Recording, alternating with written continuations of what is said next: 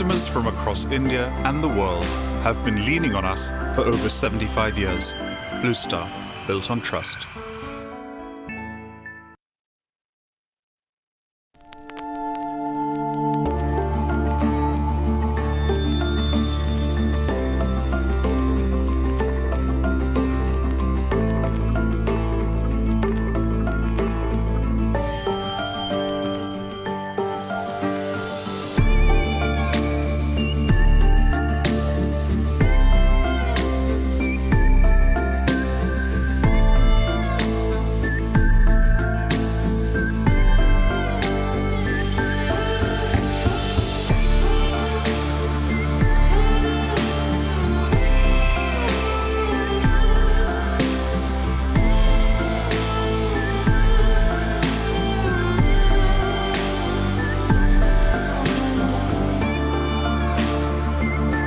Customers from across India and the world have been leaning on us for over 75 years. Blue Star, built on trust.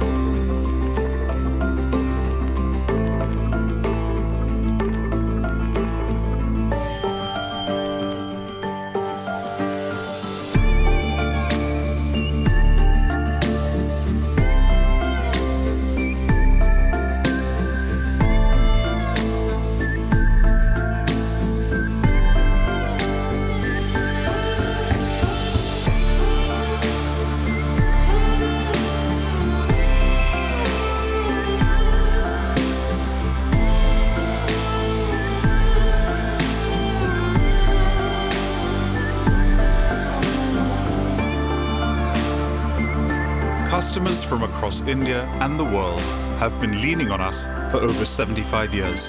Blue Star, built on trust.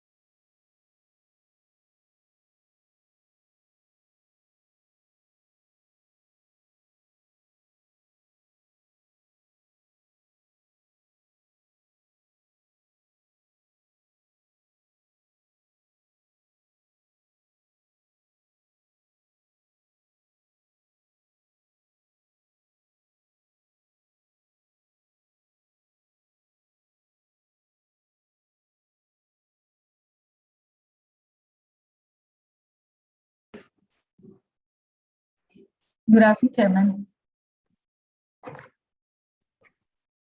Good afternoon. How are you? Very, very good. You're able to hear me? Very clearly.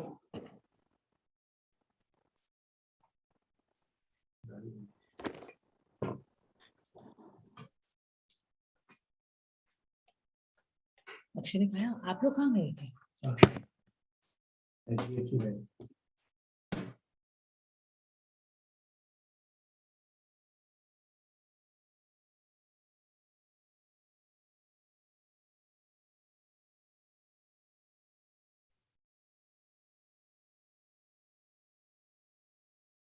Hello, Chairman. Hello, Swati. Hello, Jane.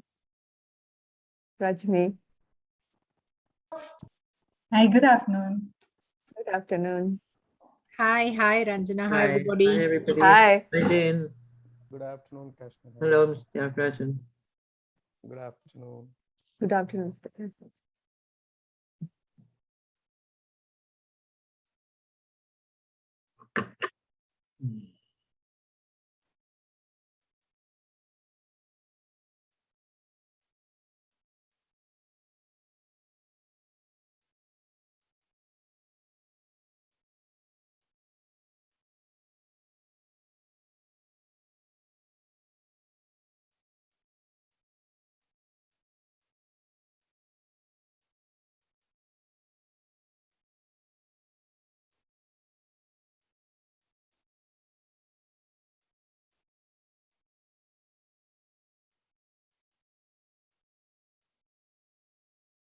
Good afternoon, all.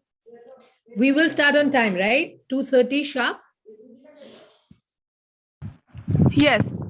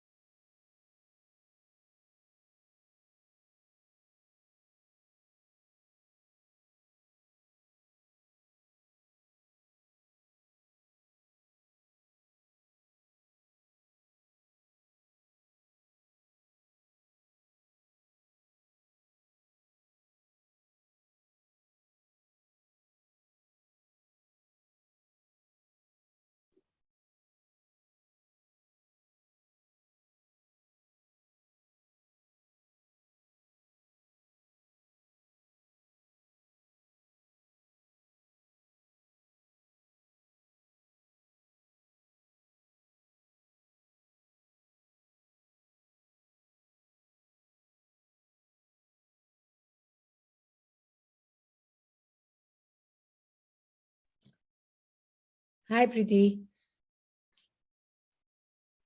Hi, Swati.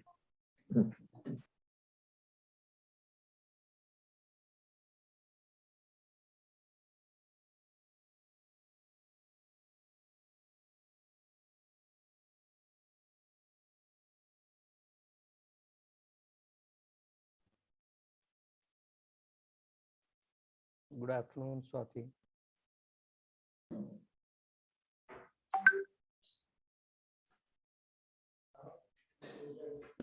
Little low. Sorry. Mr. Mr. Thiagarajan, your voice Thiagarajan, is a little yeah. low. Your volume, I think if you can increase the volume on your.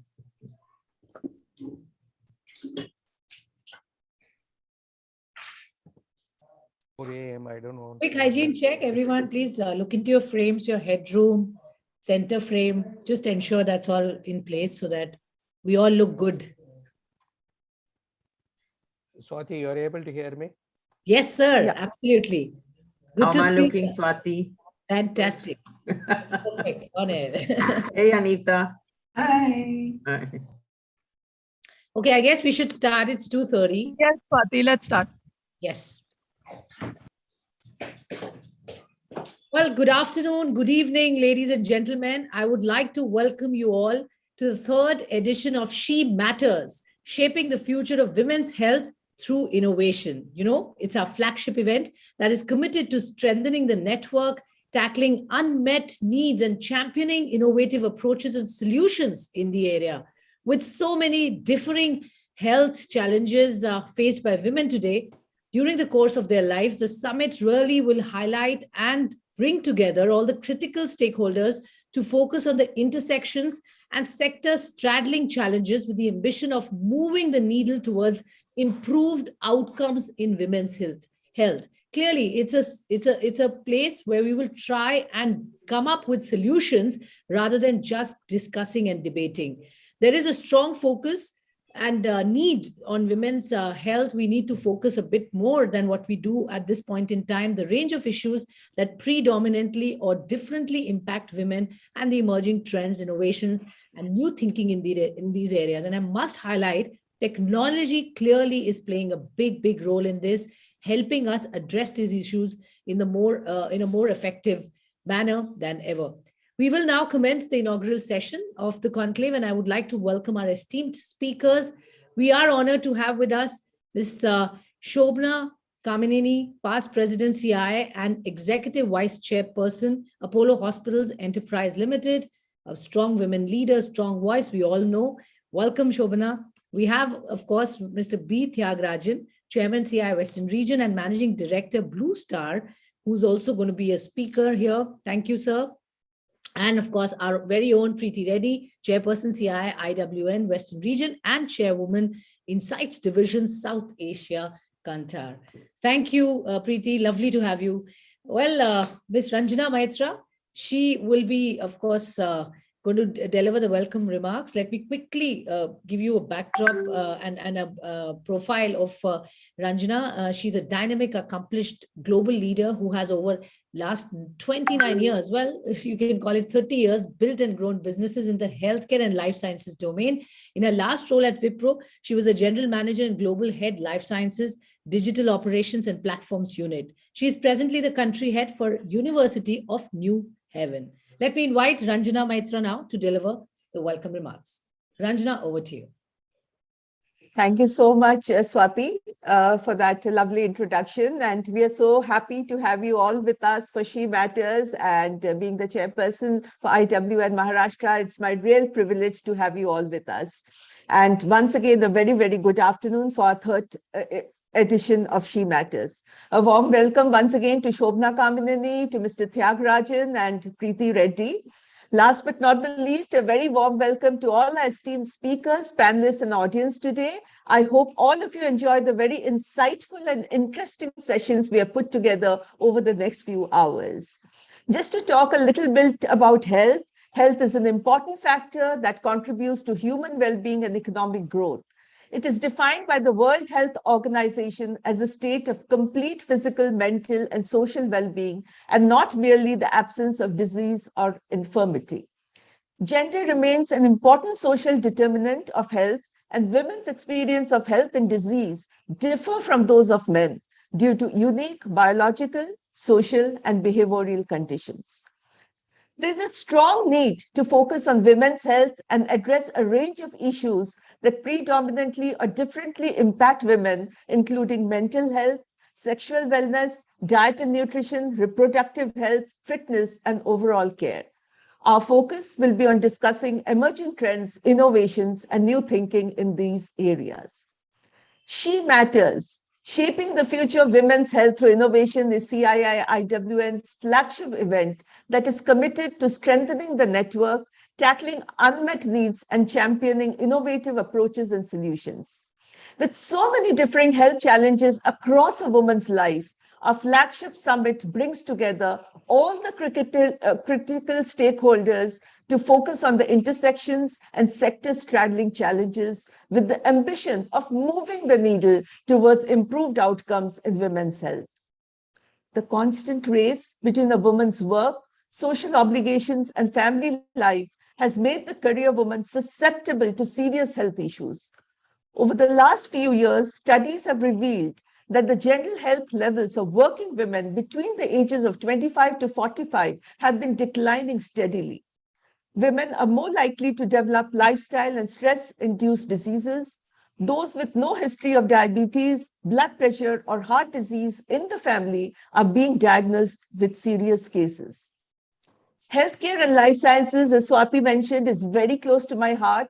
And in my earlier organizations in TCS and Wipro, I've spent decades in this field. This year, for our third edition, we have chosen technological advances and innovations in women's health as our key focus area. The day's discussion will also cover key areas in women's health, like the session on cancer affecting women, early detection and treatment, where we have a panel of eminent oncologists and cancer specialists.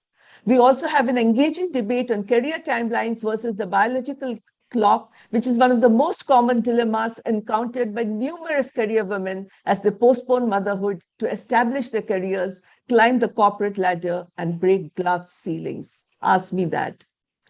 We also have a session on beauty is skin deep by an eminent celebrity dermatologist and cosmetologist. We have a first-hand experience from a very well-known cancer survivor who has reached the pinnacles of corporate success and many more. Once again, a very warm welcome to esteemed guests, speakers, panelists, and our vibrant audience. Looking forward to a day of engaging discussions and insights. I would now like to introduce Ms. Preeti Reddy for setting the context. I'll give a brief about Preeti Reddy. She needs no introduction. She has over 3 decades of experience in consumer marketing, consulting, and research, helping leading Indian and multinational companies make informed decisions using consumer understanding. Her consulting and research experience covers a multitude of industries: FMCG, durables, retail, and services. Preeti has been on the list of Impact's 50 most influential women in the Indian media, marketing, and advertising for past 5 consecutive years since 2016. I cordially invite Ms. Preeti Reddy, a close friend and chairperson, CII, IW and Western Region, and chairwoman, Insights Division, South Asia Kantar, to set the context for the event. Over to you, Preeti. Thank you, Ranjana. I'm going to share a presentation. Let me just put that up, and you'll have to tell me if you can see my presentation. Is that you can see it? Yeah. Okay. So thank you, and for the welcome remarks and for the introduction. We know that good health is central to human happiness and well-being. It also makes a very important contribution to, it makes an important contribution to economic progress, because healthy populations live longer, they are more productive, they save more. And in achieving good health, I'm reminded of the famous, healthy women, healthy world. It embodies the fact that as custodians of family health, women play a critical role in maintaining the health and overall well-being of their communities and their families. However, as Ranjana was saying, because of the many roles women play, they're often focused on the health of their families, their husbands, their children, while neglecting their own needs. So it is, the more we can focus on women's health, the more healthy our society will be. So I'm delighted to be part of Women She Matters for the 3rd year, with its special focus on women's health. And before I move on to the presentation, I would like to thank Dr. Anita Madhok, who's here with us today, because she created the property 3 years ago. And I think it has just grown from strength to strength. The theme this year is particularly relevant because after what we have experienced in the last 2 years, I think whatever we do in the future, for some time, we will necessarily have to reference the pandemic and its profound impact on behavior and attitudes. So what did we find? I'm going to be sharing through my presentation data from various studies that Kantar has done on COVID, on women's health, and and in general behavior and attitudes. In May, I think I'll put off my video because it might. How do I do that? Yeah, I think I'll have better bandwidth. Okay, so it's what did we find? We found that India was battling emotional and economic scars and a desire to come together as a society. At the 1-year mark, we found that consumers were physically and mentally vulnerable, but they were still resilient. It was a very bleak future outlook. They said, nobody can help us. We have to rely on ourselves and our own sources and society. And there was, do I need this? Do I want this? This feeling of I don't need to spend. It was almost like I should actually go down to the basics, the fundamentals, and there was severe curtailment of economic expenditure. By the time is this moving? Huh. By the time we came to June 2021, we were far more optimistic. There was more aspirational attitude, but there was also the reality that incomes were constrained and the mobility was restrained. So there was a larger scale of impact at that time, but also faster bounce back versus the last unlock. Health has remained a concern throughout the pandemic, but stressed income started having a stronger relationship with sentiment, which is, what's the point of being healthy if I don't have the money to live? There was a delay in stepping out, but now there were also some clear attitudinal green shoots. Youth were not so affected. Propensity to spend increased, improved, and value consciousness remained, but it had softened to some extent. I think the greatest thing was that even India, even at the height of its desperation, did not give in to despair. And, in April, we were saying we will survive the storm. We'll count on each other, ourselves and each other. And from June onwards, the sentiment is we've overcome. The clouds are clearing. We have to proceed with caution, however. And what does this mean in terms of behaviors and health? Consumers in India, and I'm showing you data of comparison of global versus India, where we ask them, is your behavior going to go back to what it was before the lockdown? And the Indian consumer is saying, I will maintain most of my behaviors because I'm starting to like them, as opposed to the global consumer who tend to be more towards, I want to go back to the way I was living. So what are these current behaviors that they're talking about? The pandemic has amplified and accelerated some consumer behaviors. One is they're seeking more meaning from brands. And when I mean brands, from consumption, what are they consuming?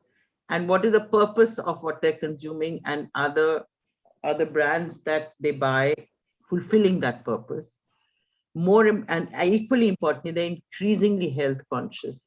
That about 30% are saying they will likely to continue eating healthier. They're saying they will maintain working out, exercising regularly. And of course, we all know that e-commerce has skyrocketed during this time. The trends that will shape healthcare in the near future from data that we have after speaking to consumers, one is what we're calling prevent and protect, which is that people are increasingly going to be focused on protecting their bodies from toxins and pathogens. Immunity is top of mind. There is multiplicity of behavior, which is, it has for consumers, comfort food and indulgence and healthy have always coexisted. That will continue. It's not that they will only become healthy eaters. They will trade off one versus the other at different points in time. There is renewed focus on mental management. The most amazing thing that the pandemic has done is that it has removed many of the taboos from saying that, I have a problem, I have a mental issue, and I need help. Health will be delivered online, and so will the need to provide information, activate, etc., be available online. And there will be a democratization of health knowledge and services. We already know, we already laugh about Google doctors, and everybody thinks they're a doctor because they can Google it. But increasingly, there will be freely available health knowledge products and services, and community products, not just experts. So, if these are the trends, what are some of the manifestations that we're seeing right now? One is we have seen 125% growth in smart devices among internet users. There is a growing contribution of immunity to internal health. There is elevated interest in hygiene, increase in penetration of products like hand wash, hand sanitizer, and Ayurvedic products have also from degrowth actually started growing. And this immunity, this this concern with immunity has gone beyond food and beverage. Actually, everybody's offering immunity. There's immunity in hand sanitizers, in soaps. There's immunity in hair, in shampoo. Everything is, in Glucon-D, there is immunity. And beyond food and beverage, it has also gone beyond FMCG, which is brands like Peter England shirts, Pureit water purifiers, juicers, cycles, and SBI Life Insurance are also using the immunity mantra for their products. It is really top of mind for Indian consumers. It's hard to say if hygiene habits are so strongly entrenched, but hygiene will definitely be more integral than before, and we can see this from the growth in products, sharp growth in products like hand wash, sanitizer, floor cleaners, etc. This is data that we have from our household panel. The second thing we said was the multiplicity of behaviors will lead to indulgence and prevention going hand in hand.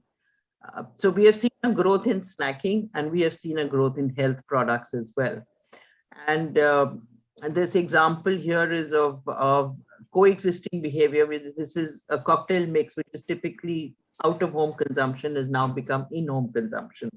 So, out-of-home experiences will pivot in-home, and that's what marketers are trying to do. I said this before, mental health is no longer taboo. We are anxious.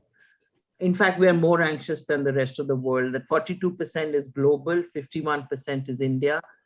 And how do you feel and behave about the current, COVID situation? I feel that there is an impact on mental health. As I said, India is 51%, but look at the other countries; they are much lower. So it is. It's a serious issue. It's not even latent any longer, and there is consequently also a booming market for digital mental management. So, there are apparently now globally 2 million Calm subscribers. That's and other things like Isha, etc., that offer you stress management support. Virtual care, 11 million healthcare users online. These are really staggering numbers. Most of them are in SCCA, and 70% odd are from the top 9 metros. So because of this, because of COVID, the accelerated healthcare trends are really that health is moving from aspiration to lifestyle. In the future, consumers will look beyond physical health to holistic health, better headspace, vitality, and a rise of innovative healthcare startups are offering multiple choices to consumers.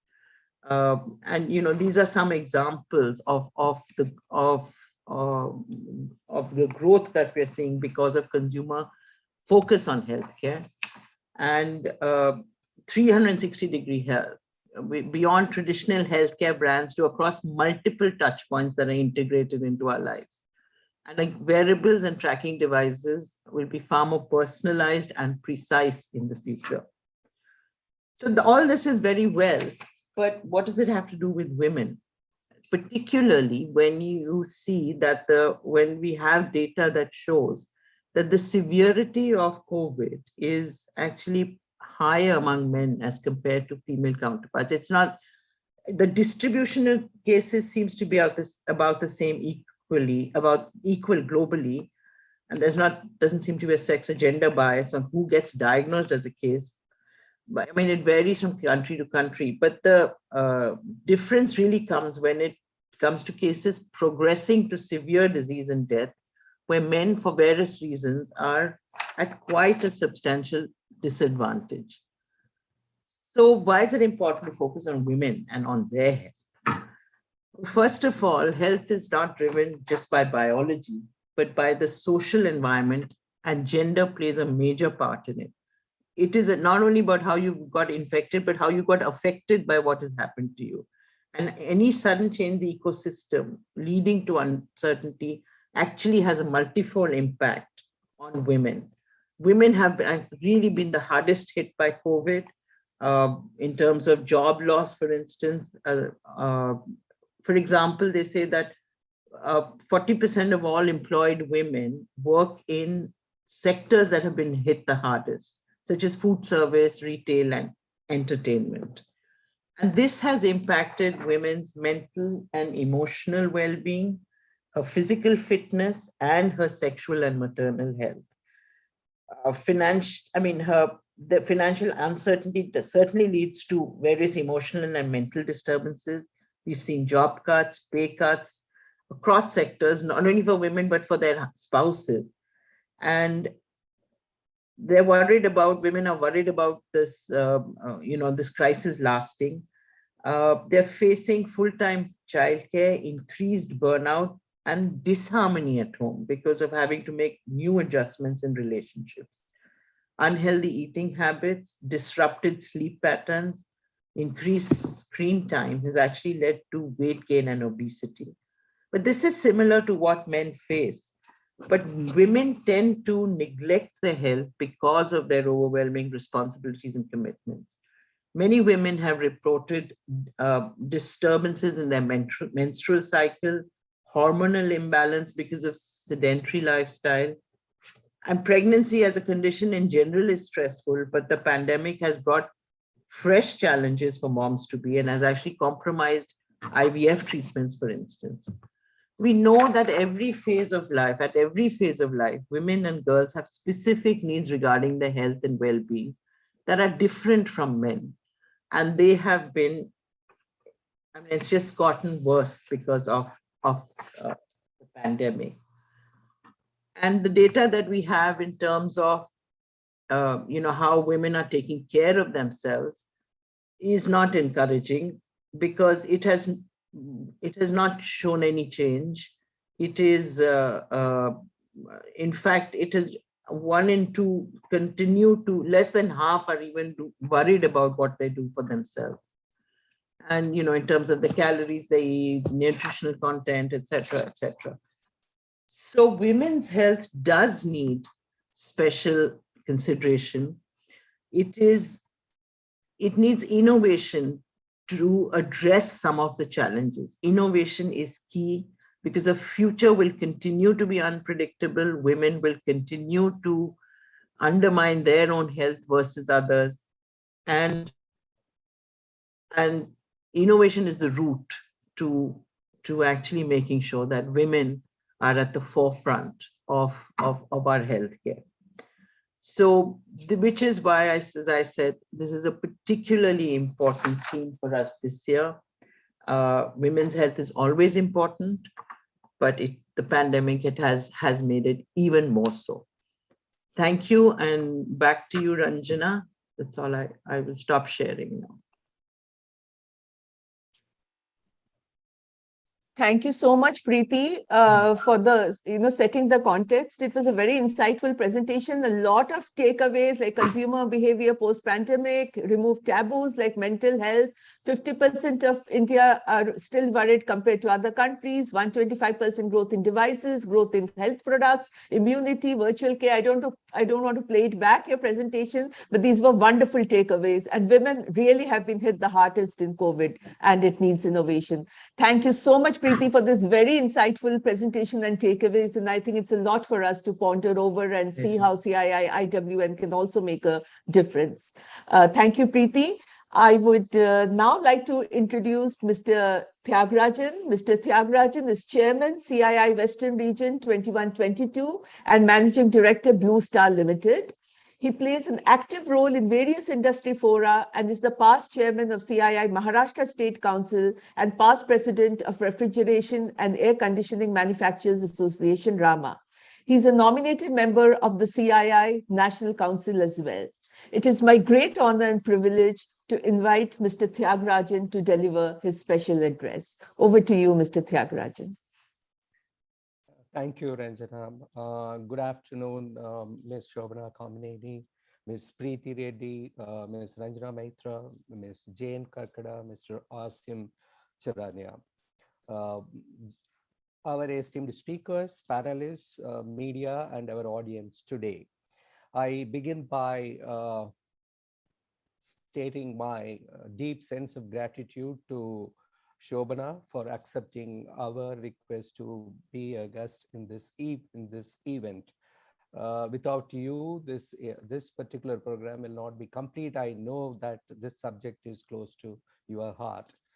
I would like to congratulate Preeti, the chairperson of CII in Western region, and Ranjana, who is the chairperson of CII in Maharashtra, for organizing this conference with such an apt theme, shaping the future of women's health through innovation.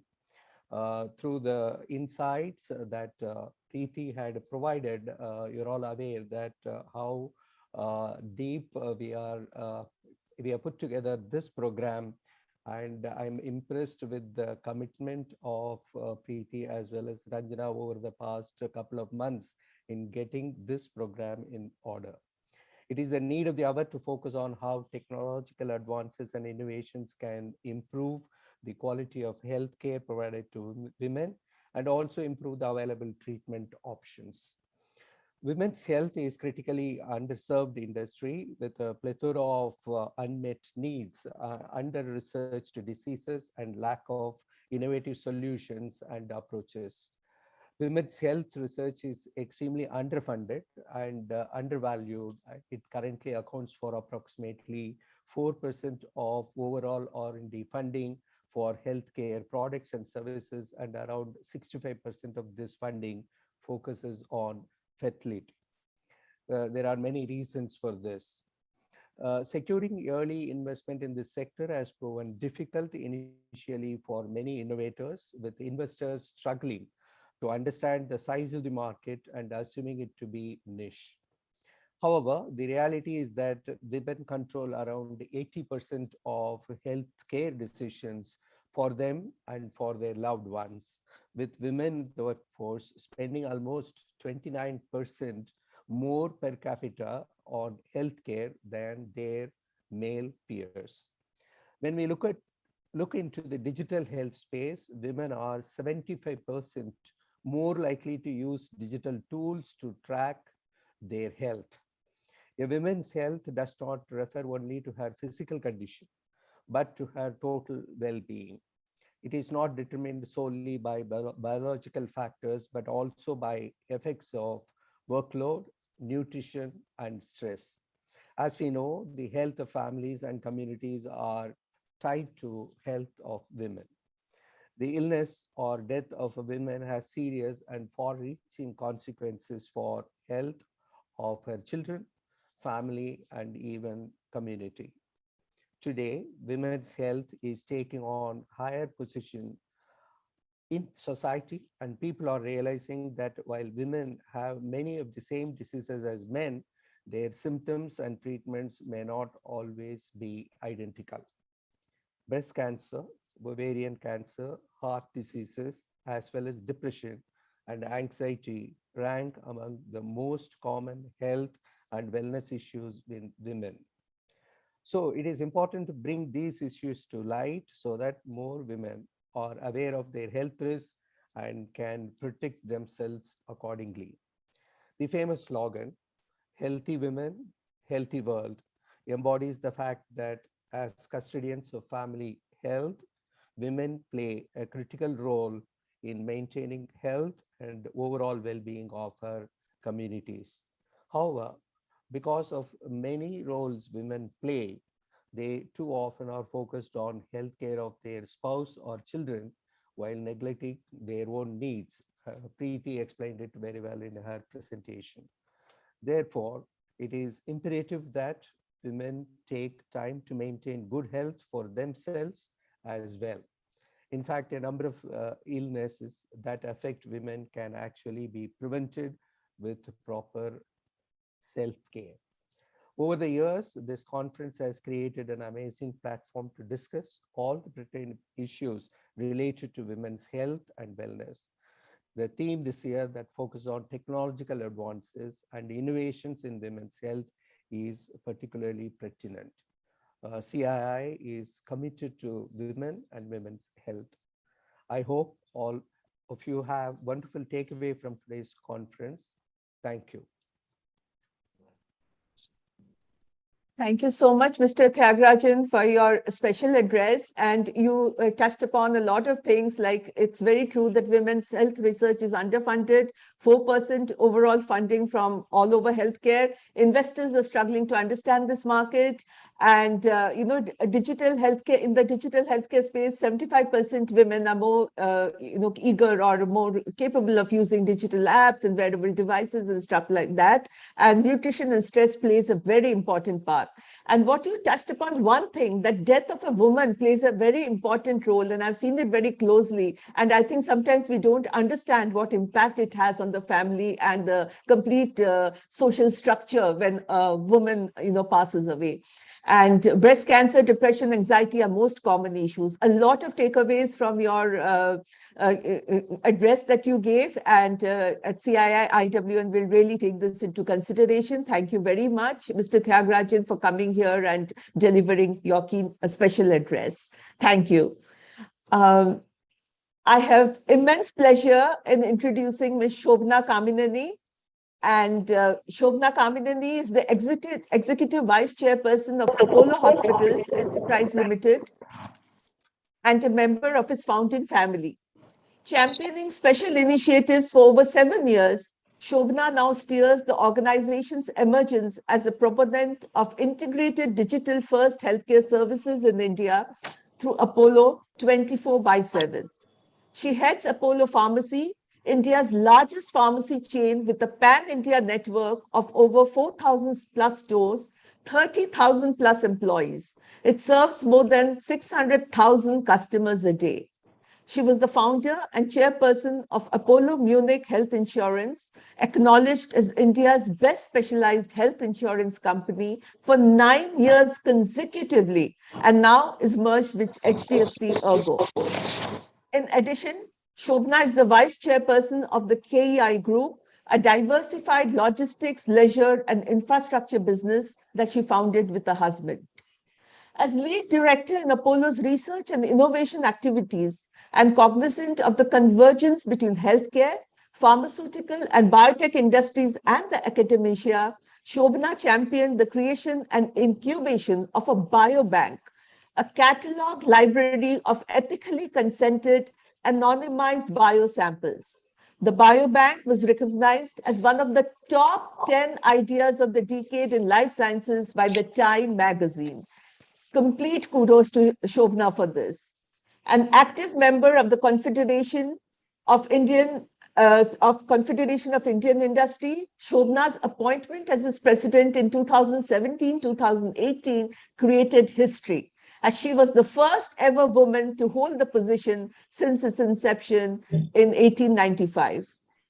I have worked very closely with Apollo Hospitals and the group in Wipro, and it was a great pleasure interacting with such a professional organization. It was an immense pleasure. May I now invite Ms. Shobna Kamineni to deliver her keynote address. Over to you, ma'am. Thank you. Thank you so much for that nice, intro. And Tyag, I can never say no to you. But I think that I love the way that Preeti put all this together, because it's, I would just like to restrict myself to comments and anecdotes that kind of reinforce everything that she said, because it was a great address. And I learned a lot from it. But, healthcare has seen a tremendous increase in quality. And part of this is due to the technological advancements achieved over the last 2 decades. Initially limited to tertiary and quaternary care, the evolution of telemedicine, remote monitoring in primary and secondary care have also benefited. And actually now it's, with the COVID pandemic, it's almost become ubiquitous. Healthcare on your phone is something that most people will have some app or another. In fact, there are 380,000 apps for health. And I think that's a huge number of for all different kinds. But it's making a difference. It's promoted health literacy. There's a study from NHS, and what it says is that 59%, and this is what happens actually, it's a double-edged sword. 59% of the people that could access and use healthcare effectively seriously benefited from it in terms of outcomes and longevity. 65% felt that they were better informed about their health, and 51% have actually seen much, much better outcomes. And this is where the double-edged sword comes, that in India especially, the digital divide is not just among the have and the have-nots, but it's more sharp when it comes to gender. We don't have gender parity. In a household that has one cell phone, it'll most likely go to the males of the house. And this is something that we've witnessed during the pandemic, that the pain was not equal. Preeti mentioned that, but I think more so in the less advantaged households, in the districts, these are the people that really struggle the most when it came to the digital divide and not having access. So whether it's educate girls, I love the way that Sakina Hussain pivoted and said before they used to go door to door and see that girls would come back to school.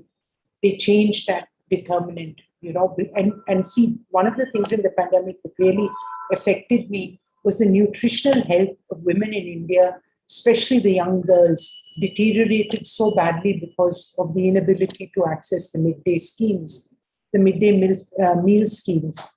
And so what they did was actually create a digital mesh where they could connect a web, where they could connect more girl children, find out which are the villages, which are the ones that required. So you could use technology and use data to more effectively and precisely target. And I think that this is something that we must understand that technology can do, especially for healthcare. Healthcare is individual to every single person. It's different for men, it's different for women, it's different for age groups.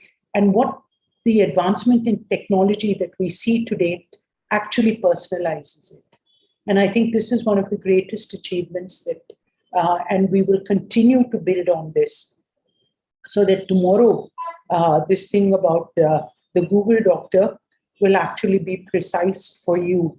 It's not that you'll get a broad brush of what you're getting. So I think these are important changes and how do we make it more accessible? So I like the government is doing quite a bit. If you look at Ayushman Bharat and now the digital health mission, where you saw the COVID app, what they're trying to do is to create a UPI for healthcare. It seems tough. No other country has done it before to say that we'll digitize all health records. But after seeing the success of UPI, I don't think that we can write off anything that happens here in this government. But it's so tough. The US, no country has actually been able to do it. Israel to some extent, but that's a small, very disciplined population. So if that happens, I really think that, a lot of the coverage of Indians and the digital divide will start reducing because we'll have all the healthcare records. It'll be anonymous, it'll be mobile, it'll be federated. And I think this is some of the big changes that India will see from the technology focus that the government is putting. So they think that it'll be a light touch. I think data security, privacy is going to continue to be a big deal in health. And so just want you all to believe that we're just at the tip of the iceberg, the cusp of what technology is going to do for healthcare in the future. We, as a legacy company, Apollo, we realized that, and this was, our most famous pandemic story is that March 22nd, 2020, when India went into lockdown, all of a sudden we had 7,000 doctors that, patients had no access to, no physical access. Fortunately, we had launched our digital app a month before that in February. And so within 45 days, we had almost 4,000 people up. And then it just kept, moving. And doctors, well, we were also improving this app. But then doctors realized the importance of being able to, that they didn't always need to see the patient. And you could, a little vague way of saying your out of home, in home experience, Preeti, what you had mentioned, you can actually talk about it with teleconsults also. It's not always necessary that you need to go to a doctor for that second, third, fourth consult, or if there's nothing too serious. So we've seen a huge uptake in that. But more than anything, I think the cost of not being digital today in the healthcare ecosystem would actually be the difference between existing in the future and not. Every healthcare institution today has a digital strategy. And without it, I think that we would be able, the patient experience and the journey would be so much poorer, because there's so much that we can do in terms of unifying. We actually can, the people that come into our pharmacies pick up the data of what they've done. And if they need a medicine, just send it, we remind them, saying that, look, you need to buy this. This is what you're doing. You need to meet your doctor. This is what's due. So all these nudges, on one hand, actually result in better outcomes. And I think that's a very important thing, that we have to focus in healthcare on outcomes. Because what digital today has created is this differentiation and the focus on making sure that you have outcomes. So instead of coming to hospitals when you're sick, we have to have an organizational health that will keep somebody well. And that particular difference is huge. For women, it's all the more important. And I say this because I think Preeti had also mentioned that it removes so many taboos. But I don't see any of the young women, who don't have that menstrual app, that don't have for fertility, the changes that are taking place, the mindset that they're able to Google, because now they're having later marriages, they're having children later. So in doing so, they need to be more equipped, look at more options, IVF, all these have really burgeoned here in India also, even though it's a more urban phenomenon. But I think that the ability to banish taboos is very important for women. This is something that really bothers them, because, there are things that they can't discuss. And yes, you will have your close groups that you can have conversations with. But what digital access will give you is the ability to have informed information. And I think that's super important. Another thing that we've seen is that, this destigmatization, that same thing, that they can talk about so many different things that, and women especially, when about marriage, about counseling, about abuse, so many of these things that are taking place. You spoke about the mental apps. There are about 20,000 mental apps. But what makes it real is that we have been in our teleconsults, or this is happening almost every month, that a doctor will call me up and say, we're so glad you have this. This particular person was about to commit suicide, do something harmful to them, and we referred them into this. And I think that makes it real for us, that you can actually save one life. And so this is something that is super important, that we need to make healthcare and digital healthcare and innovation real for the patient. There's so many people that come up every day. I see crazy apps, but I see some good ones also on condition management, that people will come to us and say, we can actually say that a diabetic, how could we keep them, or like diagnose earlier. 1 in 7 people in India will get, 7 women in India will have breast cancer. And the real thing to that is that cancer, most forms of cancer are completely curable. with this. The key is to catch it early. And I think using digital technology, the ability to access, during the pandemic, people who couldn't come to the hospital, once they started coming, we had this surge in cancer detection, in so many different elective surgeries that were postponed. And I think that worried us. But I think as more and more technology and innovation comes into play, we'll definitely be able to impact this, that they would have safe access to doctors. And some of the best programs we do actually are in the rural areas. And we've been doing this for years now, that states like Jharkhand, like Andhra Pradesh, for instance, we ran the CSCs. And when we have women there, as ASHA health workers, all these are able to actually get women in and do this disease detection, because it doesn't matter about your your financial what your worth, but NCDs, it's an Indian phenomenon. We are going to have a seriously large population, rich and poor, that will have diabetes, that will have blood pressure, hypertension, strokes, cancers, all these. And I think that the more that we can double down on efforts that make access and detection for NCDs, more accurate, more ubiquitous, these are the important words. And whether it's women or men.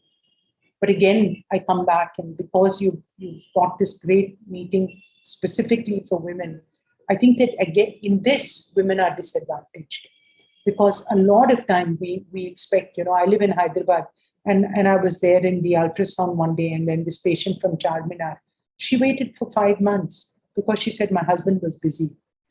Why? Detect breast cancer 5 months too late. We need to be able to give them that confidence that they can just get on to be able to scan. We have a fantastic, there's an Israeli company that we used attached to an iPhone. It's a cervical cancer, that can be detected in rural areas. And this is really amazing. So you connect the dots, because in most countries in the world, people are not dying anymore with cervical cancer. One is that there's a vaccination. It's expensive, but if you can't take that, you can diagnose it early and do something about it. So these are deaths, when Tyag spoke about a death, a woman in the family just destroys the family. And I see so much of this that doesn't need to happen. So I think technology, to me, and innovation is about personalizing it, keeping women healthy, destroying a lot of the digital divide that in terms of access and in terms of the cost of medicine. And if we can do this, even as we progress to it, we don't have to be the best and best in class, because that bar will keep moving as we keep improving. What we were 5 years ago is so different from what we are today.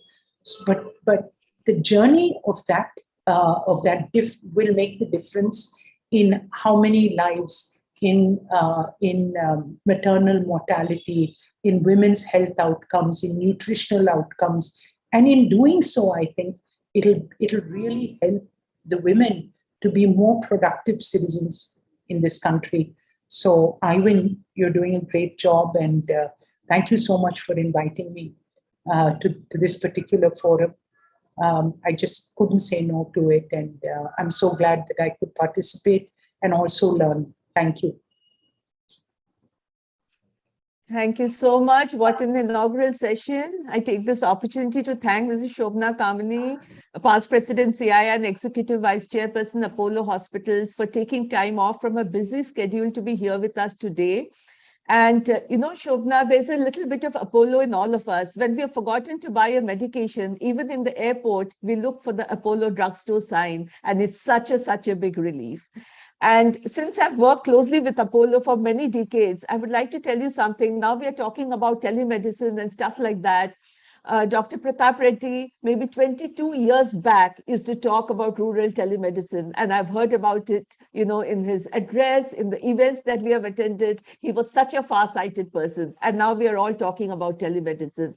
So Ma'am Shobna, what all you spoke about, that 59% of people are seriously benefiting from healthcare apps. The government is doing a lot with Ayushman Bharat, the COVID app, UPI for healthcare, and women need to be taken care of because, they're the least prioritized. And I can go on and on because healthcare is very dear to me and I understand the space well. But we do hope that one day EMR records are going to be digitized and all of us will have the government and everyone will have access to EMR, and it doesn't matter which doctor or which hospital that you go to. So with that, I would also like to thank Mr. Tyagarajan for being with us today. We greatly appreciate your time in the amazing session, and Preeti Reddy for sharing such valuable insights with us, and also for our esteemed speakers and panelists for being part of our third edition for the inaugural session. And with this, I would like to thank all our partners, event partner Blue Star Limited, knowledge partner Kantar, corporate partners Endres Hauser Automation and Instrumentation, and Future Factory LLP, university partner University of New Haven, Connecticut, USA. Thank you so much, all of you, for the inaugural session. Over to you, Swati. Wonderful. I think this has really set the stage for all of us to now look into each of the points that have been made by our esteemed guests on the panel. Very, very pertinent points with facts, figures, numbers. I think I really must thank each of you for bringing some very interesting insights into this conversation. Thank you. Well, before we get on to the other session, I'd like to inform you all, there's a small break we'll take and assemble again in a few minutes. We will have the fireside chat, the secret to fitness, and that is something we're all very excited about. So maybe in about 10 to 15 minutes, let's reassemble and connect at exactly 3:40. We will start this. So you guys can take a short break and be back. Thank you. Thank you.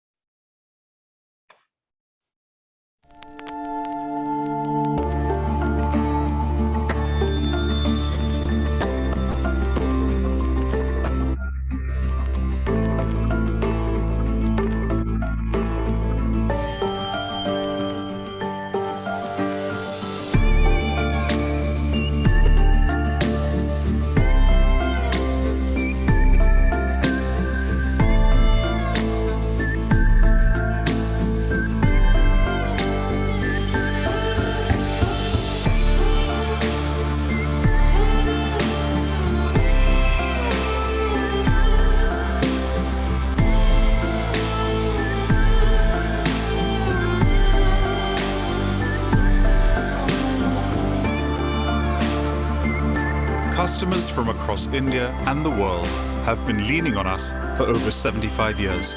Blue Star, built on trust.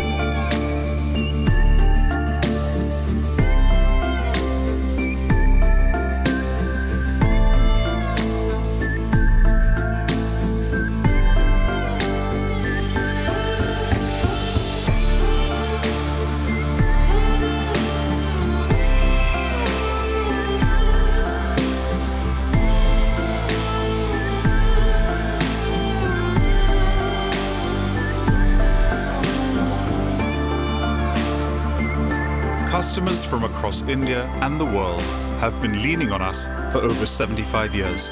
Blue Star, built on trust.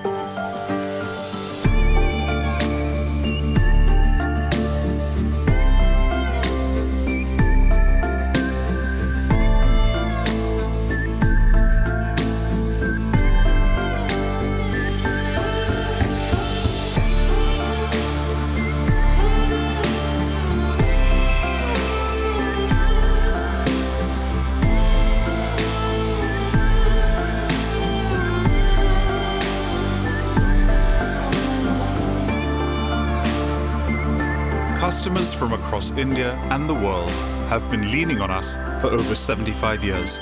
Blue Star, built on trust.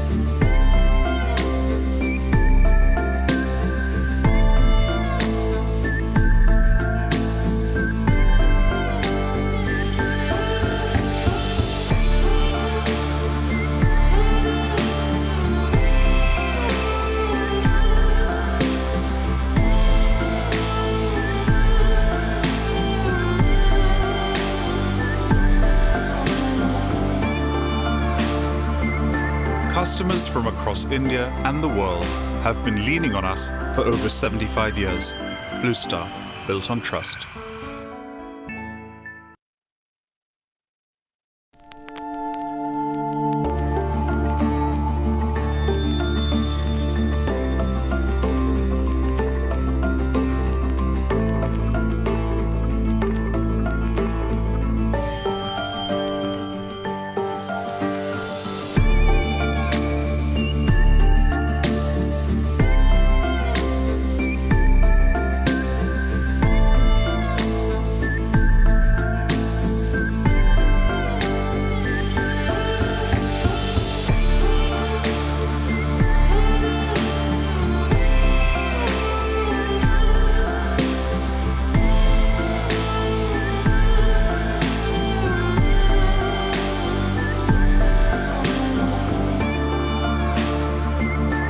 Customers from across India and the world have been leaning on us for over 75 years.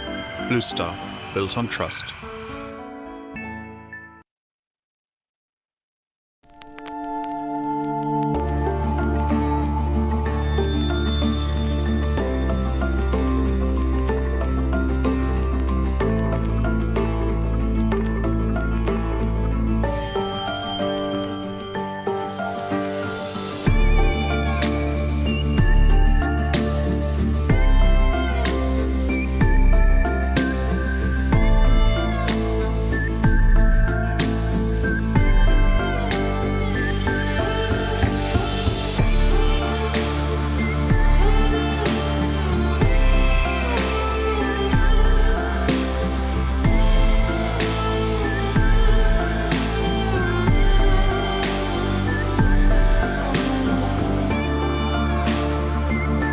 Customers from across India and the world have been leaning on us for over 75 years. Blue Star, built on trust.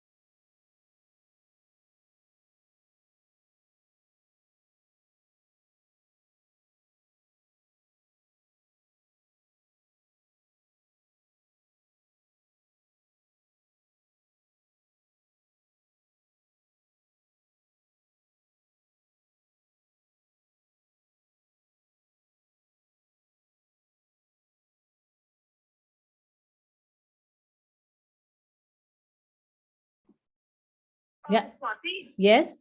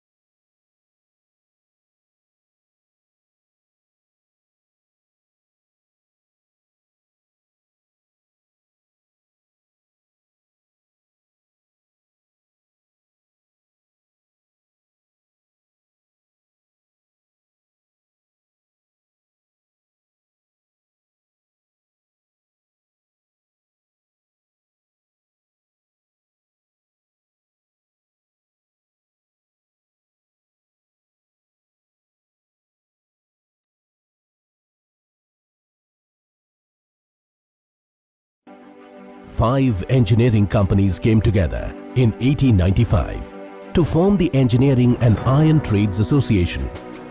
Driving the nascent industry, its members built iconic landmarks such as Howrah Bridge.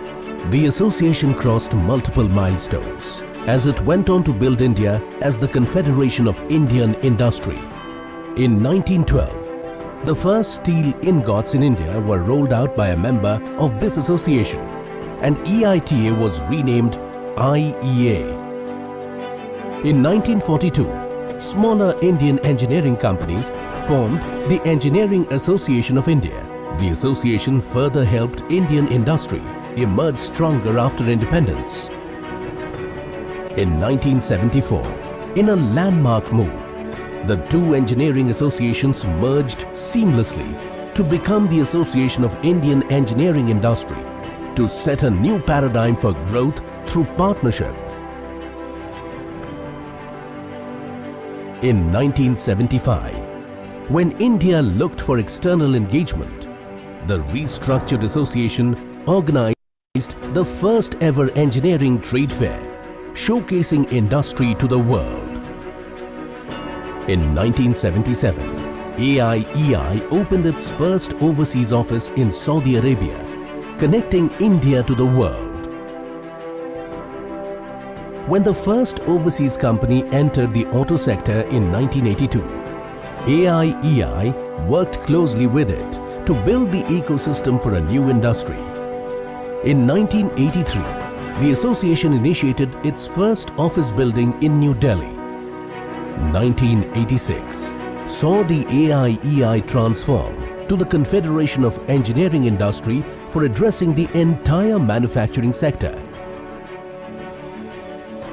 In 1992, CEI emerged as the Confederation of Indian Industry for all industry. Worked in partnership with the government, it helps Indian industry meet the demands of globalization and competitiveness. As CII celebrated its centenary year in 1995, it grew stronger with new missions for excellence and for forging deeper bonds with society.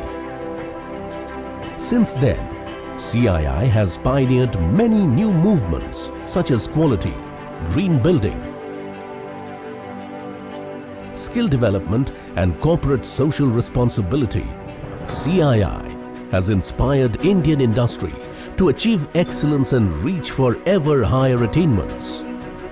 Its engagement in fostering a conducive climate for doing business across multiple sectors has helped Indian industry emerge as a global leader in key dimensions. Today, CII works across 4 pillars. CII consolidates and presents analytical perspectives to foster growth across all sectors. Working closely with the union and state governments through its offices across India, it enables the industry to contribute to development. In competitiveness, CII enhances capabilities and competitiveness of enterprises through training, consulting, advice and awards. It conducts research for industry and the government. CII, through its network of 9 centers of excellence, engages across efficiency, sustainability and leadership. CII's Center of Excellence for Digital Transformation is helping small enterprises build their technology and digital capabilities for the next level of business. Under international and business development, CII works with counterpart organizations in over 130 countries to take Indian industry to new horizons. Its numerous business missions open up to opportunities for smaller enterprises, and it engages with leaders and governments across the world. Building a strong engagement with the community, CII works intensively in skill development, job fairs and career development, disaster relief and rehabilitation, women empowerment, water conservation, air pollution and many more. Since 1895, Indian industry has evolved with innovation, partnership, and pioneering initiatives from daring entrepreneurs.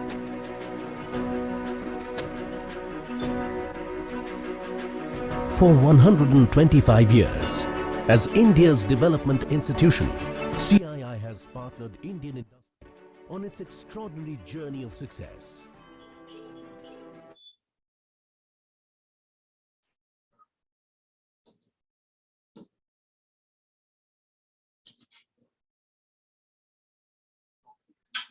No, you lock it. Okay.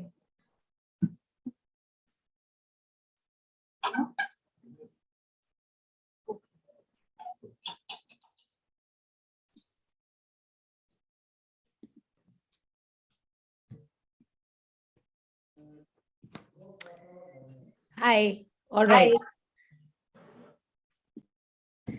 Welcome back, everyone. I think we are now ready for the next session. Really looking forward to this one. Surely, we are talking about the secret to fitness. And this session will be actually, we will have Dr. Anita Madhok, who's the integrative nutrition health coach, open spaces in conversation with Miss Aisha Bilimoria. She's the fitness coach and movement specialist, Fit Girl India. Over to you, Anita, and welcome, Aisha. Thank you. Thanks so much. Hi, Aisha, it's great to see you once more. Hi. Swati, I might like to tell you that Aisha has been my coach, my running coach, and if it wasn't for the pandemic and there being no marathons more to run, perhaps I would be running a marathon with her today. You will one day. Maybe I'm positive. will. And there's still a long way to go for that. So I'm really looking forward to today's session because Aisha is not only my coach, she's helped me break many barriers. You know, I think I'm too old to run, I'm too old to do this. And she just said, you know, Anita, go run, you know, and I just ran. And I didn't realize how much I broke within me, you know, what all I broke within me to run. But you know, Aisha is a 3-time national champion in 200-meter sprint. Now, when you say sprint, you can understand what it means, you know. And she represented Maharashtra for quite a lot of many years. And she has held many state and national titles. And during her teens, she was also named the fastest girl of India. And she's also the former captain of Adidas Runners Mumbai crew and has represented Adidas in several national and international tournaments.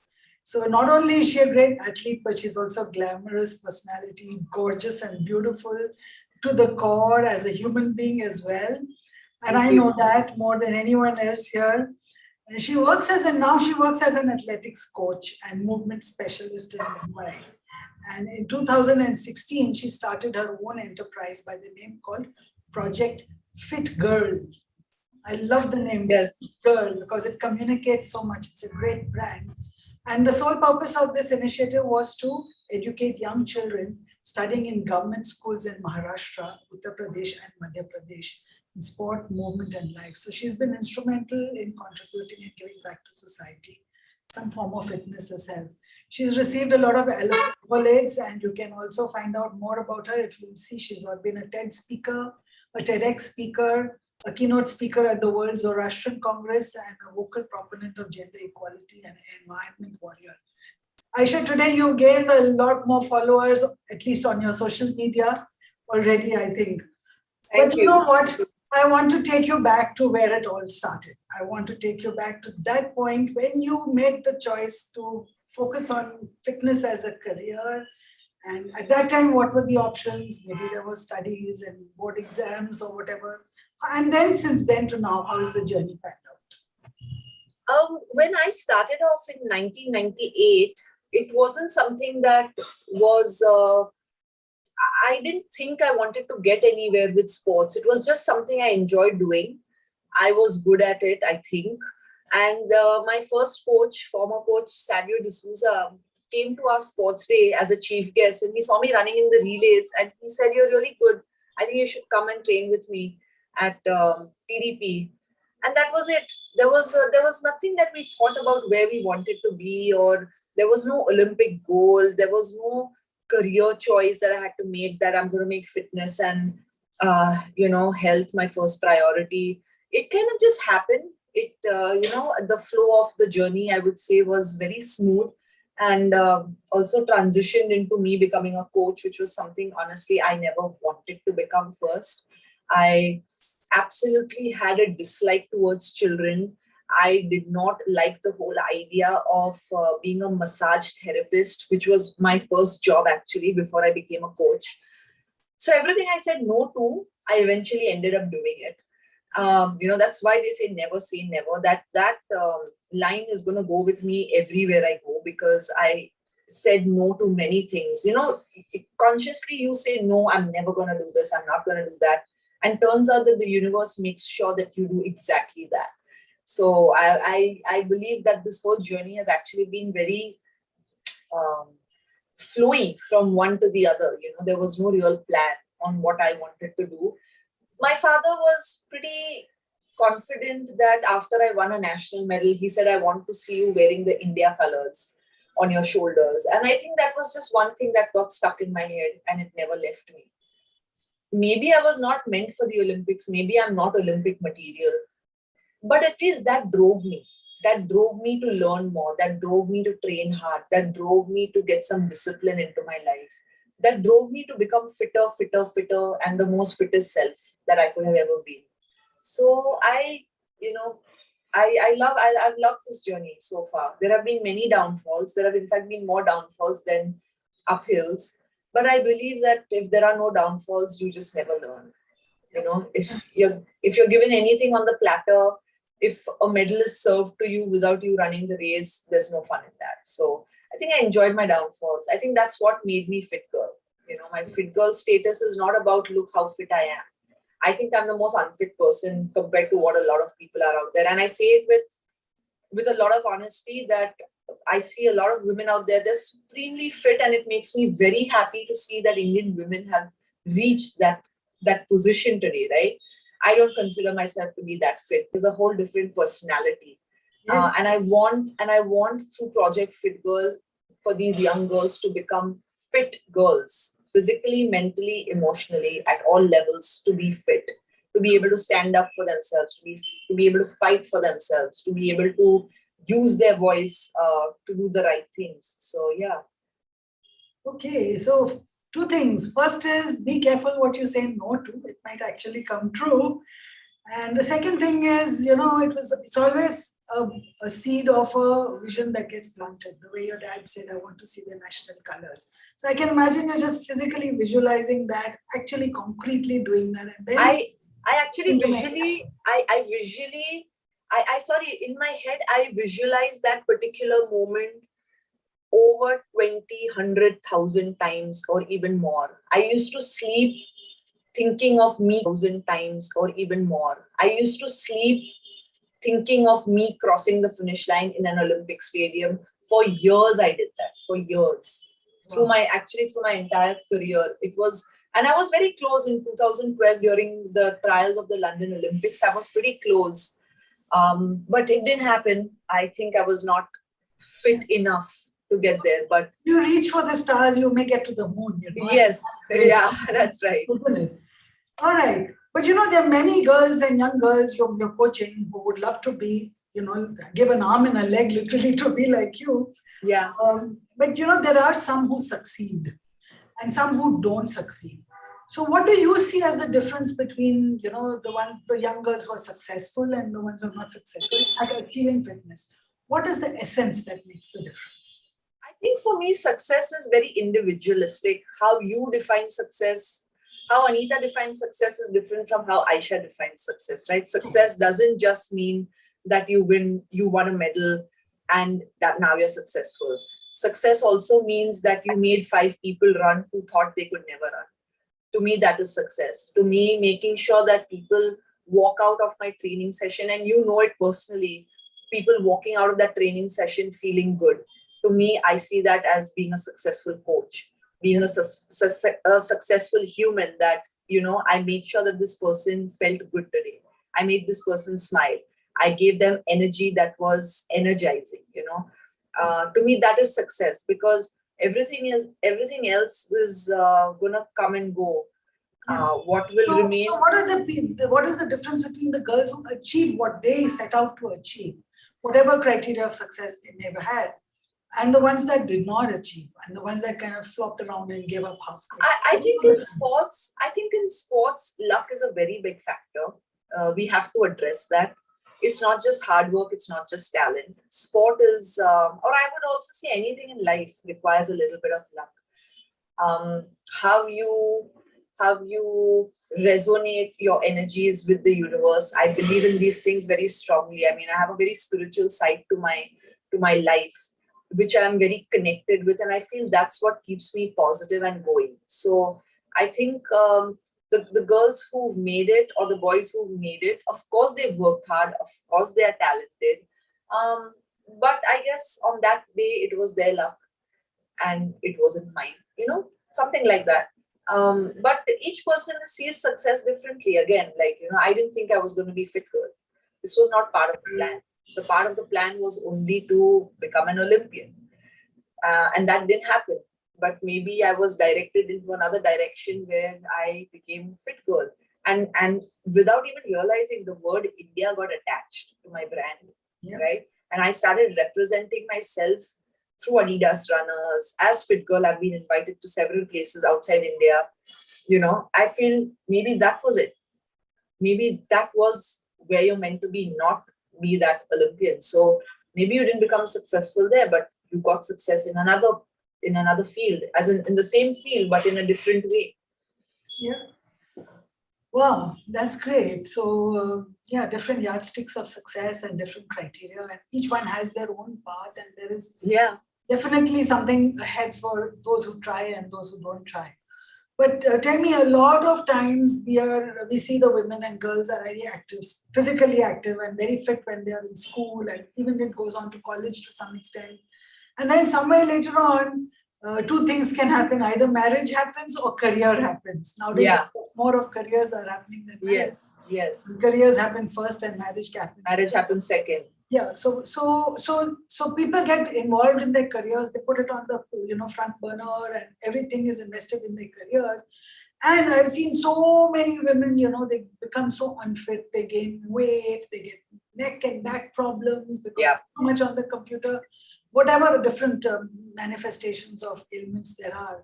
And at very early age, we are seeing young diabetics, we are seeing young... Yes. We are seeing very, very young people getting diabetic and obese and chronic heart diseases. We are seeing very young people also dying from heart illnesses. Yeah. Cardiovascular disease at age, and so when this kind of a thing happens in our life, when we are going to take either a career or get married, whatever is our choices, fitness takes a second place. That is the point. What is the advice you would give them, and how would you keep them motivated to continue investing in their fitness, because they tend to just completely forget? Yeah, this is a very good question, because India is still struggling to get a lot of women to exercise. We are not a sporting country. We are a cricket country, sadly. So to change this mindset is naturally going to take us a couple of decades more. We are on the path, that turn has happened for India. But it is, today I feel social media has played a big role in making women understand that, hey, you know what, if this person could lose 20 kilos and today she's so fit, I think I can do it as well.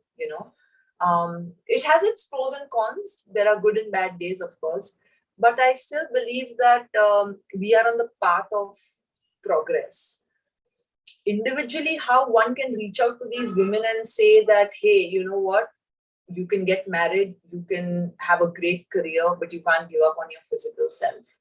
I think that's what women like you and me can do, to reach out in our own, capacity.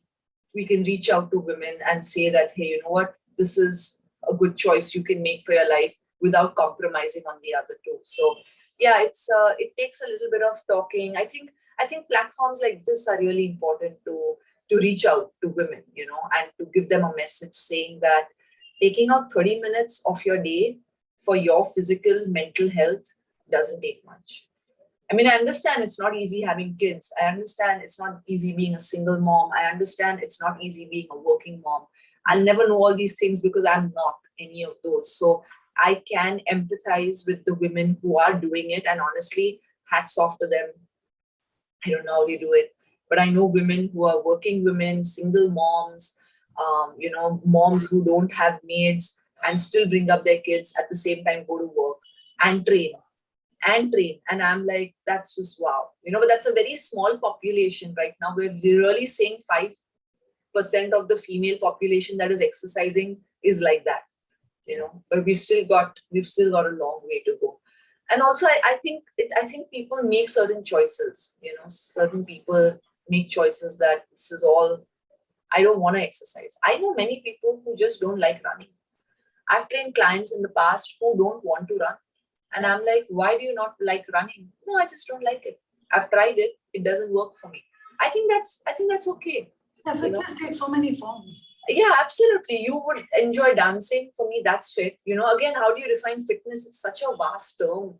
It's so broad. Fit can mean anything. Me walking. You don't want to become an athlete sometimes, That's right. Become an athlete. You just need to remain fit so that. I just want to make sure.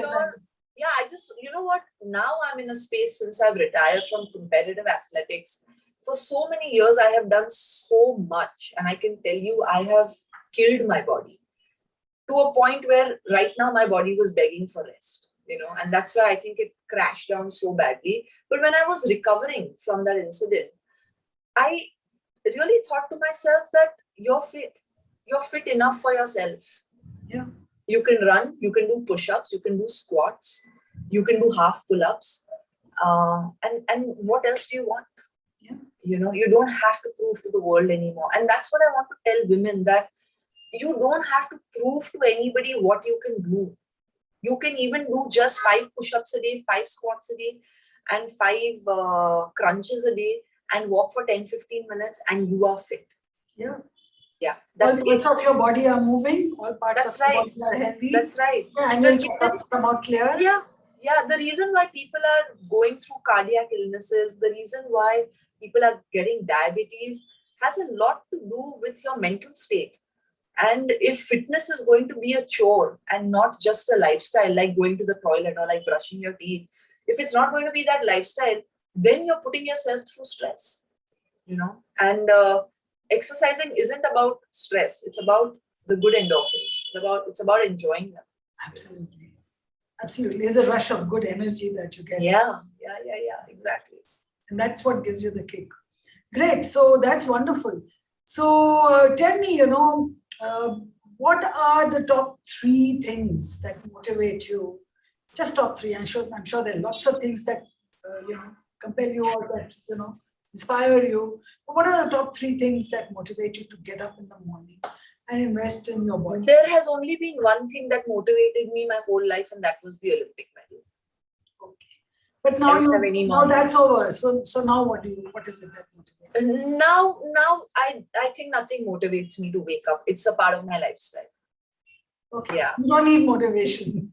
I don't need motivation anymore, because I feel like that part of my journey or that part of my life was a very long part of my life. Yeah. 25 years I did the same thing.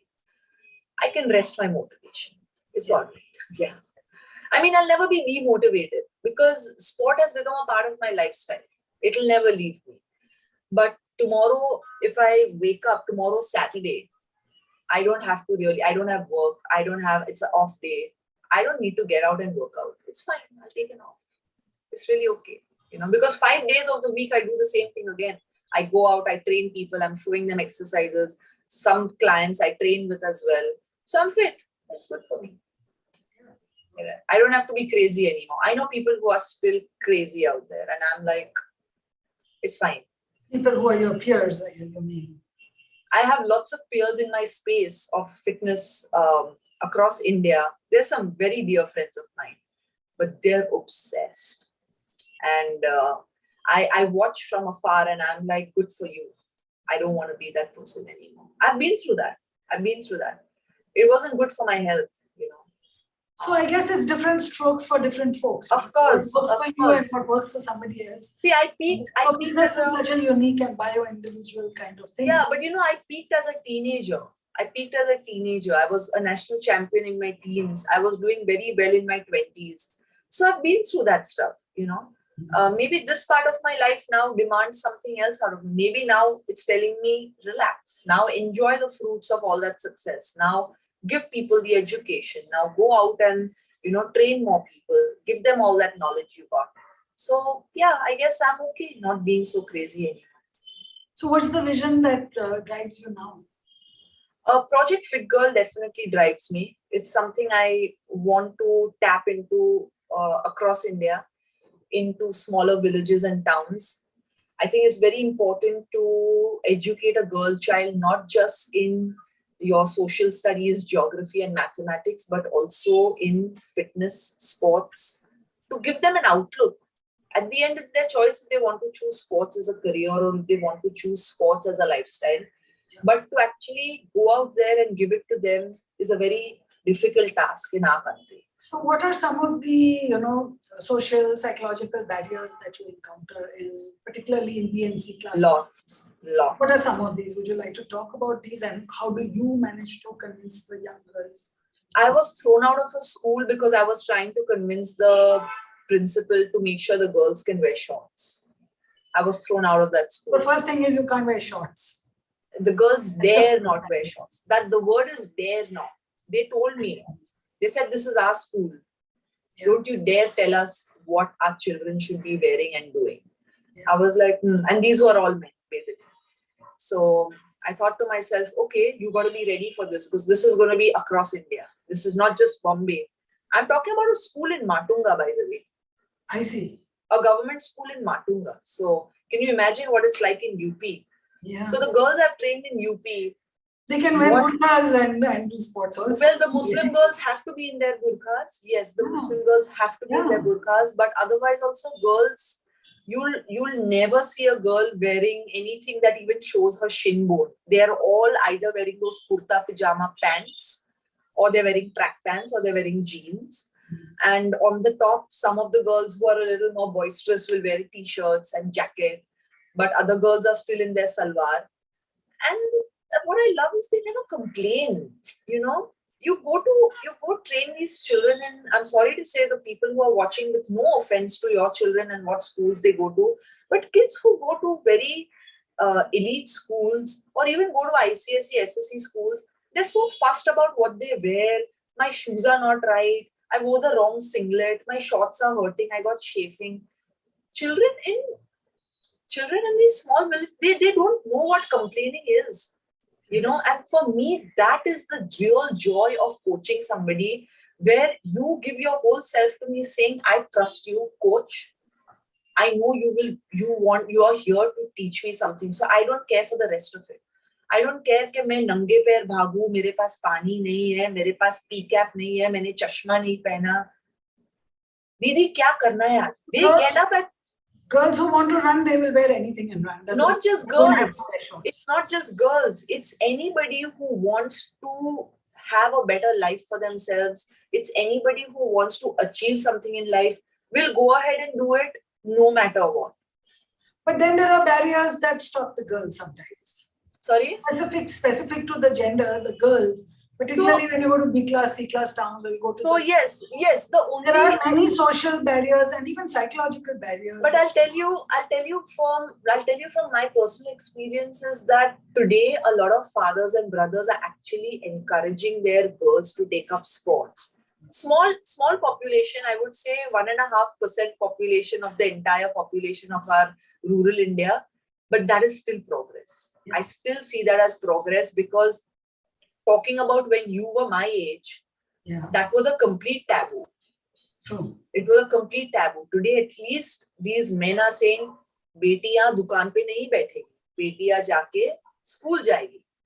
And then there is a population that says, "Betiyan bahar nahi jayegi. Betiyan ghar pe baith ke kaam karegi." They don't even send their girls to school. You know, there is this, but the population of the percentage is very minuscule. So now we're seeing a lot of change already happening. We are seeing minor changes, but it's still a long way to go. Again, we are a very vast populated country. We are extremely, I don't want to use the word illiterate because that's not right, but actually we are. the literacy rate in our country is so poor. And I don't just say literacy is education in school. I just mean life literacy. Our life literacy levels are extremely poor. I mean, people don't have the civic sense to cross the road. What more can we talk about? All right. So we have a few minutes left. I'd like to ask the audience, please post your questions on the chat window, and I will, there are lots of compliments here. Sarita Sethi says, I love your honesty, Aisha. You're very authentic, and I love the fire chat. So there are lots of lovely comments coming in the chat window. So I'd like to invite the audience to please post your questions to Aisha, and any doubt that you might have that you can't run, just ask her, and I mean, I could ask her, and she made me run, definitely, for sure. I'm sure she can make anybody run. She's so inspirational. So while we are waiting for the questions to come in, Aisha, I just wanted to know, I know that sports is a big part of your life. I've seen it.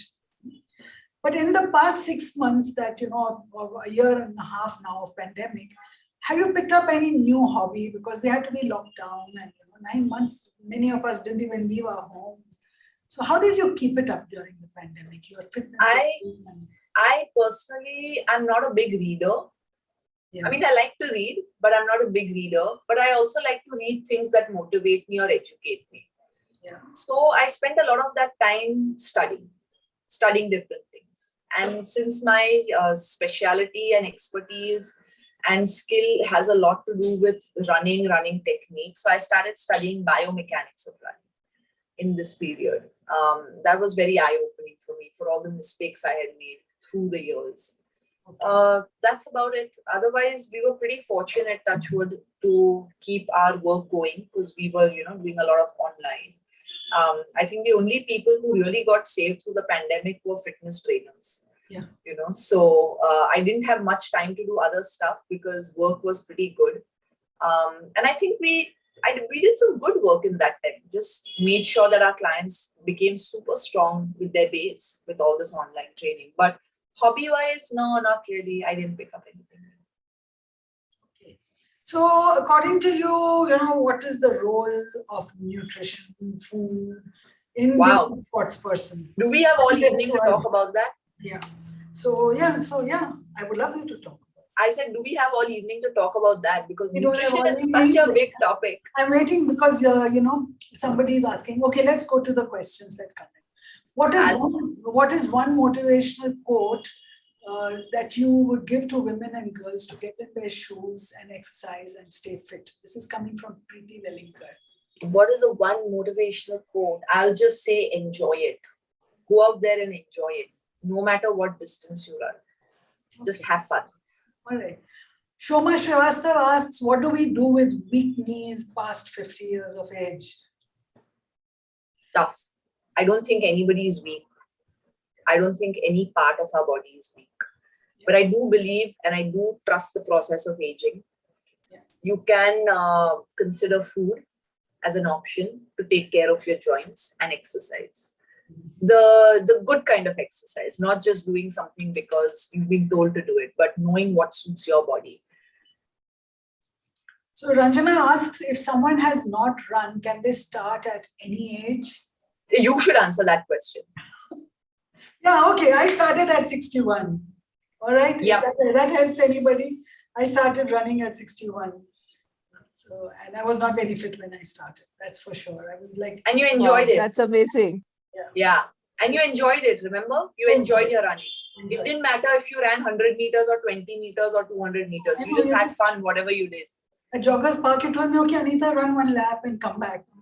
I have not run before. It's okay. She's telling me to do it. Let me do it. And I did it. I didn't know I could do it till I did it. So Preeti is again saying, at what age can one start running again? What about women in their late 60s? Okay, that is also answered, I guess, to some extent. 1 on 5-year-olds, 10 years, and for younger girls, how do you motivate them, and what distances do you recommend for 5-year-old children should be playing in a park. Please don't try to motivate them to get into sports. It's their age to play. Exactly. This is a big message to all the parents out there. Please chill out. Let them enjoy the physical. Yeah. training. Kids are kids. Don't Kids put them in the class for running.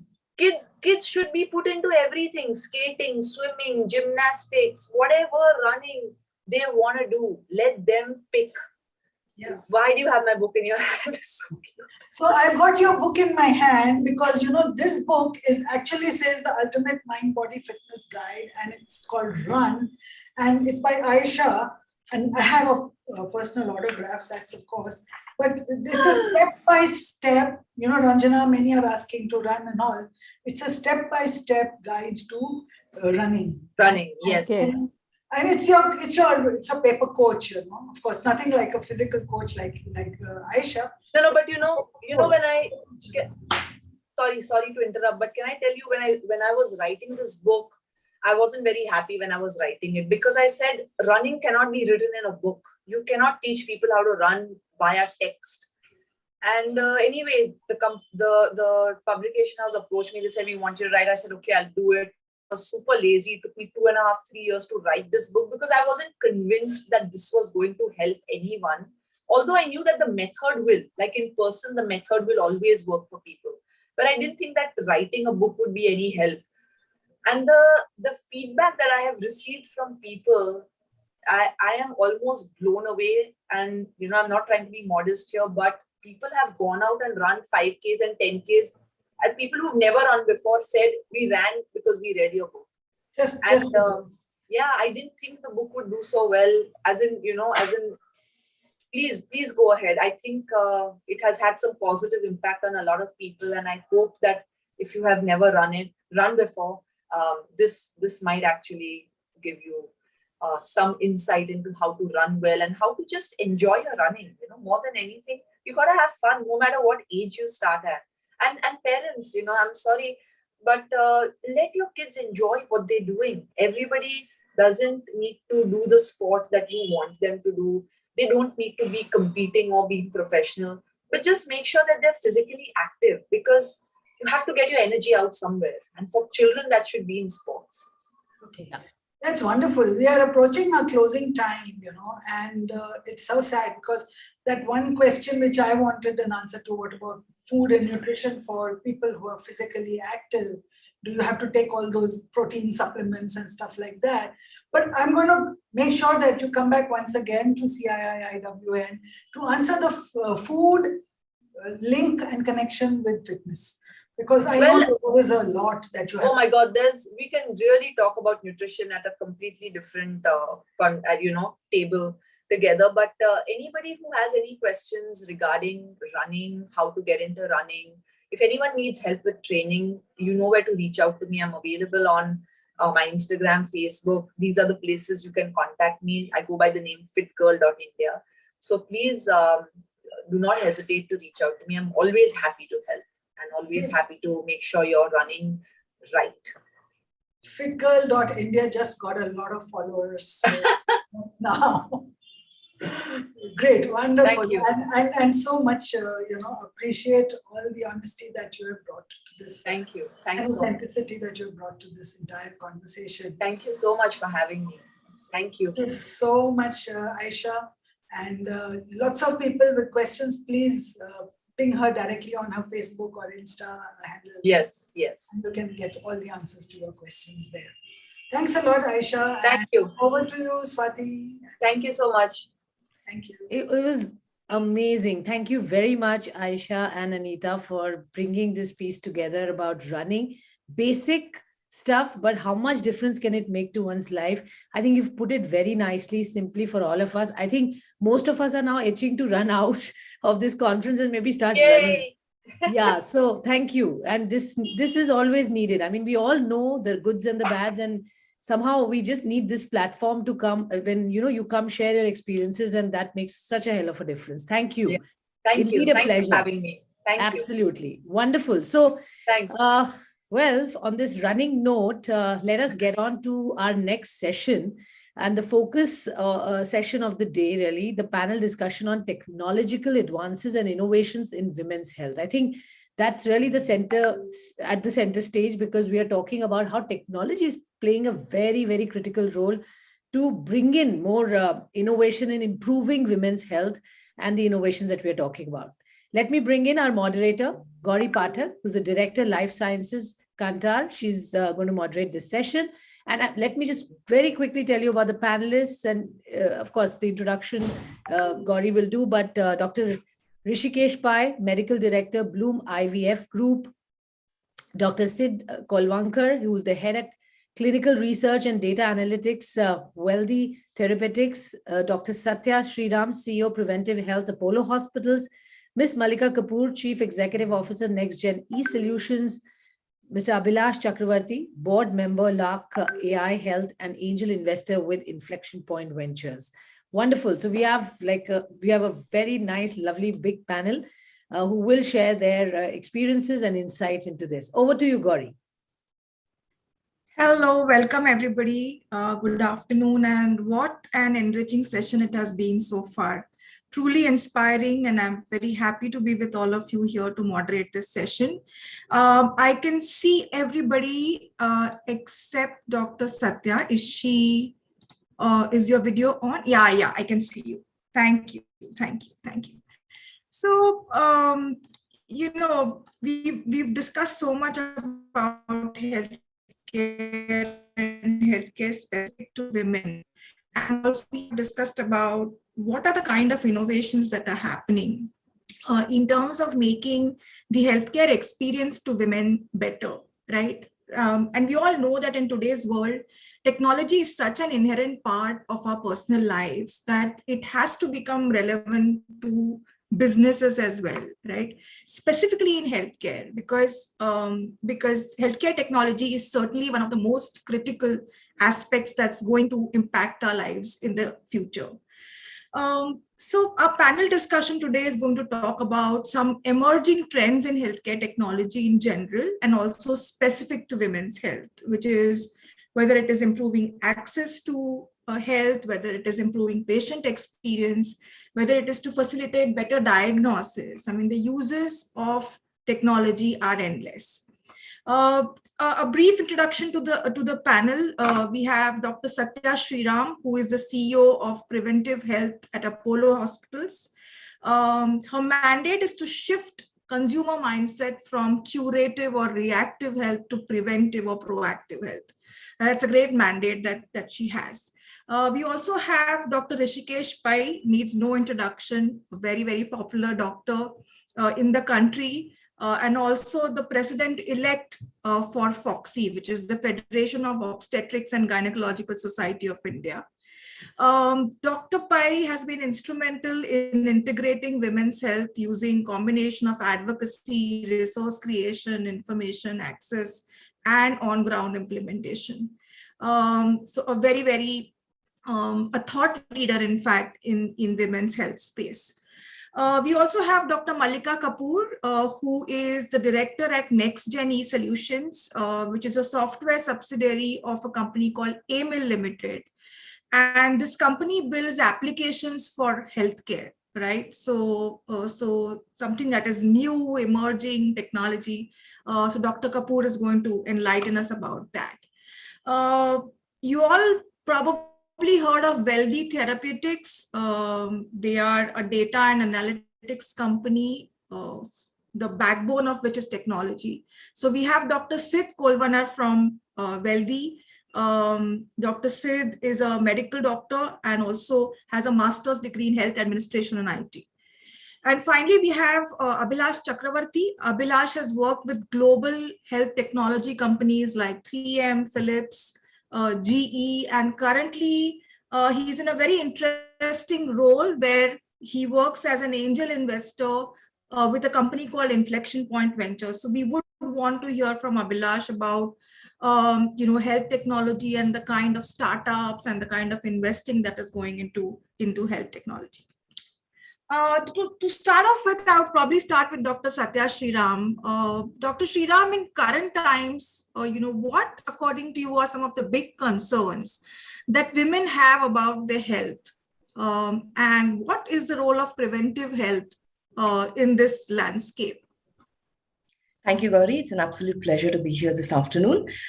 The big concerns on women's health, I think it also varies a lot by the stage of life that one is in, right? The early years, the childbearing years, or the pre and post-menopausal years. But if I had to bucket them, I'd bucket them into three big categories. The first is what I'm going to call gynecological health, right? This is your fertility, hormonal, sexually transmitted diseases, and the musculoskeletal health, which is your bone as well as your flexibility. The second category, I'd say, is the NCDs. I think we heard about this earlier in the session as well. The diabetes, hypertension, cholesterol, all the cancers. In addition to some of the genetic predisposition, our sedentary lifestyles, the food we are now eating doesn't help, right? And for women specifically, estrogen helps protect in the early years, but it's not that much more that we can ignore. So for example, if the prevalence of hypertension is 10% amongst men, it's 8 to 9% in women. So it's not that much more that we can ignore it. We actually do have to be mindful and watchful. And the third category, I'd say, is mind health, right? This is where we actually have sleep, the stress of needing to have it all, and bringing it all together in sort of the mind health space. I think more and more women have concerns and are raising that and seeing how they can actually be more proactive in that space. If I then shift gears to what are some of the emerging things we're seeing in preventive health, I'd say the first is around personalization, right? This is no longer a one size fits all. Every body is different. And even in preventive health, it's not a set of tests that everyone has to do, right? The same set of tests. You've got to personalize it.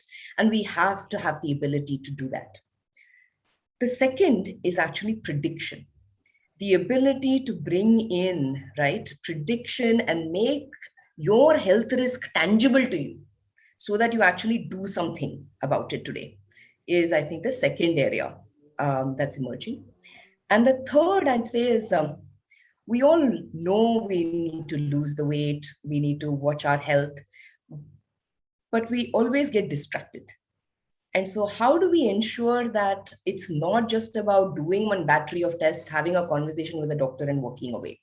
How do we ensure that there are nudges built into our lives to bring us back from those distractions? Okay, gorged on the Diwali sweets, how do I come back on track, right? And keep myself on the path to wellness.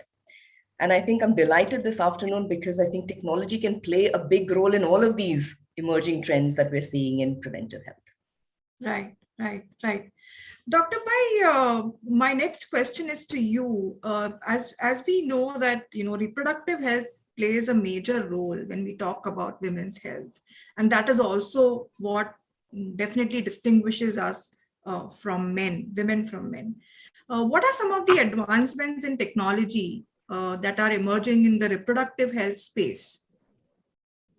So first of all, I would like to thank you for giving me this opportunity to participate in this wonderful program. Actually, the last 2 years have been mind-blowing in terms of, introspection, huge amount of information overload, how to process this information.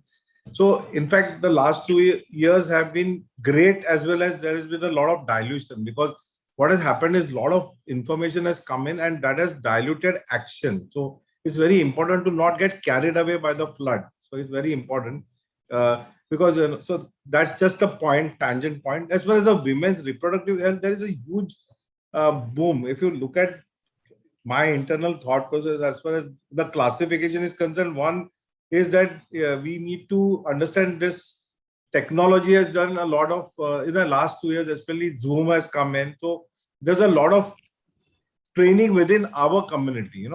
It has helped us to increase our training a lot. There's a lot of webinars. We can use various platforms very effectively.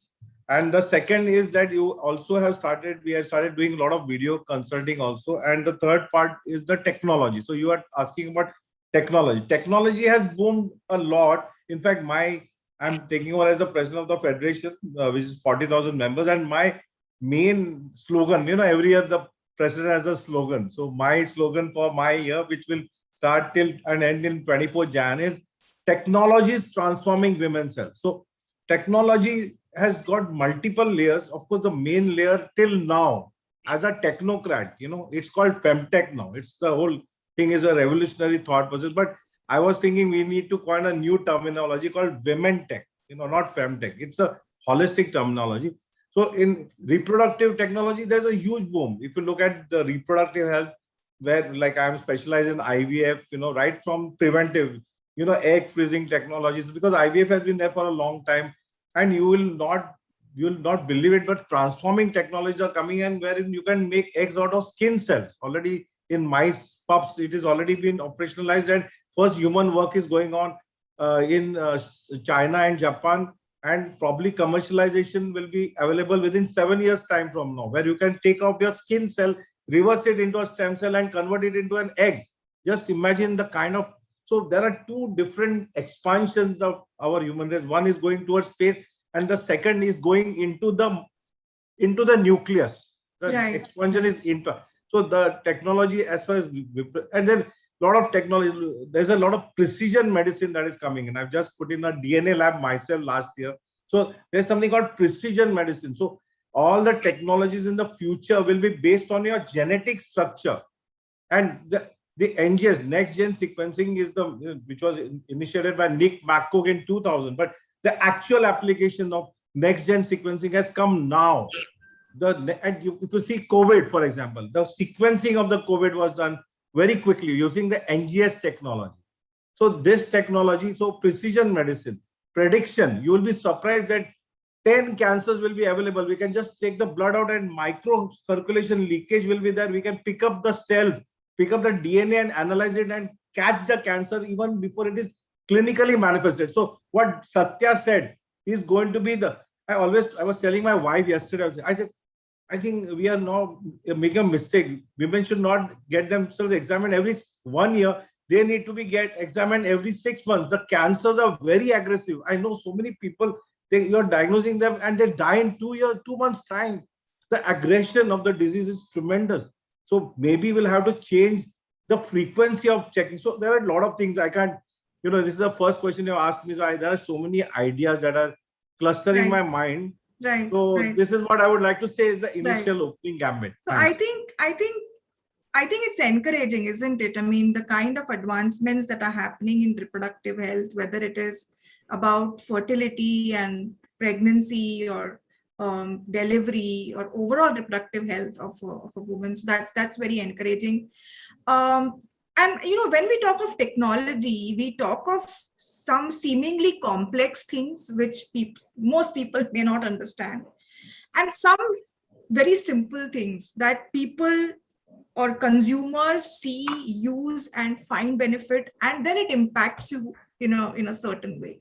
For example, earlier during the session, Shobna ma'am said that she doesn't know of a young girl who doesn't use a period tracker these days, right?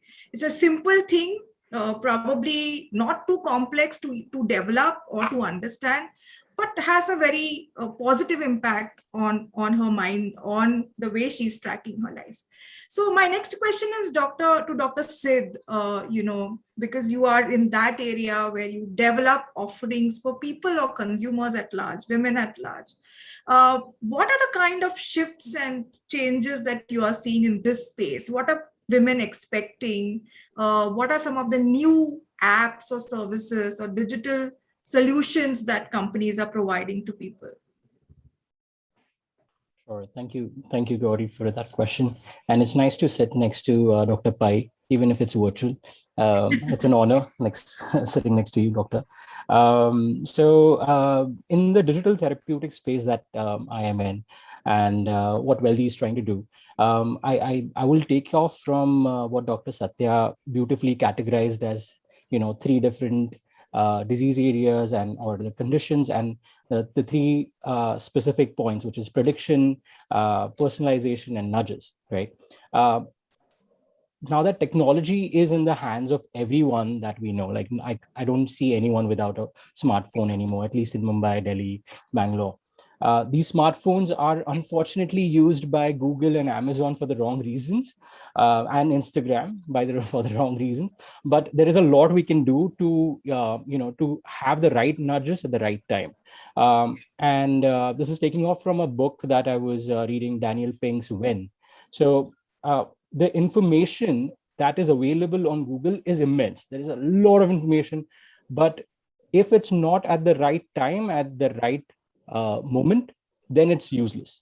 So with the digital therapeutics and digital health coming in, we are able to personalize firstly and understand what the problems are and what the issues are, at what stage the woman is. If we take one of the categories that Dr. Satya mentioned, which is pre-pregnancy or during the pregnancy.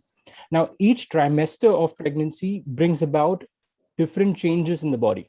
The needs change, what I need to do changes, what I should be looking out for changes, the symptoms I should be looking out for changes, the fetus is undergoing changes. There are a lot of questions in the mind of the woman, and there is a lot of time between two visits, right? Usually gynecological visits are about roughly around a month and a half, spread out. So during this time, I see a lot of women turning towards Google for questions, but they get scattered all over the place with the information because there is so much information out there. So having the right information at the right time is what digital therapeutics is, or digital health is trying to bring about. So in terms of personalization, the harder part which Dr. Satya touched upon was the prediction. Prediction requires a lot of data to come in, but as and when we are getting more and more women to use our applications and more technology, there is a lot of data that is being generated. Now, based on this data, we would be able to run some AI algorithms and machine learning algorithms that will sort of be able to predict, but we are still quite a ways away. And prediction in women's health is an absolute. I mean, I have Dr. Pai sitting here, so I'm going to be very careful when I say AI ML. So prediction is something that we will get into, but there's a lot of data that is required. Hospitals, so I come in from a background of electronic medical records and electronic health records. So hospitals have a ton of data, but unfortunately, there has not been a lot of analysis done in India on the data that is coming in. Not all of the hospitals are doing that.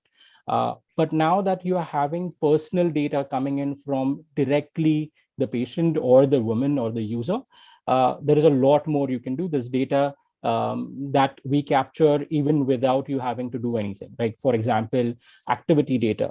We don't really need you to nudge anything. You walk with your phone, you talk with your phone, you walk around while talking. We know how much you have talked and walked in the day, and all that data is being fed into the doctors via dashboards or via trends that actually, is this patient or this user or this woman walking as much as she's saying, or is she having a sedentary life and mostly sitting around, and then when in the doctor's office they are sort of overestimating their amount of activity. So those sort of little things we are able to catch.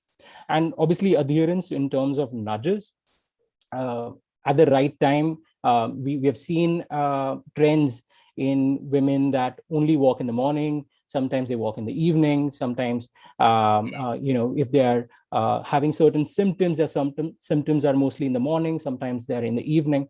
So those kind of trends we are able to catch, and obviously based on that we are able to nudge the users at the right time.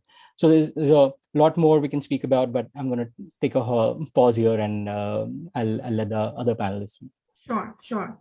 So Dr. Kapoor, my next question is actually to you, right from where Dr. Sid left off. I mean, there's so much noise around data, AI, analytics, and so many companies, and so much noise and around electronic patient records. How is all this going to how is it going to influence or benefit women? Not thinking about startups and how much funds they are going to raise, and how is it going to help a woman like me or you or anybody else? How is it going to help women, manage their health better?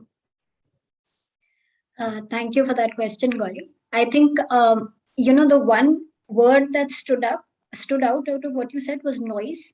And it is exactly that we need to manage. So there's data and then there is information. And in between what you have is noise. So you literally have to filter all of that noise out for it to be usable for a woman in your situation or my situation. So I'm taking on from what Dr. Pai said. He said in the beginning of when he started speaking, he said that it's been hard not to get carried away by the flood. And honestly, the amount of data which is today available to either me personally as a woman or to the physician is a flood. So you take, a breast surgeon, for instance, right? She's spending 12 hours a day dealing with patients' relatives, the past history of the patient, the mammograms that have come in from the radiologist. There's more data which is coming in from her past medical record, her current medical record. There's an interdisciplinary team working for that poor woman who's got breast cancer. For a single physician to be able to process that much data for every patient, I mean, it's like at least 12 plus hours of reading per patient. And over and above that, I've got to stay abreast of medical trends and, read 101 PubMed articles. And there are more articles on oncology coming out every day, than I can read. So it's very difficult to make sense out of all of this information which is today available to me. While it's wonderful to have data from multiple devices, etc., and this data has so much value, exactly as Sid said, it still has to be available in a succinct sort of droplet for the doctor and a usable droplet for the patient to be able to make sense of it. So to be honest with you, we're being able to process that data in bits for very specific applications. So for instance, AI works very well if I've got, a bunch of mammograms. Doctor doesn't have time to read them all. I've got an image processing AI sitting on top of those mammograms that tells the doctor, okay, this is BIRADS 1, 2, 3, 4, and you please validate yes or no. So AI works very well in small bits at the moment. But to actually, I mean, I don't know how many of you have watched any of the Marvel movies, but to have a Jarvis for an Iron Man is very difficult in today's day and age, because the AI also needs to be educated enough with good quality data to be able to provide actual clinical decision support for the physician. So there is benefit. There is benefit in small doses, I would say, probably for individual apps. So I'll talk about something that, that is usable. There was an NGO that is based out of the Netherlands, and they built out something very simple. They built out a menstrual hygiene app for women who were in Jharkhand and Bihar. Now, this app had to run on multiple platforms, so feature phone, Android, iOS, and it had to tell women where the closest sanitary pad plant was so that they would be able to procure sanitary pads. It was something as simple as that. So today, to answer your question, what we've got to do is to take on data in small doses. Apologies for the dog. But where we need to go is something which is very different from there. So ideally, where we need to go is to have personalized medicine, like Dr. Satya said. We need to have prediction about what diseases can happen. So I'll give you an example. When my daughter, the older one, was born, I got her genome patri done. So I got her genetic map done at that time. Now that child carries a 25% risk ostensibly of developing colon cancer because she has a colon cancer gene. I need for this information to flow right down to when she is 60 years old, when I'm likely not going to be around. And a doctor is going to have to be able to make a decision on this basis. So it's important to have that information flowing down so that we can make predictions. Right. Dr. Pai, do you often see your patients coming to you and asking questions about these things like gene mapping and stuff, which is something that people may have just simply heard of, but they don't know what is? Do you now increasingly see women coming to you and asking these questions?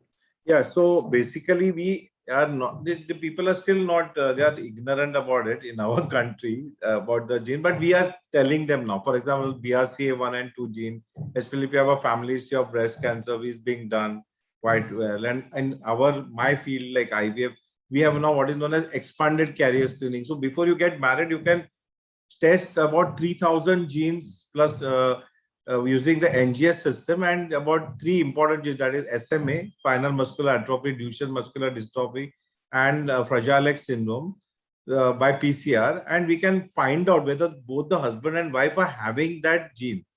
Because normally what used to happen when you had the genes, you were not aware of it, you got married and you passed it to your child, and the first child was not that, like I would say, is a difficult learning child. I don't want to keep using bad terminology. So then you will do it for the next child, but your life is totally disrupted. Now what happens? You do the testing before you have a child.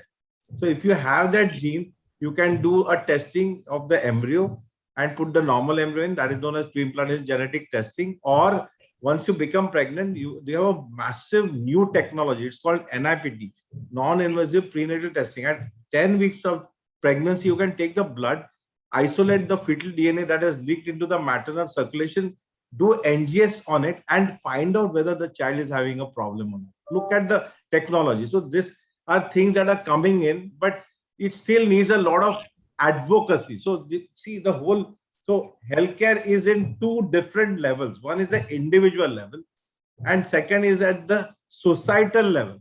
In societal level in India, we have got 3 groups of people. One is our group, internet, 200 million people, well off, happy, educated.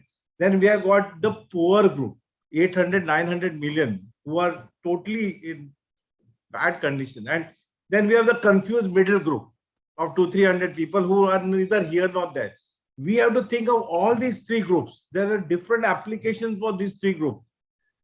And one of the things I feel, I mean, of course, it's a revolutionary thought, because the whole healthcare system in India, implementation is based on what? Big data. The National Health Survey and census are the only 2 inputs. We have to make it compulsory. There has to be a new legislation that has to be passed. Any patient you touch, you must do a data entry, because then only we'll know what is the prevalence of disease, where is the anemia, where is the blood pressure, what is the level of thyroid problem, what is the glucose level, how many are pre-diabetics. We don't have that information in our country. Right. So we have to educate ourselves. See, we were never educated. We were never educated in data entry. So we need to do the entry. Then only we can plan for our country. Then only we can understand how our implementation at the healthcare level, at the societal level, is creating a change, and analyze that change and change our plan. So these are 2, it's a massive, thing. But the last thing I would like to tell you is that artificial intelligence is huge now in my field in reproductive medicine. During the COVID time, I introduced 3 AI commercially available AI system. One was to, you do egg freezing. First cycle, you do 9 eggs. How do you know 10 years down the line, those eggs will give rise to a pregnancy? Now we have a new system, AI system, wherein you can take the photograph, export the photo to a server, and server tells you, oh, these eggs are not enough to give a pregnancy. You need 1 more cycle. And we have another system where we can, if you have 5 embryos, you can take the photograph of the blastocyst, and the AI tells you, okay, you can put this embryo and that will give you the best result. And that will also give you the genetically best chance of having a genetically normal child. So AI has already come into reproductive medicine in a very aggressive way. And in other fields also, it will come in quite graded fashion. So there's a lot of things going on at that level. But I still feel that we must use technology for we have to be empathetic. We have to think of those 900 million people. We need to do it quickly. We don't want 400 years to do it. We have to use technology and transform our society in the next 10 years. That is the challenge. Right. Abhilash, let me come to you. So Abhilash has worked with a lot of the big technology companies, right? And Abhilash, as you can see, all of us, we think about or our perspectives on things are heavily bound by what we do in our professional lives, right? So at Kantar, what do we do? At the core of everything, we try to understand why people do what they do, right? As an insights company, that's what we do. We seldom think beyond that, right? So when people are working in AI and stuff and all, they're thinking about data, this, that. But at the heart of everything, it is about, is it impacting women? Is it impacting patients? Is it impacting people? In your opinion, having engaged with the big tech companies, med tech companies, as well as an angel investor to startups, are they thinking about this? Are they thinking about how is what we do, the strategy that we make, the product that we develop, or the technology that we develop, how is it going to impact people at large? So, Gauri, thanks a lot for that question. So, I'll address this in this manner. When a large tech company or a big tech looks at it, they look at it as a patient journey. So, it's not just a particular modality, it's like a patient journey, right? From prevention, which is healthy living, to diagnosis, and then cure, which is either operative or therapeutic. And then finally, post-cure, it could be recovery and how you do it. And they would look at interventions in each of these places wherever it's possible. Now, where we partner with insights companies like Kantar is to give us those insights are what are the customer pain areas, and that use that insight into developing products, and that product which becomes a minimal viable product then gets funded either internationally by the angel investors if it's a startup, or if it's a corporation by the headquarters. Now, fortunately, I was working with Philips Innovation Campus and John F. Fish Technology Center, which is GE's global R&D campus in Bangalore. Both these have had a different approach towards it, but fundamentally the approach was same. We will look at it either from so women's healthcare is a big business segment for us. So we segment the market in that way. We have set up the innovation both on the go-to-market side as well as on the product side. Not just on the product side, these insights which we get help in developing or designing products which are affordable and people can easily buy and use in India or in countries which have similar scale of purchasing power. And that's why these two campuses were set up specifically for creating affordable healthcare solutions made in India, designed in India, but for the global audience, where value is a overriding consideration, and not just clinical excellence, because clinical excellence usually is found in high-end systems or premium systems, but how do we introduce these features into affordable care solutions? And as Dr. Pai was mentioning, make sure that the system goes and is accessible to about 800 million people in India and in other parts of the world. The challenges and barriers and the successes which have come primarily is this.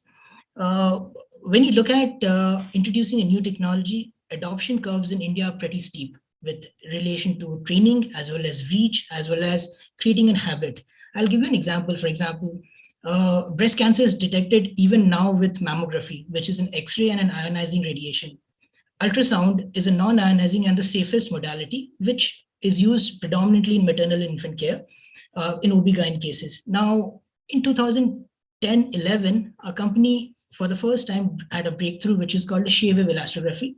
And they patented a technology in which you can do the same thing which what a mammogram was doing using safe ultrasound diagnosis. And US FDA gave its approval to Philips in 2013, to GE in 2014, but primarily it was the same or different variations of the shave wave and shave elastography. Since then, it's been 7 years, and you would hardly come across people talking about a safe modality of breast cancer imaging, which is ultrasound and which is elastography. So technology exists, but how do we translate it to the large number of people? And then again, the purchasing power comes in. Most of the hospitals which we've seen abroad in China or US are corporate, or they have deep pockets wherein the capitalization or monetization of a new equipment is quite fast. Here, first of all, most of the hospitals, they are looking at putting their own money, and therefore it's not they're not backed by big investors. And how do we then convince them that even if you have a US FDA approved product, which is expensive, training as well as changing a habit of something. So mammogram was discussed in 1950s, whereas this is just about 7 or 10 years old. But if you ask any lady here, would you prefer to be scanned using an ultrasound or an X-ray? The answer would always be a ultrasound. But we've not been able to take that technology where it's become ubiquitous or become the most significant technology. So that challenge is primarily on the market access side, and how do we take it further? So that's why go-to-market innovation now comes in, wherein you put up a special team, you put up focus, and make sure that this kind of technology is commercialized properly. When you look at the startup space, we don't have so much money to have a long play area wherein you could invest $10-15 million and take a moonshot, for example, and not be sure whether it's possible to convert it into a commercialized product. So here we tend to take smaller steps, baby steps, and we look at software as a predictive mechanism because it's cheaper, it's easy to scale up, and so on. And that's why you'll find in the pathology, for example, AI/ML has done quite well because it's easy to diagnose this image and so on. What we've done as of now is just to make sure that, for example, infertility, which is Dr. Pai's case, getting infertility treatment, there's still a lot of cases where you cannot pinpoint what was the reason of the infertility. And only now you could come up with a probable cause using follicle count analysis and quantitative tools in ultrasound. Now, this has just come to a base level. Now, when you look at what is the next or the leap forward, obviously it's to take use of data. But fortunately, India, I think we are very happy that we don't have big data privacy issues or complaints and issues, so we can take data. Usually patients are consenting and they are happy to share their medical, their reports with their doctors. So that's easy. But till now, nobody has cracked it in that manner that it has become predictive to a certain extent where you can say with a 90% probability that this is what could be the root cause. And this is all across, not just fertility, but even in mammography or in maternal infant care. So the future has potential. There is also a lot of people, there's a graveyard of people who've actually tried and fallen. Watson was one big example, and there was huge amount of data crunching done, but eventually it didn't become a popular product. But people are aware that there is a potential.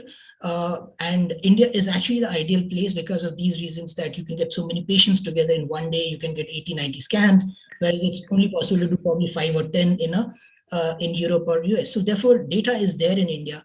We are just starting to put those things together wherein you have good amount of data coming out into good predictive analysis. Sure. That's great.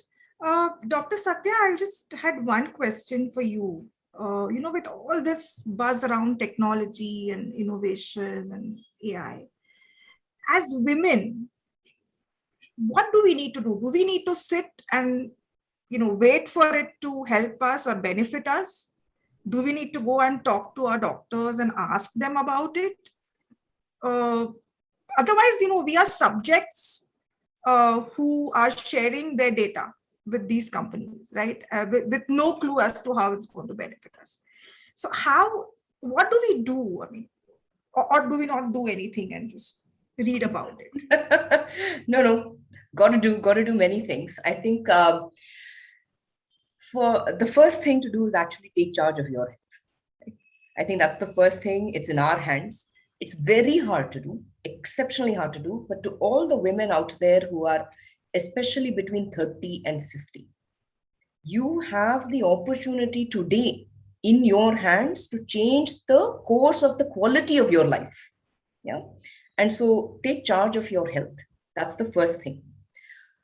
The second, I think, is definitely to have a conversation with a doctor, like you mentioned, Gauri, but many of us, and I am one in this category, don't have that family physician that I knew growing up I had, right? We've moved cities. Same here. Yeah. And many of us find ourselves, right, in this situation. One of the things we have developed at Apollo is to be able to move away from this concept of a single time health check, right, that you can do pretty much anywhere, to a program. Because we need to know how to actually manage one's health beyond simply a battery of tests. And the idea is to start nudging, start having that conversation with the experts, and to build some of this prediction that we all talked about, right? Sid mentioned how it's nearly impossible with all of this data that's in hospitals. We are beginning, as Mallika mentioned, taking small chunks to start to make sense of this. we can predict through an AI model what is your chance of having a cardiac event within 7 to 10 years. Because thanks to the visionary chairman who collected decades and decades of this data, now we're able to take that and actually make correlations, right, between the risks one has and actually the event when it occurs many years later, and to be able to longitudinally study it and then build that. But we again need lots of time to be able to build that deep learning over the years. We're collaborating with MIT on mammograms to predict the risk, right, of developing breast cancer based on images. What is your risk of having developing breast cancer in the next 5 years? So we're able to actually start to do some of these. So have that conversation with the doctor, but have open-ended conversations. Doctors don't like Google doctors, right? I've been in doctors' offices where they've said, I only will answer scientific questions, right? And so ask smart questions, open-ended questions. But more importantly, I think some of the coaches that are out there, right? If you need help, reach out to those individuals. For us, for example, we actually cut out the kids from our lives for about 2 to 3 months, because that's the mind share I needed to be able to make the shifts in my own life, right? You need to be able to bring some intervention, some jolt. So what is that for you? For me, it was my community. So I passed on the kids to the grandparents for a period of 2 to 3 months to make the shift. For others, it might be a coach, a nutritionist, right? Find the ones that work for you and reach out to actually make those shifts, but make it today. Right. Dr. Kolvankar, anything you would like to add to what Dr. Satya just said? Yep, I think one of the things that she touched up upon is the simplification of all this technology for women. I think engineers try to overcomplicate everything, and doctors already are complicated. Unfortunately, patients are nowhere to be, there is nowhere to hold their hands. So what we try to do with technology is try to simplify these processes. The least amount of friction that you can get is when they are set to defaults. So whatever defaults that they have to do, it flows very well. As soon as the patient or the user has to do a single action, that's where you start seeing a reaction or a friction that comes in. So I think when we were going through this COVID phase, we realized the utilization of digital health, at least the personal side, the user side, has gone up tremendously. We started off with diabetes, hypertension, and cardiometabolic conditions. So we saw a huge uptake over there. In women's health, we came in over towards the end of COVID-19. So the utilization was still picking up. One of the things that we realized during this COVID-19 and when we moved into women's health, that how our assumptions were very different from what the reality is. Our assumptions was, hey, we need a tracker for the woman to keep their menses and track their menses, track their LMP, track their trimesters. And the need that came out the most was something very simple. They just needed somebody to talk to. They just needed a counselor, which was so difficult for us to understand that, hey, why couldn't you go to a counselor? But then there is a whole stigma about it in India, at least. And even for somebody that is undergoing IVF treatment, I think a lot of gynecologists today have a counselor in their clinics. But there are more number of gynecologists that do not have any counselors in their clinic. And at that time, these women have absolutely nobody to speak to. They're going through a lot of pressure in their house when they're undergoing IVF treatment. There is a lot of pressure to conceive. There's a lot of questions being asked. There is a lot of advices being given by their family, their extended family. And as the years pass, as somebody is not able to conceive, these pressures keep building up. So a simple thing as having a process where it was as anonymous as possible to speak to a counselor got tremendous amount of response from women that were onto the program. So as opposed to our assumption as to the whole technology gamut that we were trying to build, we were just able to simplify and anonymize the process of speaking to a counselor. And that sort of gave us a great result, and the uptake and the utilization of digital health kind of improved. Right. I'm conscious of the time, so one last question to Dr. Pai. Dr. Pai, as a leading doctor in this country, if you were to give one piece of advice to women on how they can better manage their health, technology or not, what would that one advice be? I think, you need to connect more with your doctor, and more with your general practitioner as well. We are that, bond which was there in the past is not there. So that we need to have that human touch is very important. And, they are more like they will guide you well, and not all of them are, most of them are good. They think about your interest. And then you must also go to the doctor once a year. I think you must go and do your health checkup. Prevention, see, in our country, unfortunately, prevention is not given. That's the whole thing. Look at COVID. It was the prevention which is important. The cure is not the answer. So, but prevention is not given enough significance. And, in fact, we have to also convince the insurance companies that if you can prevent disease, they'll save such a lot of money. So we must force them to see, there has to be, I'm a bit drastic in this. There are certain areas like health, there should be legislation in terms of data. You must do the data entry. There has to be a legislation. Data entry has to be done. It is an essential prerequisite. Analysis has to be done. So there are certain things which we need to bring in as a, maybe let's say a coercive compulsion, not a total compulsion. So I have this viewpoint because people don't. Internally driven action. I'll give you an example. My mother, there are all doctors in the family. She never did a pap smear in her 87 years of life. Can you believe it? So, I mean, what are we talking about? So there is a huge amount of paucity of preventive care in our country, and we need to popularize that. That's where the key to the health is, in the prevention. That's where Dr. Satya's, the whole prevention is more important than the cure. Okay, so and on that note, I would like to end this discussion. Thank you so much for your inputs, and have a good rest of the day. Thank you. Swati, over to you. Wonderful. Thank you. Once again, a wonderful session with lots of inputs. And, we are constantly, I think, making notes. All of us here are inundated with the kind of inputs we've got. Thank you. Thank you all for this session. Let me just take a quick session break, and we will meet in about 10 odd minutes.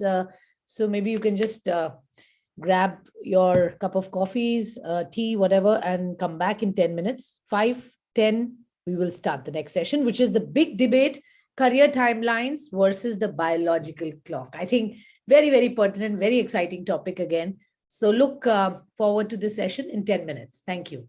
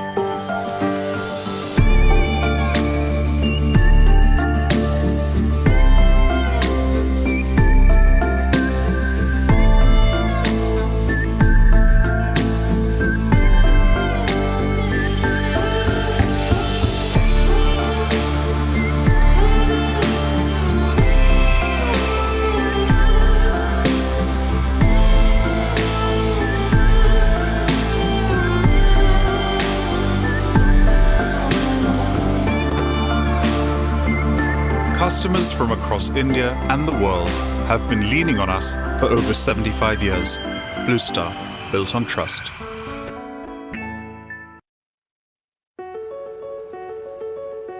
Throughout our 75-year history, we have been pioneers in understanding people and adopting new technologies to help us do that.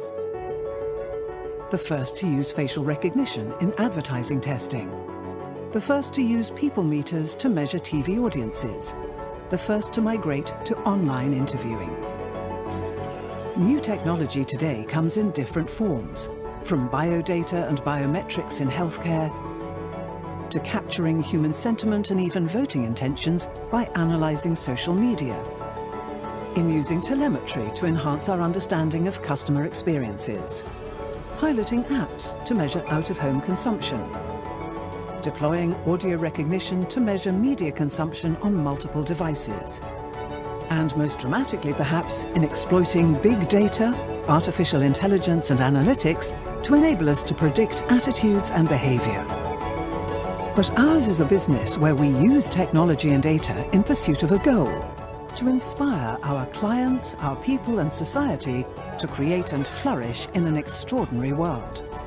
And in doing so, some things won't change.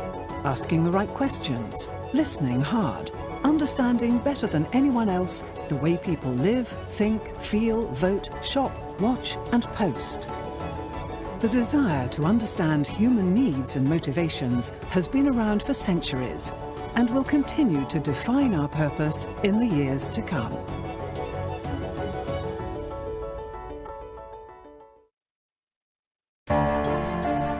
She is a learner, a teacher,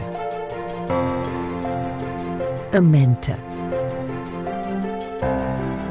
Inside every girl is a powerful woman with strong potentials to imbibe and empower and abilities to excel.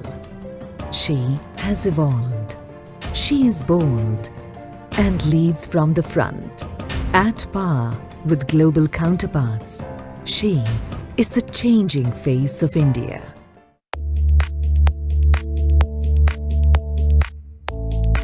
Over the years, CII has been very active in its initiatives for women empowerment. CII Task Force on Safety and Security of Women, National Committee on Women Empowerment, Code on Gender Equality at the Workplace, Online Resource Toolkit on Prevention of Sexual Harassment at Workplace, CII Foundation Women Exemplar Program. CII felt the need for a focused approach to create gender parity in Indian business and society. January 2013, we created an organization for women by women.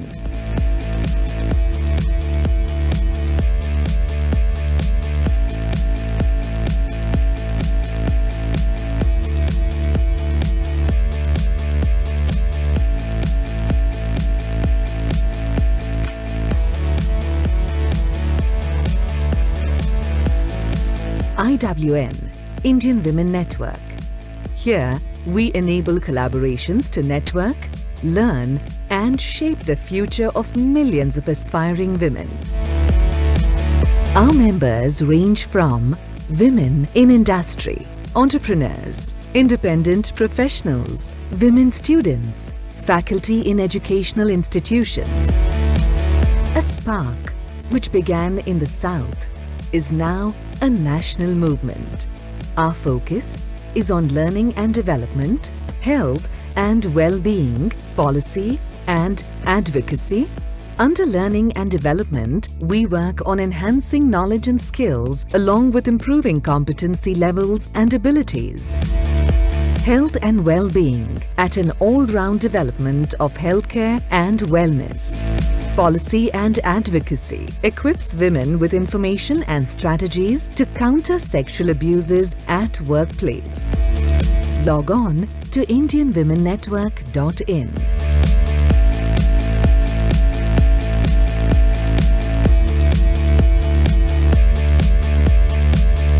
It is changing, and be the change.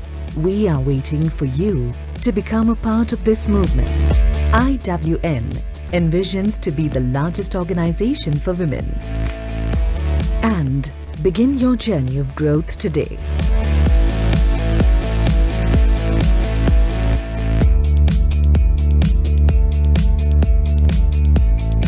Reaching places, bettering lives.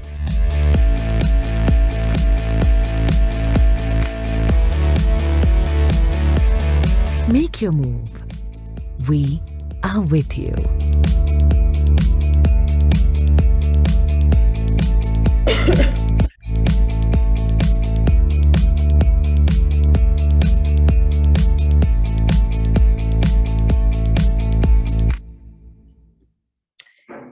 All right, welcome back, India Women Network. Well, we are all a part of it and very proudly look up to it and look at learning a lot from fellow women members and participants. So now the time for the big debate, and I think this is very interesting because we are talking about career timelines versus the biological clock. Now, both fortunately, unfortunately, coincide always.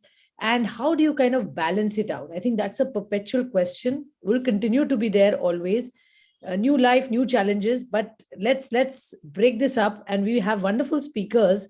I'll quickly name them. And then, of course, our very own Anita Maddock will take us through this session. She will be the moderator. So let me just quickly tell you who the speakers are. Dr. Dhwani Mago, who's a gynecologist. Ms. Rajni Athreya, Senior Director, Insights in Country HR Services, South Asia, Qatar. Ms. Rajpreet Kaur, Founder, Say Cheese. Ms. Soumya Iyer, Founder and CEO, DVO Digital. All right, over to you, Anita. Thank you, Swati. It was very graceful of you, the way you are linking all the sessions together. And the previous session was very enlightening indeed, in terms of all the kind of innovations we are seeing. I found myself asking, the technology is now catching up with, and doctors are almost like God, in terms of the way they can take your cells and create another human being from your skin cells, We heard Dr. Rishikesh Pai say that. But there is a rhythm in the universe, that's for sure. And the Earth rotates on its axis, it revolves around the sun, and many other such rhythms are there in the entire universe. And each one of us is a part of these circadian rhythms that are influenced by all the energy around us. Human beings and women in particular rhyme with the rhythm and are governed by many cycles in their lifetime. And don't we know that as well? That things are always evolving and cycles continue to happen and history tends to repeat itself. Biological clocks during our lifetimes ebb and flow, impacting our bodies, our hormone cycles, our emotional and psychological wellness too. Each one of the trillions of cells in our bodies has an innate clock which can sense the rhythms and responds to the external environment. Humans evolved hundreds of millennia ago, and the clocks were set at that time. We don't have anything to say with the biological clock. We cannot change that.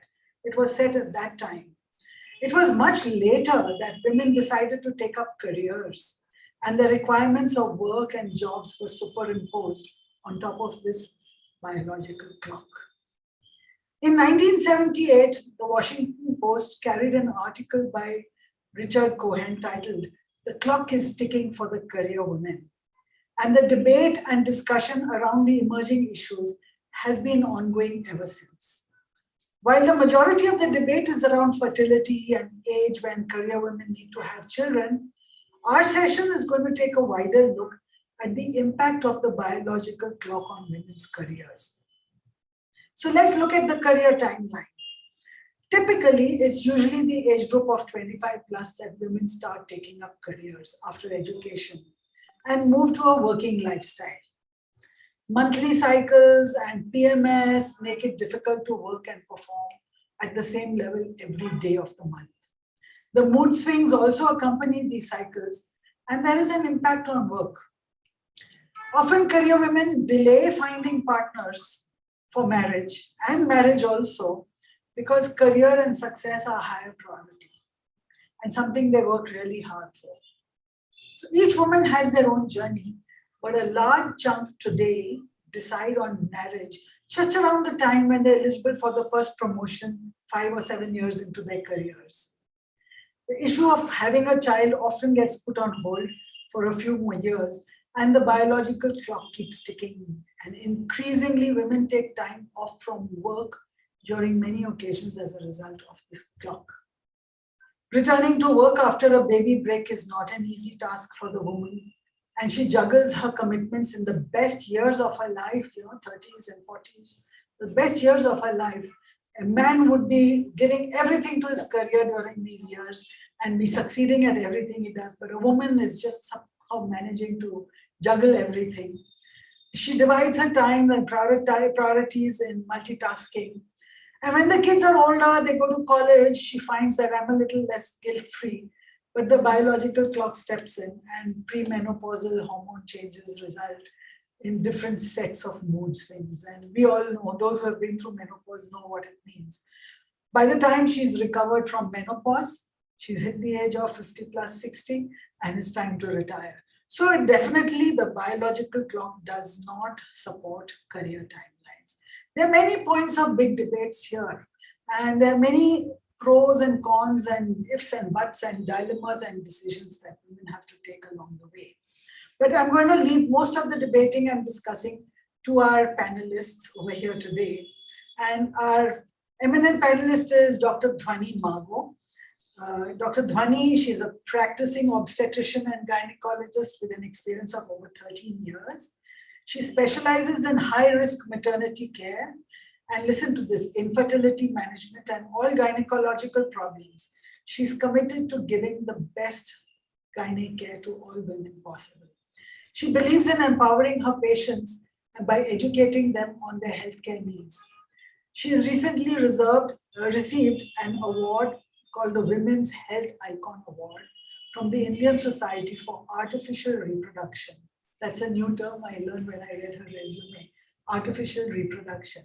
And she's active on a lot of social media platforms to educate and empower women. She's a young woman herself, going through her own journeys, and yet she's also catering to the needs of women with their biological clocks. Our second speaker is Rajni Athreya, Senior Director, Insights and Country HR Services, Kantar, South Asia. She's a seasoned HR leader with about 30 years of experience across banking, securities, information services, technology, and market research. She works closely with South Asia executive leadership and global HR leadership to drive business performance, organizational transformation, and future readiness. And she's going to be telling you a lot about the initiatives Kantar. Kantar is largely women-based organization. They have a big women segment of the population, and they do a great deal to help women with their biological clocks. So she's going to share with you some of those experiences. She holds a physics degree from the University of Madras and is an MBA from XLRI. Our next speaker is Soumya Iyer. I enjoyed my conversation with her immensely. She's the founder and CEO of DVIO Digital, a global integrated creative tech and digital first marketing organization that focuses on 360-degree digital transformation of brands and businesses spanning across a multitude of sectors. So she's the new millennial on our panel. In addition to being the driving force behind DVIO, Soumya is also a startup investor, a prolific TEDx speaker, and a chief mentor at the MadTech Incubator, a marketing incubator for startups in advertising, content, and marketing technology. In her extremely hard-won free time, when she isn't attending boardroom meetings, she would be seen attending PTA meetings in school for the young daughter, or even hitchhiking across Bhutan with her friends and family. An avid reader, she spends her non-existent time mentoring young talent and listening to podcasts. So that is about Soumya. We have our next speaker is Rajdeep Kaur. After a successful corporate career of 16 years, straddling both corporate treasuries of Tata Consultancy Services and Bharti Group and the banking industry, Rajpreet discovered her calling as an entrepreneur. And she founded Say Cheese in 2020. So she's an entrepreneur now. Rajpreet has always been very passionate about contributing towards an inclusive world. Coming together of her rich corporate experience and passion resulted in the launch of Say Cheese. It's India's emerging femtech platform that provides personalized solutions towards health challenges faced by women in career, relationships, and health within a trusted environment. Rajpreet is an MBA from MBI Gurgaon and FRM and computer science engineer. She completed the entrepreneurship program from Wharton. She's a gold medalist from IIFT, Ministry of Commerce, a certified counselor and a practicing leader as coach. And she's also researching in the field of neuroscience and applications of other behavioral techniques like transactional analysis, Gestalt, and NLP. Rajpreet believes that if you want to fly, fly fast, fly alone, but if you want to fly far, fly together. So welcome to my panelists, and I hope we are all raring and ready to go with our thoughts. And my first question is aimed at Soumya. And Soumya, what has been your experience with your own biological clock and the ways in which it has supported or not supported your career? And how did you go about dealing with the dilemmas your biological clock may have thrown up? Hey, hello. So happy to be on this panel. Thank you, Anita. I enjoyed my conversation with you as well. So, Anita, like we spoke, I think I have my perspective on the biological clock or the view I'm going to bring in is slightly different. For me, I've been dabbling with entrepreneurship since the age of 16, so I've started a few businesses, run a few businesses. By the time I was about 21 or 22, I had, when you're an entrepreneur, you have a fairly intense life, where you become self-aware, you're asking a lot of questions to yourself. And because of various reasons, because I started early, I think I was a little bit more self-aware than most people my age. And I asked myself some really tough questions. So my questions were, I knew it was only going to get busier, for me. By the time I was 20 or 21, and since I was already dabbling with running a few companies for the last 4 or 5 years, I knew it was only going to get difficult or more, it was going to get more busier. So I asked myself a few questions, which were, do I see myself as a married woman, or do I want a partner, or do I want to get married, right? So the answer was yes. And it was, it was my answer. It wasn't influenced by, anybody around me or societal conditioning, nothing. The second question I asked myself is, do I see myself as a mother, or do I want a child? And again, the answer was yes. In a time when actually, I was already so busy, what the choice I made really was, I chose to get married when I was 22, and I chose to have a child by the time I was 24. So because I knew that once this milestone has been achieved, I'll probably be free to do so many other things in my life, which anyway I'm raring to do. Yeah, so that's very early, according to yeah. I mean, that's the thing, right? When you call me a millennial, almost like child marriage, in today's context. It was a choice. So I did everything legally correct, though, Anita. I'm with you. I was also the same age, 22 and 24. I got married in my children, so I'm with you completely. Correct. So, so yeah. I mean, when you said I don't think many millennials, would think the way I'm thinking right now. But when that happened, so obviously, I was at the peak of my, reproductive timeline, and it was hassle-free, it was easy. Your health supports you when you're much younger, right? So you're able to go through all of that. It's so much easier to go through that. But then what really happened for me was something a little different, which is because literally my child and my business was born in the same year. I went through a completely different challenge, which is the kind of pressure I had from my family, from people around me, about how I should raise my child, and about how much time I should give my child, and about the things that a mother is supposed to do. And that started to sort of really build on me as guilt, or started to build on me as something that I'm short of and I'm not doing enough of. And I think that's when it was a very, very deep realization that I had, was that no two mothers are the same. That's true. And there is no template for how you should be a mother. And if you your child is so perceptive, when they're growing up, is that if you feel guilty, they will play on your guilt. Yes. And if you behave as if this is the only kind of mother that exists, they will accept it. So that's actually what happened with me when the most part of my motherhood, my daughter who's 13 now, literally I think my husband sometimes says you guys have grown up together. So she's we're very inclusive. We are she's asking me about work. I don't look at personal life and professional life as two different things. I think it's an integrated whole, really. I involve her in a lot of interesting conversations from the very beginning. So she doesn't know of any other kind of mother other than my kind. The guilt is in here, it's not out there. So if you don't feel Not guilty, then it doesn't get transmitted. Absolutely.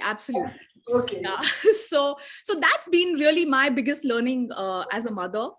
Which is there is no one kind of mother, and that what you reflect onto your child is what they accept. And I know so many of my friends who go through this guilt because they're not able to give enough time to their child. The way you parent your child is the only way to parent your child. That's it. Wonderful. Yeah. What a great lesson. I think if every woman sitting here in the audience who's a mother or a mother to be can go with just this one insight, it can change a lot in the world. Yes, so who's next? Rajni, Rajpreet, I'm saving Dr. Dhwani for the last. Rajni or Rajpreet? Rajni, would you like to talk about biological clock? Sure. When we were brainstorming on the topics, this topic was your idea.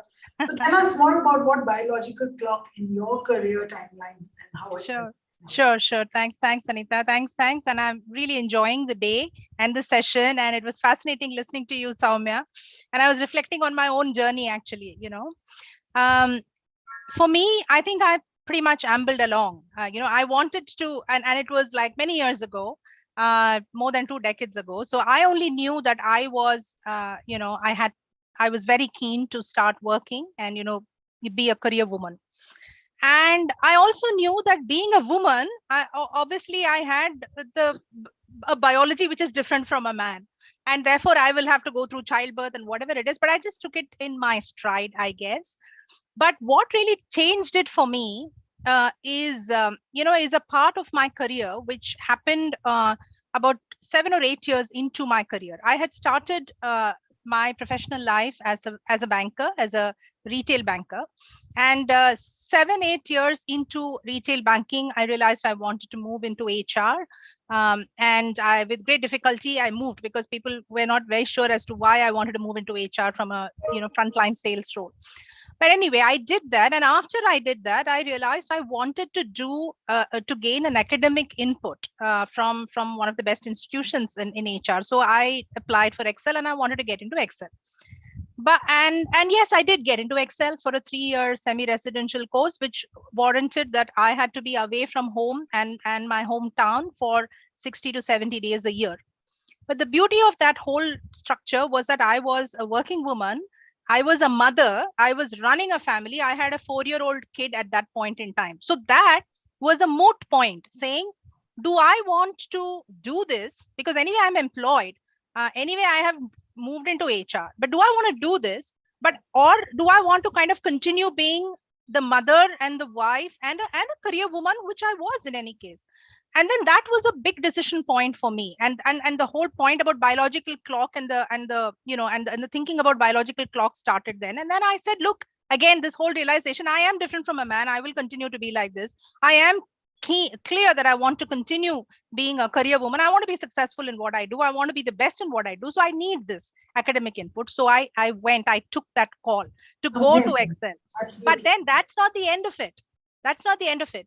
2 years into my 3-year course, I became pregnant with my second child, which again, I wouldn't really call it a well-planned move or whatever, but having said that, that was again a conscious call for me. What do I want to do? But then I think the biggest piece for me was my own conviction in my choice, that I chose to do this and I will see through the end of it, come what may. So in that sense, you know, I mean, for me, I think the biggest thing is that choice or that recognition that, yeah, I mean, biologically you are different. Biologically, you will be forever different from a man, and therefore, how do you make it work for you once you've made the choice? And that's the way I think I look at it. And it's interesting, you know, because even somebody like an Indra Nui, who is so well known, who's so well respected, who's so successful in her career, in her book she says the biological clock and the career clock are perpetually in conflict with each other, and she talks about it in context of how do you make it work and how do you bring in support systems to make it work. And she talks about how she managed to do this. And I think, reflecting on my own experience, I did that. I mean, I had a supportive family circumstances. My husband was very supportive, thankfully. Although my mother thought I had gone out of my mind doing all of these things, but it's a choice. It's a choice. It's a reality. It's a reality that is there, and it's a choice that you've made. So that's the way I look at it. So just deal with it. Yeah. Great. Different ways of coping with the biological issues. Yeah. Yes, Rajpreet, we'd love to hear from you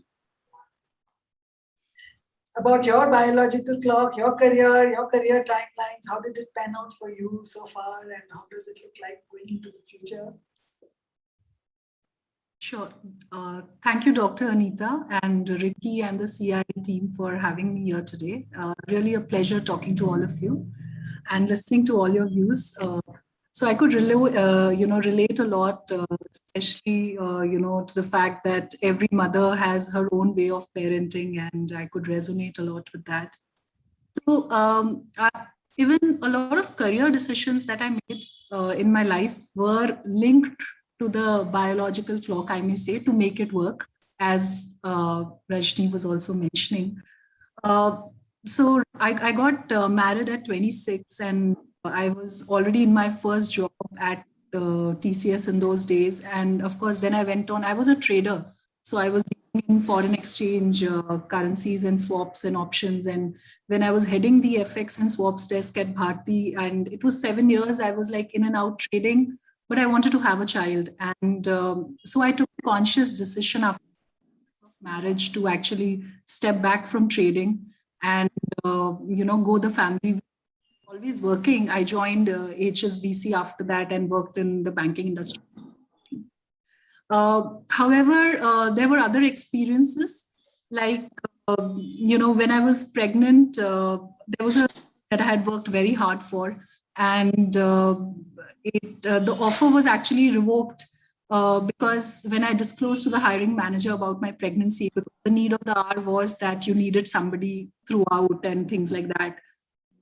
And then, of course, coming back from maternity is also a very difficult phase that a woman has to go through, because she needs to be there for the child, and the role changes when you join back. So it's not as meaty as what it was. And, that time when you need the support, the maximum, it's not really at its best, I would say. So challenges, and I would say that a lot of unconscious biases and stereotypes that exist in organizations, they do impact the behavior of the organization. Of course, there are then you have to find your systems within the organization and support system within the family to make it all work for you. And it does, it does eventually work out.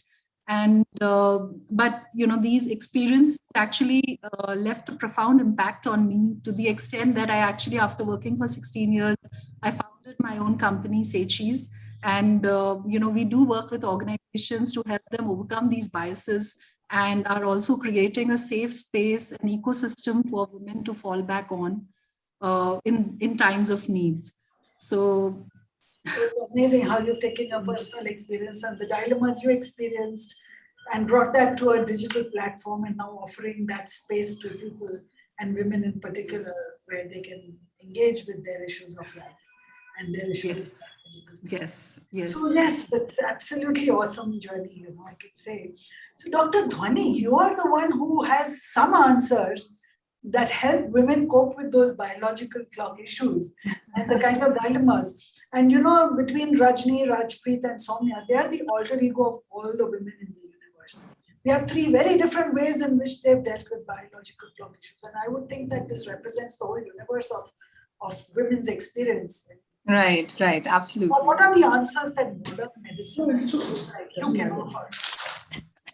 Okay, so first of all, I would like to thank CII for having me here, and Anita ji also.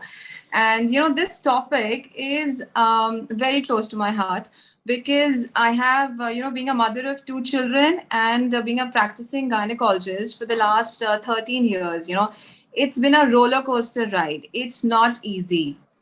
And, I would like to say that women, nowadays we have options, for women, in case they want to delay their pregnancies, or they want to delay their marriages. So there is an option, of freezing your eggs. So I don't know if a lot of women are aware about it. In the Western countries, definitely there is a lot more awareness, regarding this. But, when I got married, definitely, I was, being a gynecologist, I was not aware about it at that time. I'm talking about 14 years back. So, women have a very short fertility period compared to men. So, and the prime time, of your egg, the best quality eggs are around 28 to 32 years. So for whatever reason, you want to postpone your marriages or your pregnancies, now you have an option of freezing your eggs. And it's a very short, 20 to 30-minute procedure. And you can freeze your eggs for n number of years. And later on, especially for corporate women who, want to have their babies later on, say probably after 35 years or something, the eggs are in perfect, the quality does not decline, even if you freeze it for say 10 years or so. So that is, one option I want women to be aware about.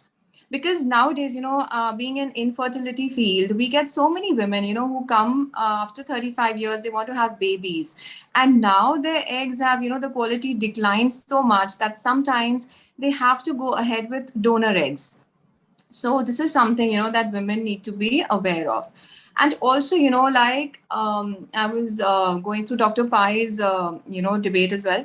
So even he mentioned that every year, women, after being sexually active, it's very important that you come to your gynecologist every year for a routine checkup. And we advise you some blood tests and some ultrasounds. And there is one hormonal test, that's called AMH, that's anti-Mullerian hormone. So that I would recommend all the young women to get it done yearly, so that, if at some moment that hormone starts falling or declining, that is a trigger that, okay, so either you plan your pregnancy now, or you go ahead and freeze your eggs. So that is, again, something that young women and, women who want to postpone their babies need to be aware of. So these are, 2 latest options. And well, for my, throughout my career, I would just like to, tell women that it's, how you create your support system.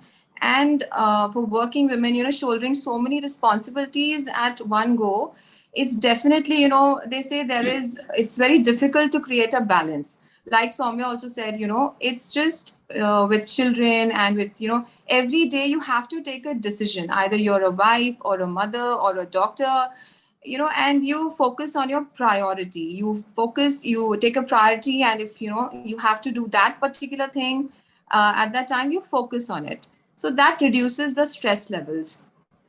So I would say that, like in my career, initially, when I was pregnant with my first child, being a doctor, being a gynae, I was asked to, quit, because, at that time, maybe they did not want a pregnant gynae, that was, they thought maybe I wouldn't be able to work too much. So I was actually asked to quit, and I had to take a break for a year. So this is where your, sisterhood comes in. You women have to support each other. You have to empower each other. Yeah, you cannot just, ask women to quit their jobs. And when I wanted to bounce back, there was a separate set of women who helped me to, come back and gave me that confidence. So I think, in this journey, sisterhood really counts, and we must encourage each other to, come back and bounce back in life. So While researching for today's session, I came across an article that said that in the US, year on year, there's almost a 60% increase in the number of women who freeze their eggs. Yeah, actually. Women are not finding partners, not getting married, delaying importance of career. So they say maybe at 40 I'll have a baby, but then freeze the eggs and it's very much possible to have. Yes, absolutely. We have a question in the meantime from Nima. What's the cost for freezing eggs? Dr. Dhwani, you'd like to share? How does it work in our country and how does it work in our country? So it's very much there. Definitely in all the big cities where IVF centers are there, you can go ahead and freeze your eggs. And the procedure cost would be around somewhere around 25 to 30,000. And the cost for freezing the egg for 1 year is again around between 20 to 30,000. So that has to be like a yearly renewal. While it's not cheap, but for a woman who's working and earning. Yes, absolutely. Yeah. So that's quite not very out of the pocket.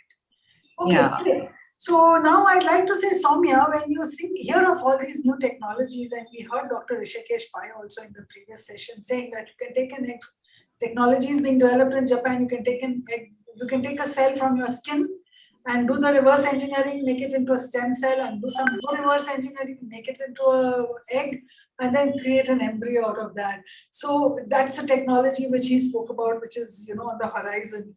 So when you hear of all these things, and I'm, so I'm also asking, how would women really make those choices? I don't know. I've not been in that place, but suppose you were to put yourself in that place, how would you make such a choice? Soumya? Yeah. So I think it all boils down to an authentic choice, Anita. I have friends who are 35, 36, really, really dear friends who've chosen not to get married, not to have a child. They're choosing some of these things out of very clear idea about what they want out of life. So one is there is no clear template to, again, how a woman should lead her life, right? But on the other side, on the other hand, I also have friends who have made those career choices, chosen to delay either getting married, finding a partner, or having a child. But at 40, suddenly they're missing all of it. Exactly. And they are so, sometimes they feel so broken, when they see their peers, their friends with spouses and children. So I think the biggest the biggest ask is going to be to make an authentic choice. When you're 30, 31, 32, if your choice, if you have to take that, you have to take the thinking very seriously, because biological clock is legit, right? I mean, it's universal truth. So you can't really fight that. Yes, you can take good care of yourself, which I totally should. I see most women who birth children and, get married just tend to lose focus on their body. That's another topic altogether. But I think it's so important to take care of yourself. That's something that I'm a huge sort of evangelist for. Women taking life happens. At 30, 32, you take a choice and say, I'm not going to get married. I'm not going to have children. I'm going to exactly. It's important to. What do you regret? So might as well freeze my eggs. Might as well freeze. So if you're choosing, if you're not clear, freeze. If you know, freeze. If you know for sure that you're not going to have a child, then it's fine. It's okay that I find a partner. So yeah, I think authentic choice. Sorry, Rajpreet, what is your take on this one? The new technologies that are coming to help women manage their reproductive cycles better and the biological clock better. I do believe there is also a role of food and nutrition in all of this. Being an integrative nutrition health coach, I have learned and I've understood, and I know for a fact that many women honor their cycles. So when you're PMSing, you don't take a decision which is a hard decision. You do more creative and reflective work. You take a decision after your periods are over, because the mood swings and the mental frames are very different at these points in time. And then you eat the right kind of foods that nourish your body, anti-inflammatory and pro-inflammatory foods. The way our grandparents did, and we didn't believe them when they told us and advised us, but now the world is going back there. So anyway, I do believe food and nutrition also has a major role to play in managing the biological clock. But Rajpreet, what's your take on this, on the whole available technologies and coping strategies for managing the biological clock? Sure. So I would like to talk about two things. Firstly, I believe that one is choices that Soumya was talking about, and also about taking responsibility for those choices. A lot of times, when you're working, you tend to just take your health for granted. And I have done that for many, many years. And so when you're young, your body just supports. But there is, some jolt that you get at times, in your career, that the body calls for attention. So before the body calls for it, that debate on prevention is better than cure. So, I would support that. And it's very, very important to listen to your body and, take care of it. And with respect to technologies, I think the world is really, opening up. I've seen like a decade back when people were like really hushy, about talking about an IVF, or, things were like, people were really hushy about it. And of course, it's great that, even talking about the menstrual cycle, things have evolved. And I think we've really, in the last decade, come where we can openly talk about these issues, and people are accepting it and using some of these technologies to benefit them and support them, make it easier for them.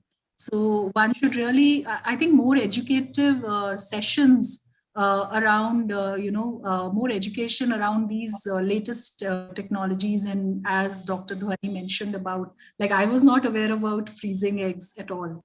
So, I think awareness around these should also be done as the technologies are emerging. So, yeah. That's one of the reasons for this session also, that this kind of stuff is available. But the prevalence of IVF centers everywhere, there must be a market for it. That's why they're here. My building alone, my office complex alone, has 2 IVF centers, just within close proximity of each other. So there must be a market for it, and they're chock full of people all the time. So there must be some uptake, and there must be people having conversations, although maybe behind closed doors. But Rajni, your organization Kantar has brought a lot of this conversation on the table, and is not closeting it anymore. I'd love for you to share some of those lovely best practices about the biological clock that you talked to me about.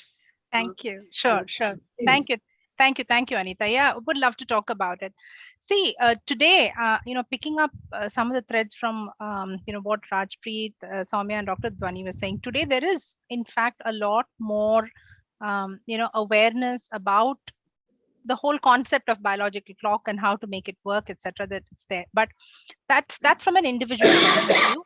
I think to truly make a difference and to make it work for people at large, for women at large, and for working women at large, I think there is a role that organizations have to play as well.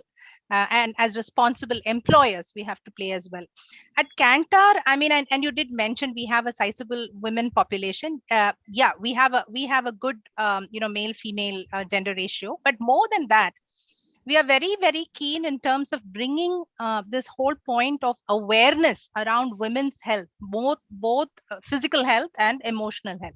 So we have an Inclusion and Diversity Steering Council. It's led by business leaders. In fact, our South Asia Council is led by Preeti Reddy, who's also part of the discussion today. She opened it. So we focus a lot in terms of defining specific actions or defining specific initiatives that take care of women's health physically and mentally. And many organizations do it. So aspects around flexibility and work, aspects around bringing people back from post-maternity support and, employee resource groups, every organization is now kind of doing it. At Kantar, what I particularly wanted to speak about was around menopause. When we speak about women's health, we focus a lot about the early biological clock, or the, till the childbearing age.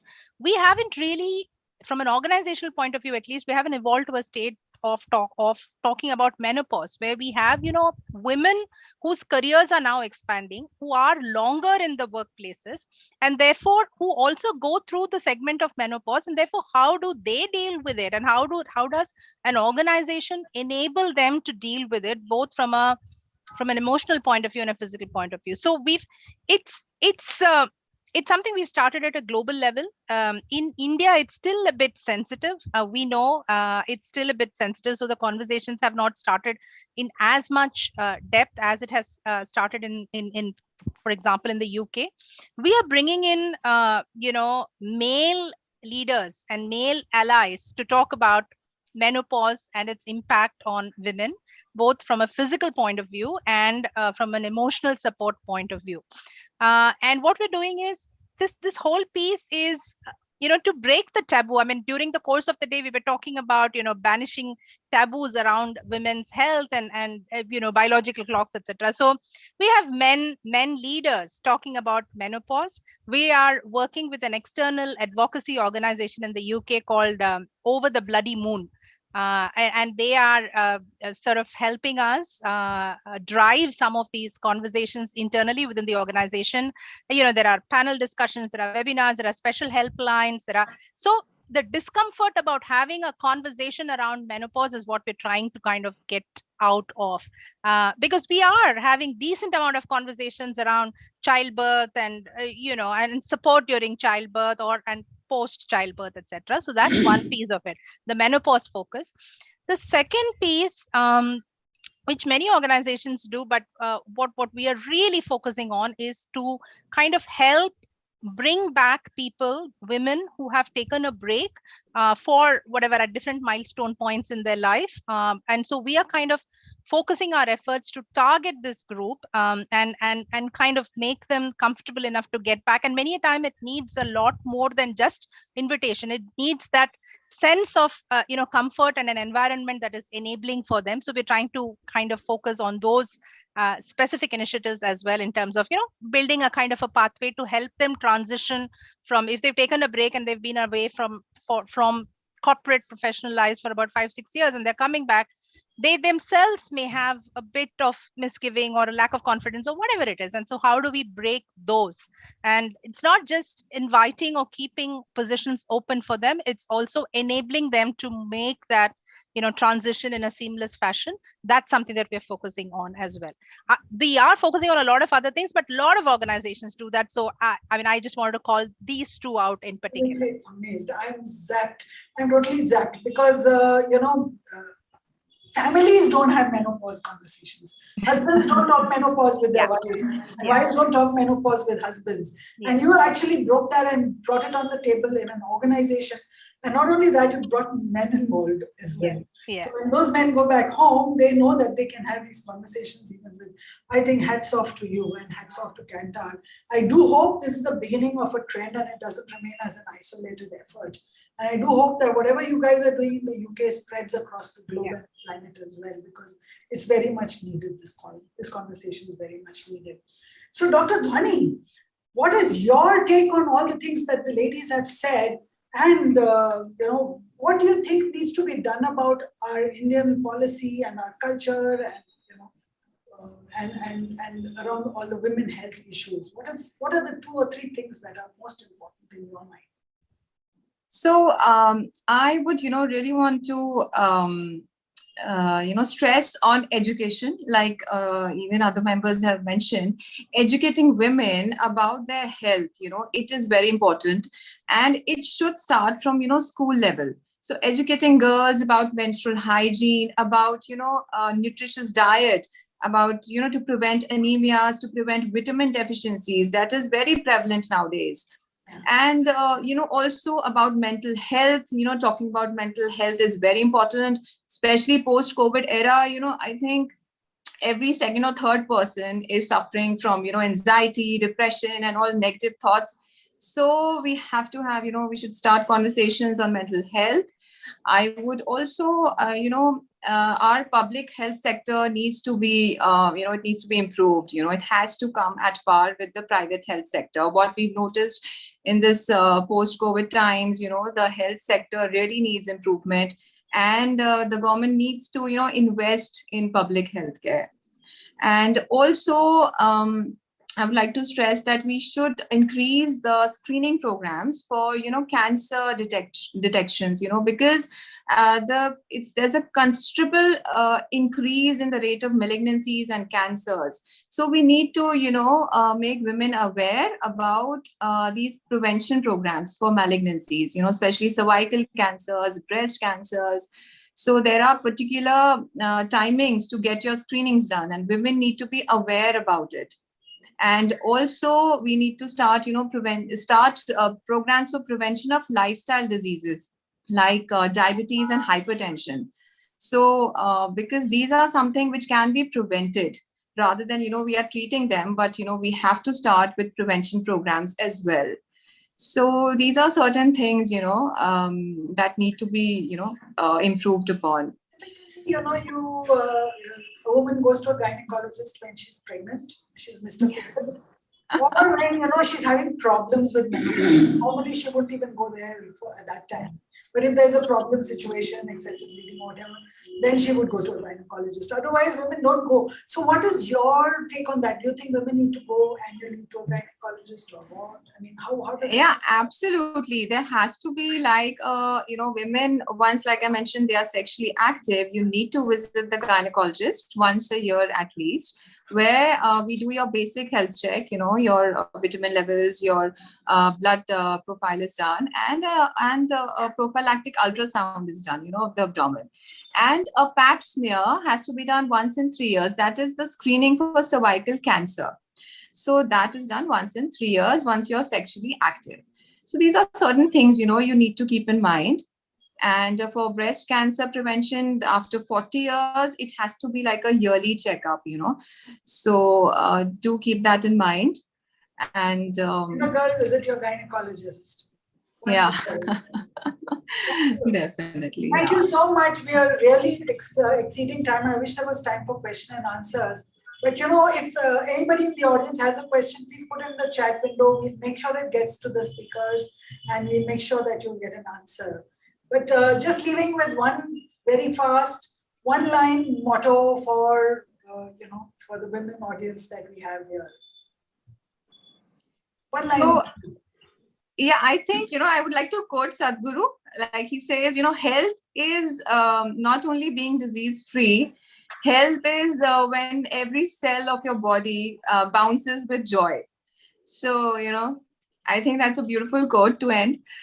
And we should all, have it in our lives. So, and there's the only way to do it is with yourself, by yourself. You can't get it done. It comes from inside out.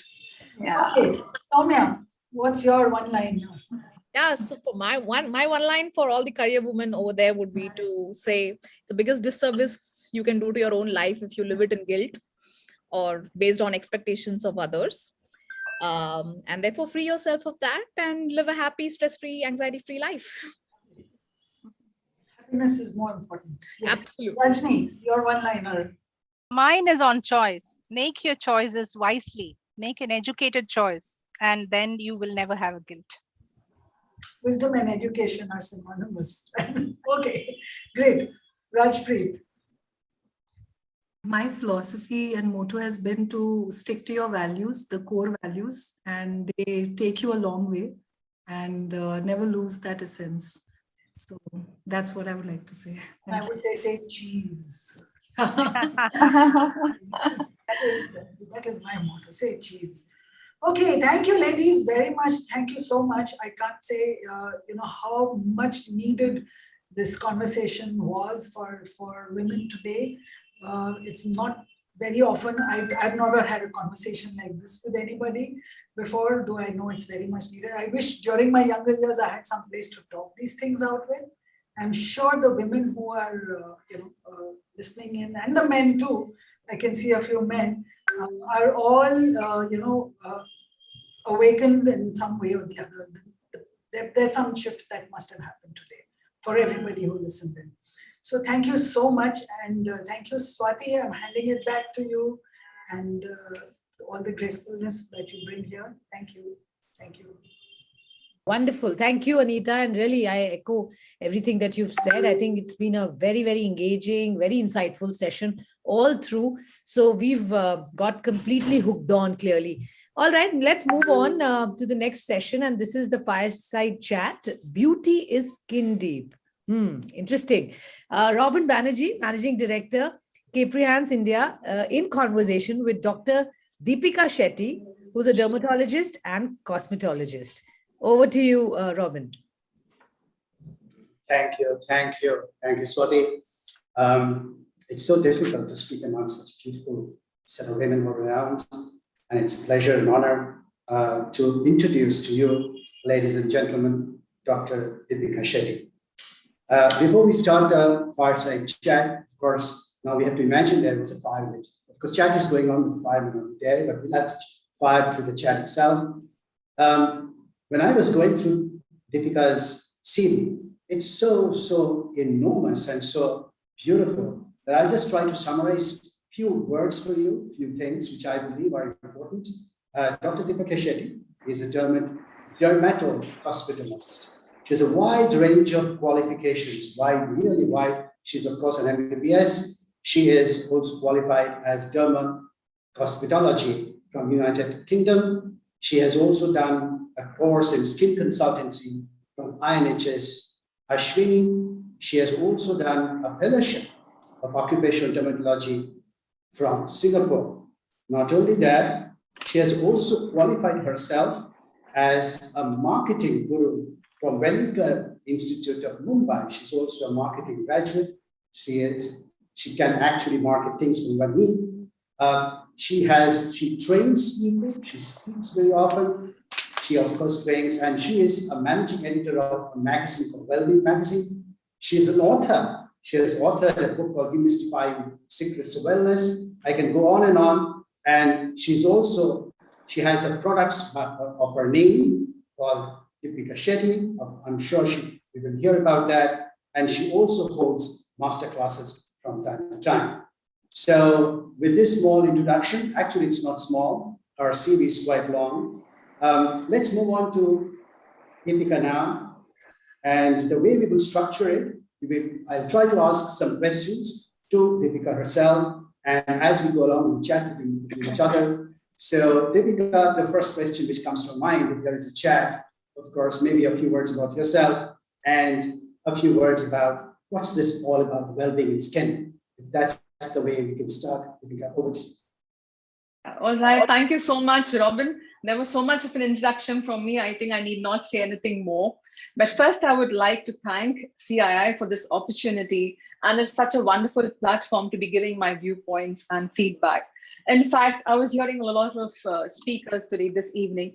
It has been so insightful and, trust me, very impactful.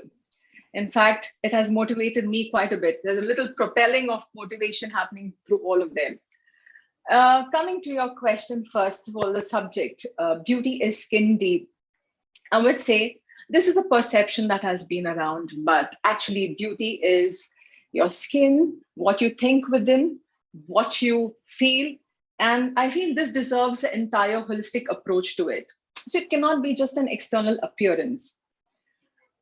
The way you feel beautiful outside, like you have perfect features or you have glowing skin, this gives you different confidence, I'm sure. But at the same time, it's very comfortable to be feeling confident inside also. So you have to feel confident and beautiful within to feel that radiant outside you. To go a little in depth into this topic, I would say all of us age every day. And I'm sure this pandemic has taken quite a toll on all of us, right? Whether it is a woman who's in her teenage or whether it's a woman in her early 20s or late 30s or 40s, all of us have gone through a lot of change. And this change is in the form of aging. So our skin ages every day. We have intrinsic aging and we have extrinsic aging. Now, when we speak of intrinsic aging, it is like our genetic makeup. It is like what your genes are doing to you. So we have our collagen fibers as well as our elastic. This is something that we start reducing every year. Now, this is inevitable. Aging has to happen. It is time-based. But this is something which can get accelerated or get into a Ferrari speed if you're going through a lot of stress. So your internal aging will cause a lot of sag. And if this is coupled with gravity, you will notice that you get a lot of lines during rest too. Then we have another factor of aging, that is extrinsic. Now, extrinsic is all that happens from outside. So if there is a chemical abuse, a lot of exposure to pollution, and then you have UV rays exposure, understand you have chemical aging as well as photo aging that happens simultaneously. You get to see your skin as dull, dry, a lot of pigmentation, and a breakout also happening, like you can get zits and also eczemas. Now, considering this, coming to how to get a glowing and radiant skin, it is something which is one has to go to an extra mile to work for this. If you have a good genetic makeup, it's very easy to put in a ritual and have your good skin. But if you have an existing issue, like if you have acne, you have pigmentation, or you have dryness, then you have to travel that extra mile to get good skin. So that means you have to get your ritual into place, your regime in place. You have to take help of doctors, dermatologists like us.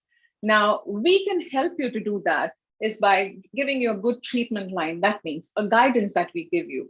A good treatment line, which means it could be invasive or non-invasive.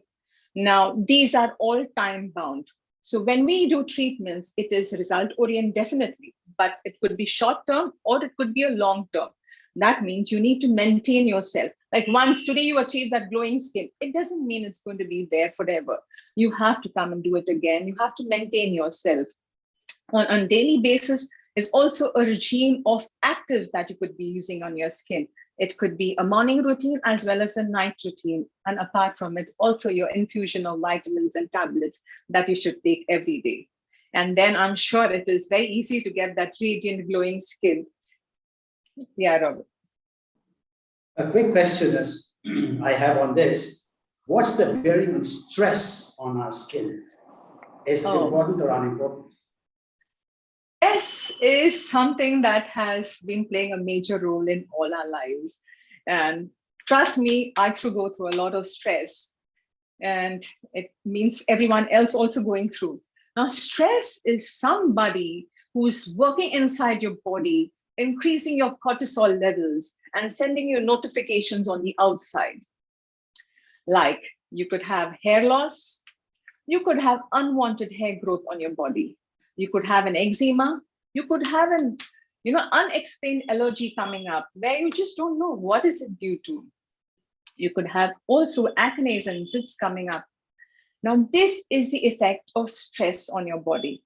And trust me, our stress impact also varies. Sometimes it's very, very intense, very severe, and sometimes it's low category, but all of them do have an influence on the exterior, apart from the internal changes. So you are saying stress does impact our skin as it impacts many other parts. It does. That's the reason, sometimes you see people and you're like, oh my God, he didn't look like this. What has happened? Why has he aged? So that is where we say your biological clock or the genetic makeup has certain shift in it. And you feel that person is aging faster. That's because of stress. Having heard making to the skin well-being, Deepika, if you can allow me, I want to move into some myths which we keep hearing.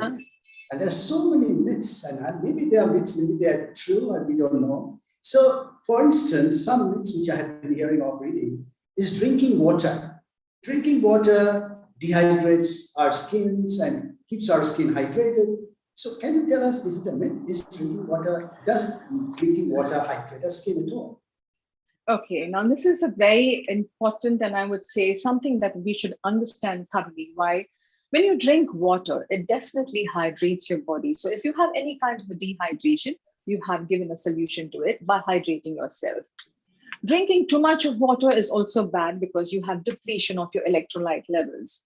Okay, drink in moderation. Now, about hydrating your skin. Now, you hydrate your body or you drink good amount of water. Yes, there is hydration of your skin. But sometimes you definitely find a situation you're in where you say, I drink good amount of water. I consume so many glasses of water, but why is my skin dry? Why is my skin patchy? And also, why does it feel so stretched? Now, the question is, you've been drinking good amount of water. Why does that happen? So here it is. Skin hydration is different from body hydration. So we have something called as the external layer of the skin, which plays a very important role in your barrier function.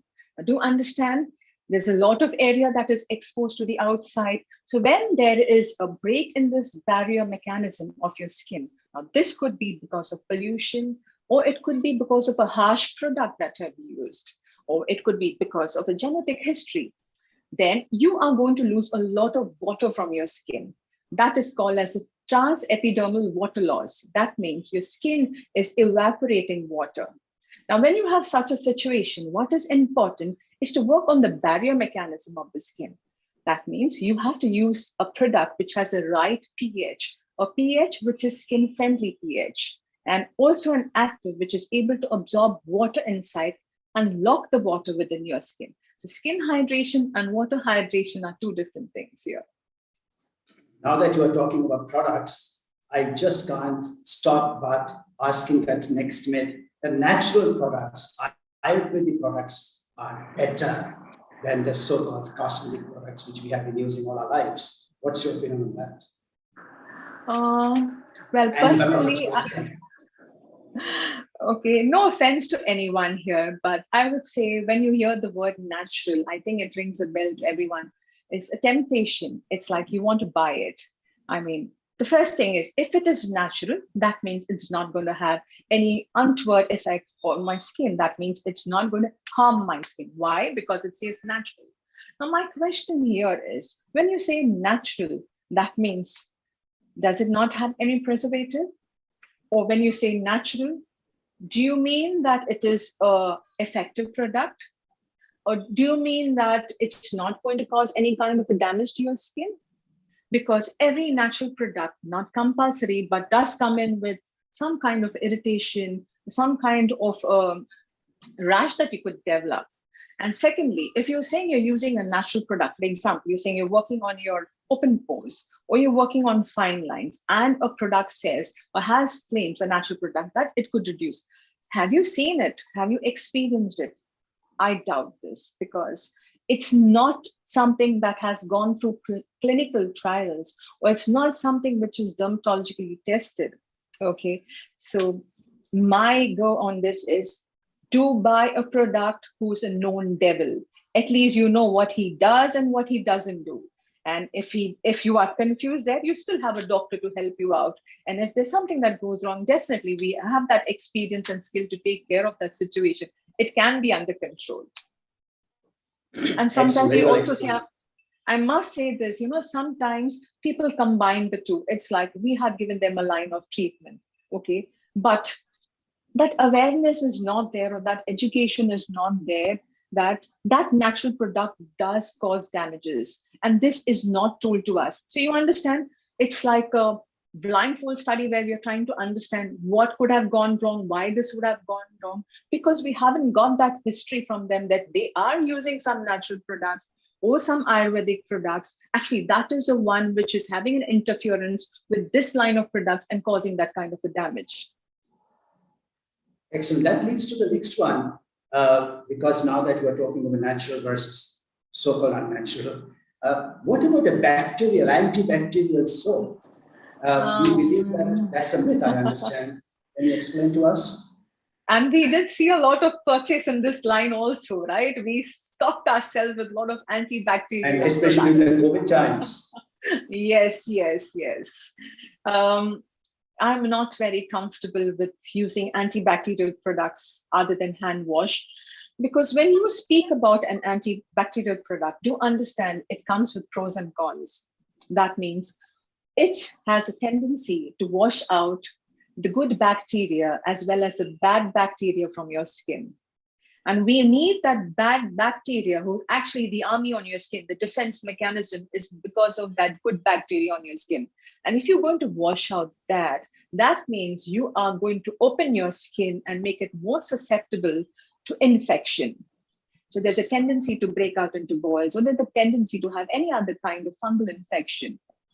Rather use a product which is more gentle for your body, which is pH balanced. So for a face, use a face wash, which is gentle, or if you have a particular concern and you are using medicated products, then I know that it's doing the right thing, or as a body wash, which is more milder and gentle on your body. Excellent. You have broken so many myths already. One myth I want to understand is vitamin E for elephant. Apparently, it cures everything. But is there a myth? Vitamin E solves all our problems on the skin marks, back marks. Okay, Ramana, I would say one thing. When you speak about vitamin E, you said E, right? E. Yeah, E. Yeah. E for elephant. Yes. I don't think we have heard of anyone suffering from vitamin E deficiency. You generally hear a B12, you hear a D3, or you hear an iron deficiency. But so far, I don't think we have heard of vitamin Y, because vitamin E is easily available in nuts and oils and easily absorbed by our skin. Now, considering that, I would say, why do you want to use an external vitamin E? Your daily requirement is around 15. So why do you need to have an extra coating on your skin to clog your pores and make it uncomfortable or not let it breathe? Rather, eat something and get maximum benefit of it rather than apply that product and ruin your skin. Excellent. I don't think it makes sense. No, it makes no sense. So 4 myths have already answered. The drinking water, drink moderately. Sorry, I'm just trying to summarize for the lack of time. Natural products, you are not very sure whether it always works. Antibacterial soaps or antibiotic products, perhaps it's clear no. And vitamin E, just to give an extra dose of vitamin E, you are of course not recommending. But you are saying something, you were trying to say something about it more. Go ahead. Yeah, no, I was trying to say that, we need a lot of awareness. That is when I see that when women come to us, my practice is basically more of women. The ratio is more of women as compared to men. And, sometimes there are a lot of myths, but people are shy to speak about their myths. They feel we may have an opinion about them or we're going to judge them. But I say whatever it is, you have to come out and speak openly to us. Rather, we are in a position to help you and understand you further and take you further in your journey, Because there's so much of expectation, but if there's no clarity in what you want, we also find it's become very challenging for us to understand the situation. Excellent. Dr. Deepika keeps on explaining to us so many topics. I think we can go hours and hours because she has so much knowledge and she does so much work. I would now go into your book. You are also an author and you have written a book called Demystifying Secrets Wellness. First of all, where is it available? What is it all about? And we would be really waiting to read it. Yes, I had this opportunity to write a book, and moreover, how did this thought come into my mind is, now everyone has a limitation in terms of time or as well as access. That means, suppose I have a patient, okay, she has an appointment, she's able to reach me, but there are times and moments when you are stuck and confused. So what do? Can you keep calling your doctor and asking, or can you keep coming to your doctor? No. There was a situation where I faced when I was a consultant with the airline industry. Now, I used to see there's terrible abuse of the skin. Okay, a lot of changes that the skin went through because of makeup. The second thing is the change of altitudes that they had to. So that means erratic work hours as well as lifestyle. Okay. And where was the time to come to us? Where was the time to reach us? Okay. I said, why not give them a solution in one book, in one hand, where you read it and you understand and able to manage it, and there's so many topics in this book that I've given that, whatever you pick on, you can read and you never get bored of it. You can read again and again and more informative. And I mean, that was something I felt is a requirement. It was a need of the hour, in which eventually one subject or one point turned into a book after that. Now, this book is available on Flipkart, and eventually it's going to be available on Amazon too. I have never heard of a doctor who has written a book to take care of the boredom of the patients waiting for him or her. This is amazing. You are actually thinking ahead of time. This is just amazing as to why you read the book, wrote the book. Fantastic. As I said, there are so many things we would like to talk about. Skin products, you have actually have products by your own name. You have put your neck on the news saying, hey, I'm giving my name and this is my product. Could you explain to us what is it that and how we can find the products and how we can use all that? And I do understand your product is Deepika. Robin, during my PG period, that is in the Naval Hospital, we are in that habit of compounding a product. That means we would make products instantly and give for a particular concern. It's like if somebody had this concern, okay, we made that product and gave. And that stayed with me all the while. And I felt, why am I not able to do that? What is stopping me? What is the limitation? And over a period of time, I felt now is the time. And I think it's during COVID period where I felt people are not able to reach, at least give them that product to help them. And that is where I got into curating formulas and making products. And presently, I do have a range of products. Today, it is very few, which is out. And we have a lot in the pipeline, which is going to take care of your hair concerns, your skin concerns, your body, and also specific actives for specific problems. So and also I must tell you, there's so many people, this market is saturated with these products, right?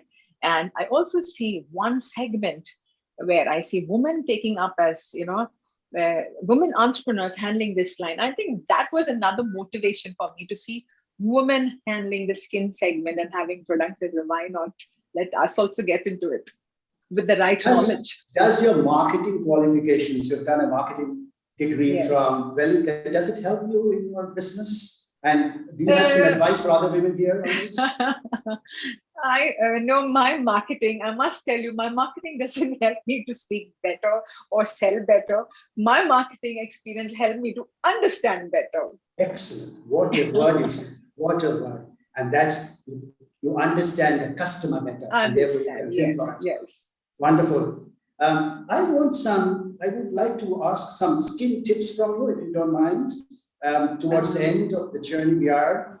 Can you give some skin tips for wrinkles? Many of us have got wrinkles. Would you get some skin tips again? First of all, I would say there's one mantra that all of us should follow is having a ritual for ourselves. Okay, that means get into the habit of having a cycle for your skincare.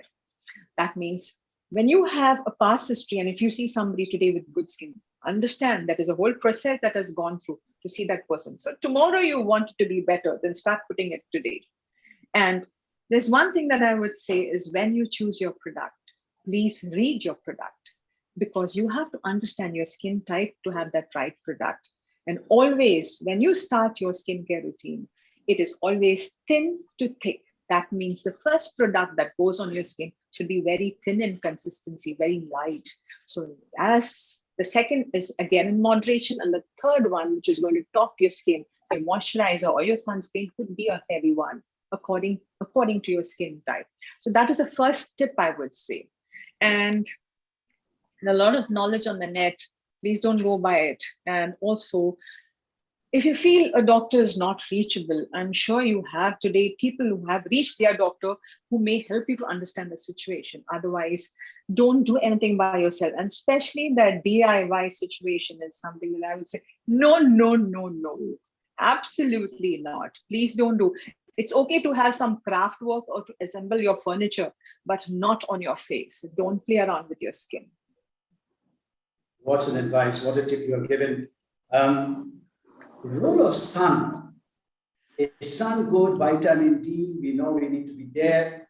But still there are sunscreens. So there is sun, and then we have a screen to prevent the sun. So could you explain to us this? It's dichotomy? Very nice. Yeah, see, it is. I imagine a day without sunlight. That could be very gloomy. So we need our sun. And for us to get our vitamin 3, an exposure to sunlight of 7 to 8 minutes was more than enough. Apart from that, I would say, why expose yourself if not needed? And if you are exposing yourself to sunlight, do remember to protect yourself from this UV rays. As I said earlier, exposure to sunlight can cause photoaging. Okay, it can make your skin leathery, dry, and irritate or burn or tan your skin. To pick a right sunscreen according to your skin type. So we have water-based sunscreen, we have the cream-based, the lotion-based, everything. You have different combination, emulsion also.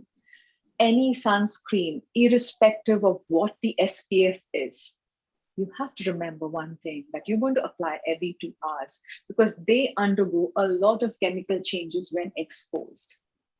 So protection is very important apart from your clothing. Protect your eyes also. So wear your glares, protect your lips with sunscreen here. And it's, if possible, protect your head also. Now, when you're indoors, and you spoke about sun, right? What about when you're indoors, when you're exposed, like how we are exposed to technologies? What happens? So we have a lot of radiation here. You have blue light radiation. Yes, use a sunscreen even when you're indoors, okay? And also, irrespective of what the season is, whether it's summer, winter, or the rainy season, a sunscreen is 365 days.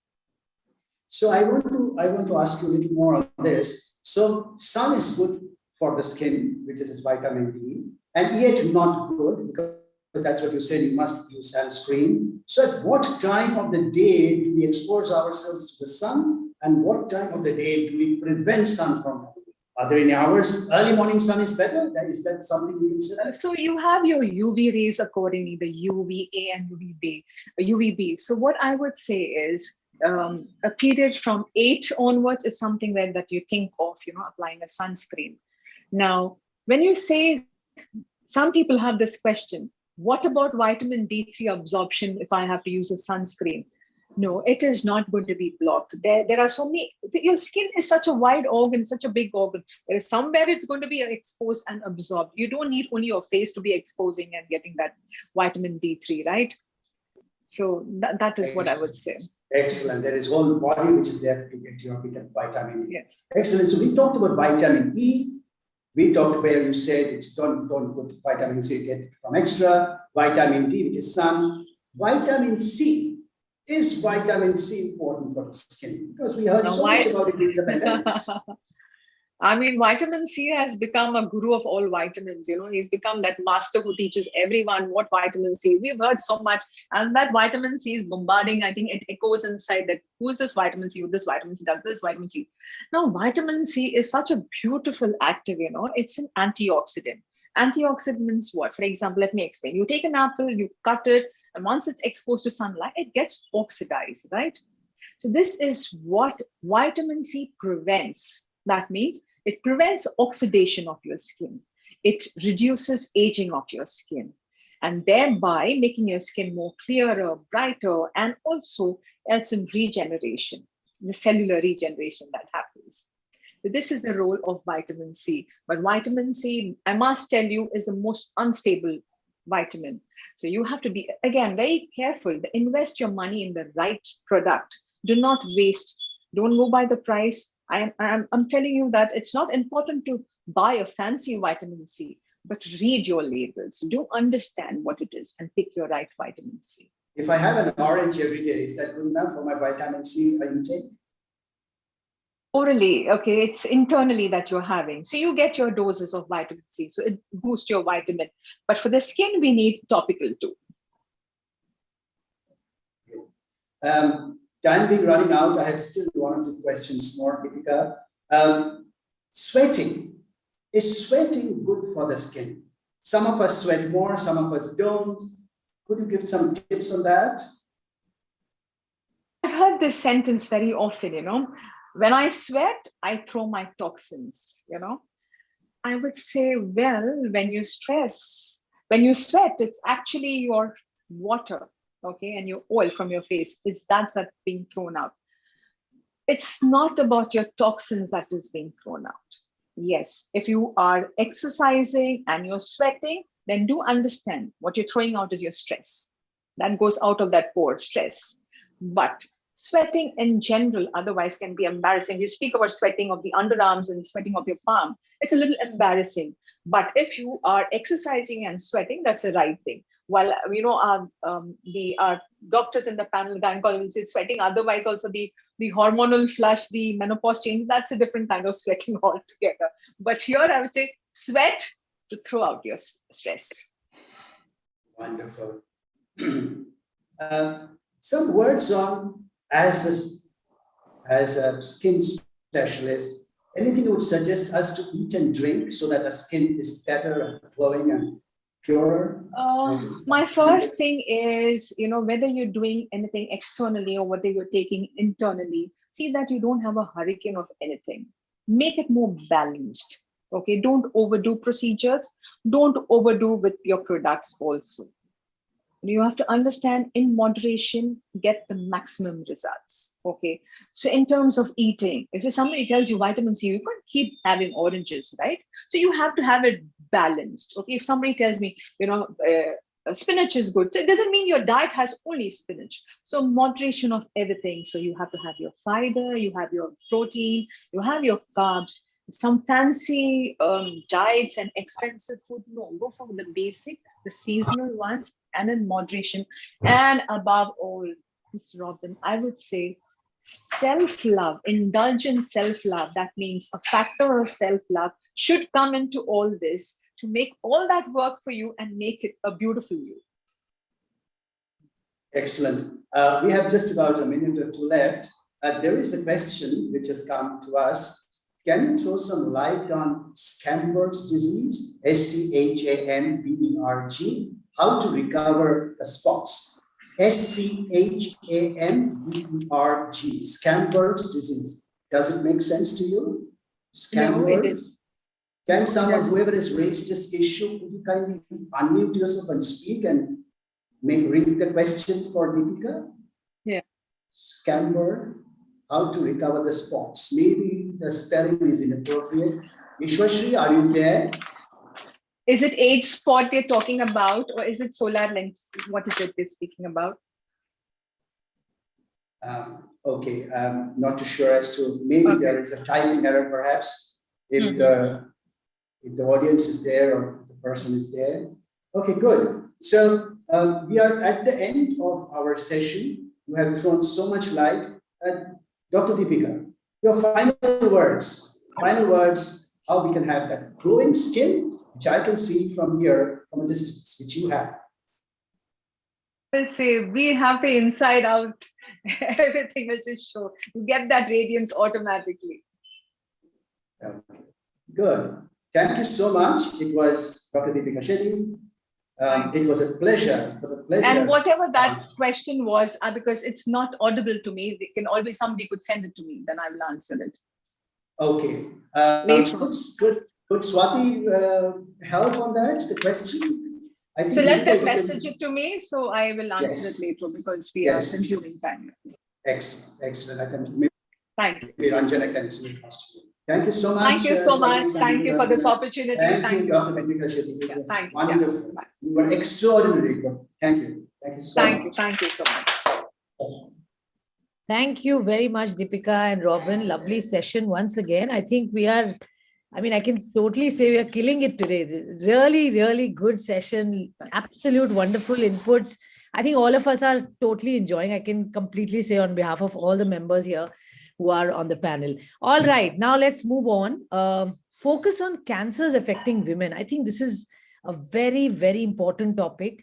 And we need to, I think, dwell, if we had not included this, I think the session would have been incomplete. There's so much that's said, written, understood, not understood about this particular topic. So what we've done is pretty interesting stuff. We've first got Tanuja Gomes, my dear friend and co-member on IWN, and also she's the co-founder and co-CEO at Furtado School of Music. She is going to be in conversation with Ms. Prachi Mukherjee, who's the Senior Vice President and Chief of Staff to Mr. Anand Mahindra, Chairman Mahindra Group.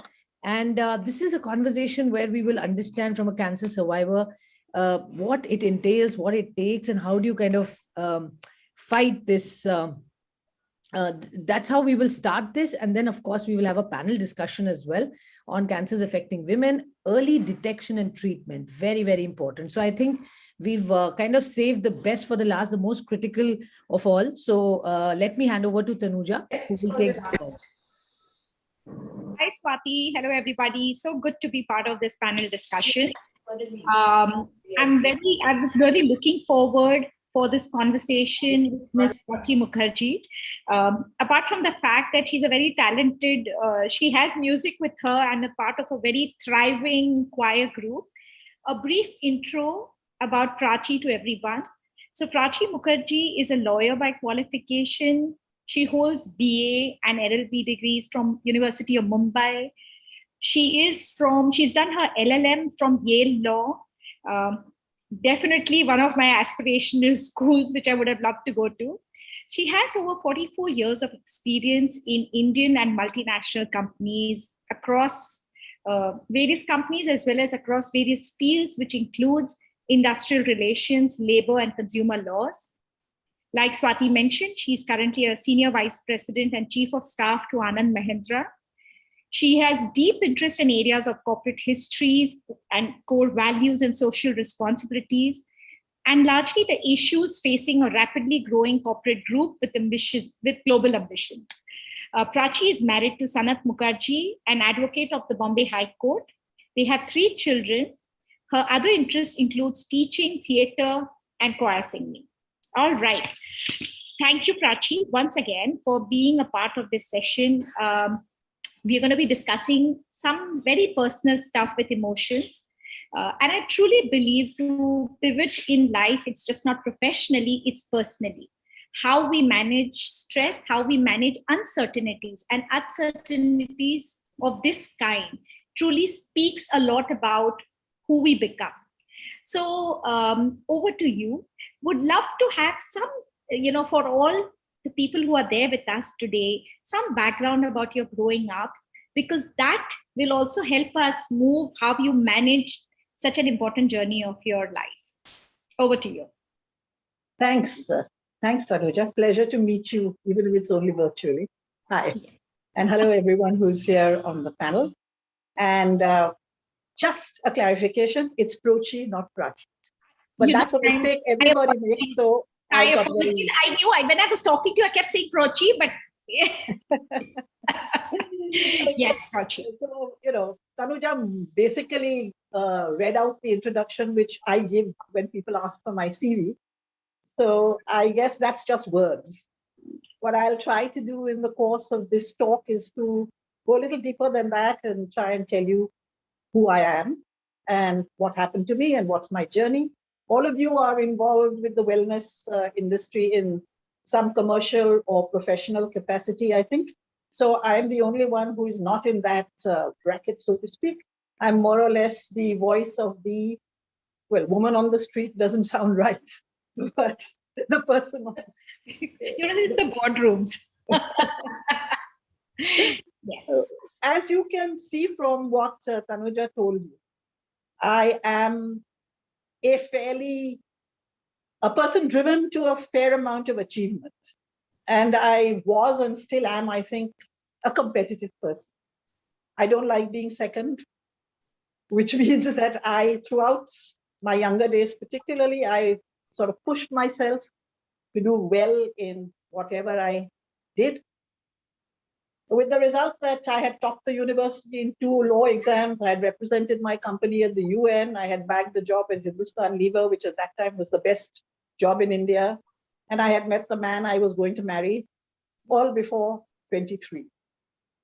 Wow. So, I'm sorry, it doesn't sound modest, but the rest of my life could well have been an anticlimax. So, picture abhi baki hai.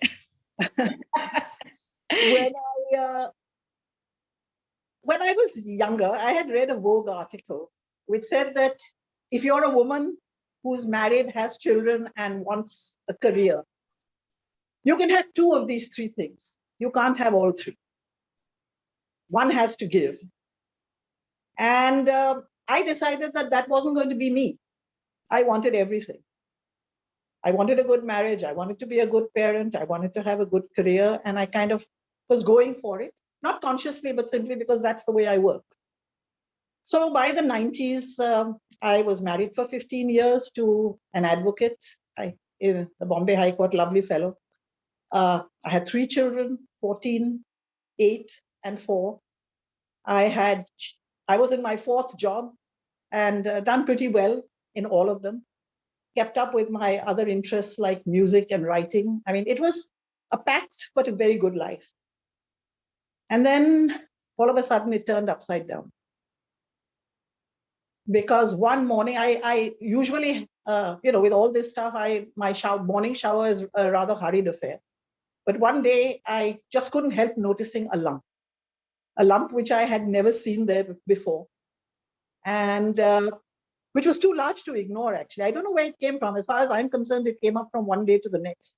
But obviously, that could not have been the case. So anyway, I didn't want to put it off. I went to the Indian Cancer Society. They had a clinic on Pedder Road at that time. And as I was sitting there, I watched almost everybody who went in before me. They were coming out with a huge smile of relief on their faces. And I said, well, what can go wrong?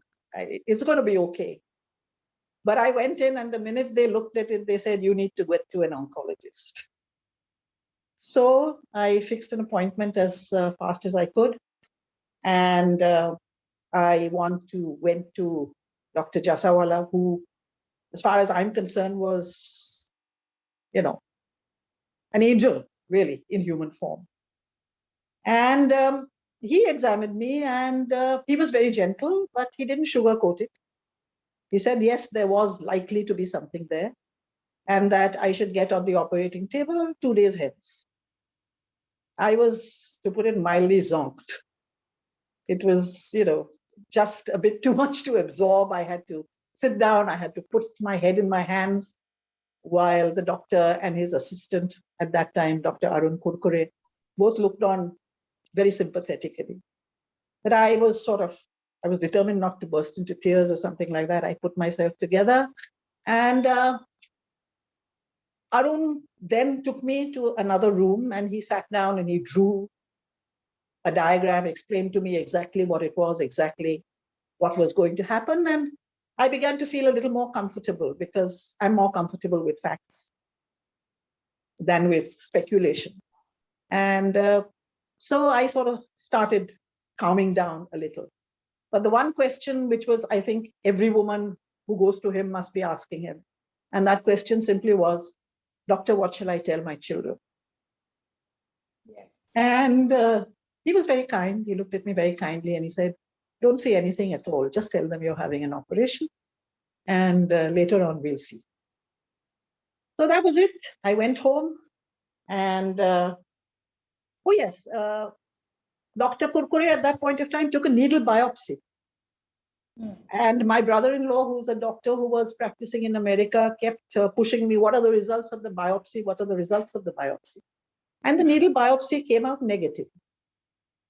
So that was another sort of relief. Yeah, nothing's really wrong. It's probably just some kind of big fat lumps, non-cancerous, non-malignant thing that's sitting there.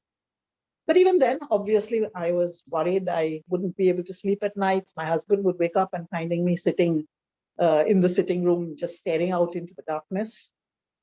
And the strange thing is, it wasn't myself I was worried for. I was more worried about how my family would cope. Anyway, I went into hospital. We dropped the children off to school on the way to hospital, went to Breach Candy, checked in, etc. And as we were driving to the hospital, I still remember, we were listening to the radio and Michael Jackson's Heal the World came on. And my husband had to stop the car because he put his head on the steering wheel and wept. Sorry, I shouldn't have said that. These are such difficult moments. So I'm sorry, if.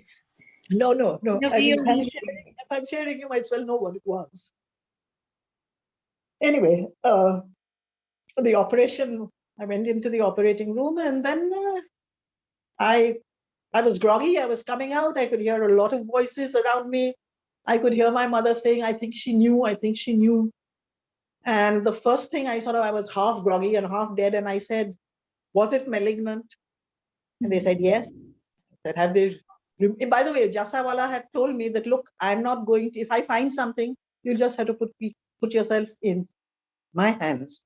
I'll take the call on the table. I'm not going to sew you up, come out and take your permission. And I had said, yes, that's fine. So, well, I woke up and I had had what was called a modified radical mastectomy, and basically my right breast was gone. But there were also just so many people in that room looking so concerned. There was my ex-boss whose face was literally white. And there were all my colleagues from office, there were my parents, there were my children, there were my neighbors, and they were all gathered around me before I had even come out of anesthesia. And when I saw them, and when I saw that how concerned, genuinely concerned and affected they were, I think I took a decision at that time that nobody who took the trouble to come and see me was ever going to see me without a smile. So at that point of time, I said, you know, I am going to put this whole thing behind me. I'm going to fight it and do whatever I can and take what comes. So the next morning, after everybody had gone, there were no more visiting hours, etc. I spent a good deal of time weeping. And I got, and the other question that popped into my head was, there goes my career. That's the end of it, you know. But gradually I got used to the idea, spent time in hospital. People came seeing me, and it was almost like a party. There'd be so many people in the room, and we'd all be laughing and joking, and it wasn't really such a bad experience at all. As far as the treatment was concerned, I was just 42 at that time. So my doctor said they were going to give me 6 cycles of the strongest possible chemo, strongest possible combination, because I was at that time young enough to take it. So I said, all right, if we're going to do it, let's start. So they said, don't you want to get home and recover? I said, no, let's start before I leave the hospital. So I took the first dose. And again, it was a strange sensation, like it was like prickling. I mean, it was as if there were some thorns under my skin all the time as the injection went in. But at the same time, I was sitting, laughing, talking, joking with the doctor. And it wasn't as bad as it sounds. So then I went back and went back to my job within a week. And then the small miracles began, really. I mean, things like, you know, just the day before I discovered I had cancer, I kept putting it off. My company had a cancer coverage policy. I had just joined a new job about a year ago. And I had kept putting off signing those insurance papers. And just a couple of days before I knew I had cancer, I signed the papers and submitted that policy. And so my medical expenses were covered. When it went to the insurance company, they said, look, this is very weird because she signed it just a week before she went for the operation. How can it be? And then to my great good luck, Dr. Jasawala was the head of that panel. And he certified that, you know, I had come in. So, you know, these were all small miracles that were happening, which made me feel that it's going to be okay. A long lost cousin, a favorite cousin of mine who lived in Sri Lanka, who I hadn't seen for 20 years, turned up and appeared at my bedside. My hair started falling off. I mean, it was fine for a few days. And then one day I woke up and found that most of it was just on the pillow. And I was practically bald. And just then the postman knocked and the wig which my sister-in-law had sent from America arrived. It arrived not just in the nick of time, but the next day there were some riots or something. I forget what happened. There was some big public disturbance and the whole of Bombay closed down. So if I hadn't got it that day, it would have been a long time before I got it. So all these things kept happening, which I don't know if it's right to call it miraculous, but it certainly lifted my spirits. Then I went back to work, took chemos on the weekends, went to work Monday to Friday. Yes, another small miracle, actually. I was at work, and that was the day of those bomb blasts, you know, those 13 blasts which happened, the bombs all over Bombay. And I was feeling tired. It was my 4th or 5th chemo, and I was planning to go home early. I was planning to go home at lunchtime. And just then a friend called. In fact, Tanuja, you'll know him. It's Alfred D'Souza, who was the conductor. Yeah. And he started talking, and I was feeling a little impatient. I wanted to go home, but Alfie is a talkative guy. And we talked and talked, and I was a little late in leaving the office. And then I got into a cab to go to my house in Bandra. And at Worli, I found that all the traffic had stopped because a bomb had just gone off outside Century Bazaar. And if I had left office at the time I was planning to leave, I would have been right there. So, I don't know. It's difficult to explain these things, but that's the sort of stuff that happened. Well, everything went well after that. Far from my career being over, I got a promotion. I did okay at my job. Then I looked around for a new job. I changed my job. And I'm still in that job, which I love. And here I am now. So what did I learn at this point of time? Tanuja, you will have to stop me if I'm going over time, because I'm just going on and on. Also so into the whole conversation, but I'll tell you. Yeah. Well, the one thing I learned was that at that point of time, this was 93, the options of treatment, I don't know if it's different today, but the options of treatment for cancer were strictly limited. They were either poison through chemo / through surgery, or burn through radiation. And poison / and burn in various combinations was the best that you could expect. That was the kind of not so great news. The great news was that when my hair fell off, first, of course, it was awful. You look yourself, you've got one breast missing, you are look like some kind of android from outer space. But then slowly it was almost like being reborn, because it looked just like a newborn's baby's. And I literally felt I was seeing the world for the first time. I was seeing everything was beautiful. If I heard a bird, or I saw a leaf on a tree, or I saw my little girl smiling, everything was just beautiful. I learned to appreciate it in a way that I had never appreciated it before. I think I grew much softer. I hugged people more. Tears were a little closer to the surface than before. And I stopped postponing things. Because for the first time, although technically everybody knows that one day you have to die, it's not real till something like this happens. And then for the first time, there's a story that Sarah Bernhardt, the 19th century actress, used to sleep every night in a coffin. And it kind of sounds morbid or macabre. But I think I understand. The real reason was that you go to bed reminding yourself that this is where you might be the next day. So it's important to make the day count. So I stopped postponing things. I did a lot of the travel, which I had not done for some years, went on safari, went to Yale for my 25th reunion, met Bill Clinton, who was my classmate, sailed, went on all sorts of adventurous trips into the Arctic Circle, saw the midnight sun, blah, blah, blah. I still have a bucket list, which right now is on hold, thanks to COVID. But certainly I started living life far more intensely than before. But then, time goes on and it all wears away. There are limits to how much people go on with their lives. You can't be an object of their sympathetic attention all your life. You yourself want to get on with your life. You don't want to sit around feeling sorry for yourself. So it wears away, and 15 more years pass. And I forgot all about it. At that time, the morning I described when I was weeping, I kind of made a bargain with myself that I was going to fight with everything I had for 15 years. Because my youngest daughter was 4, and I wanted her to be 19, 20, old enough to remember me in case anything happened again.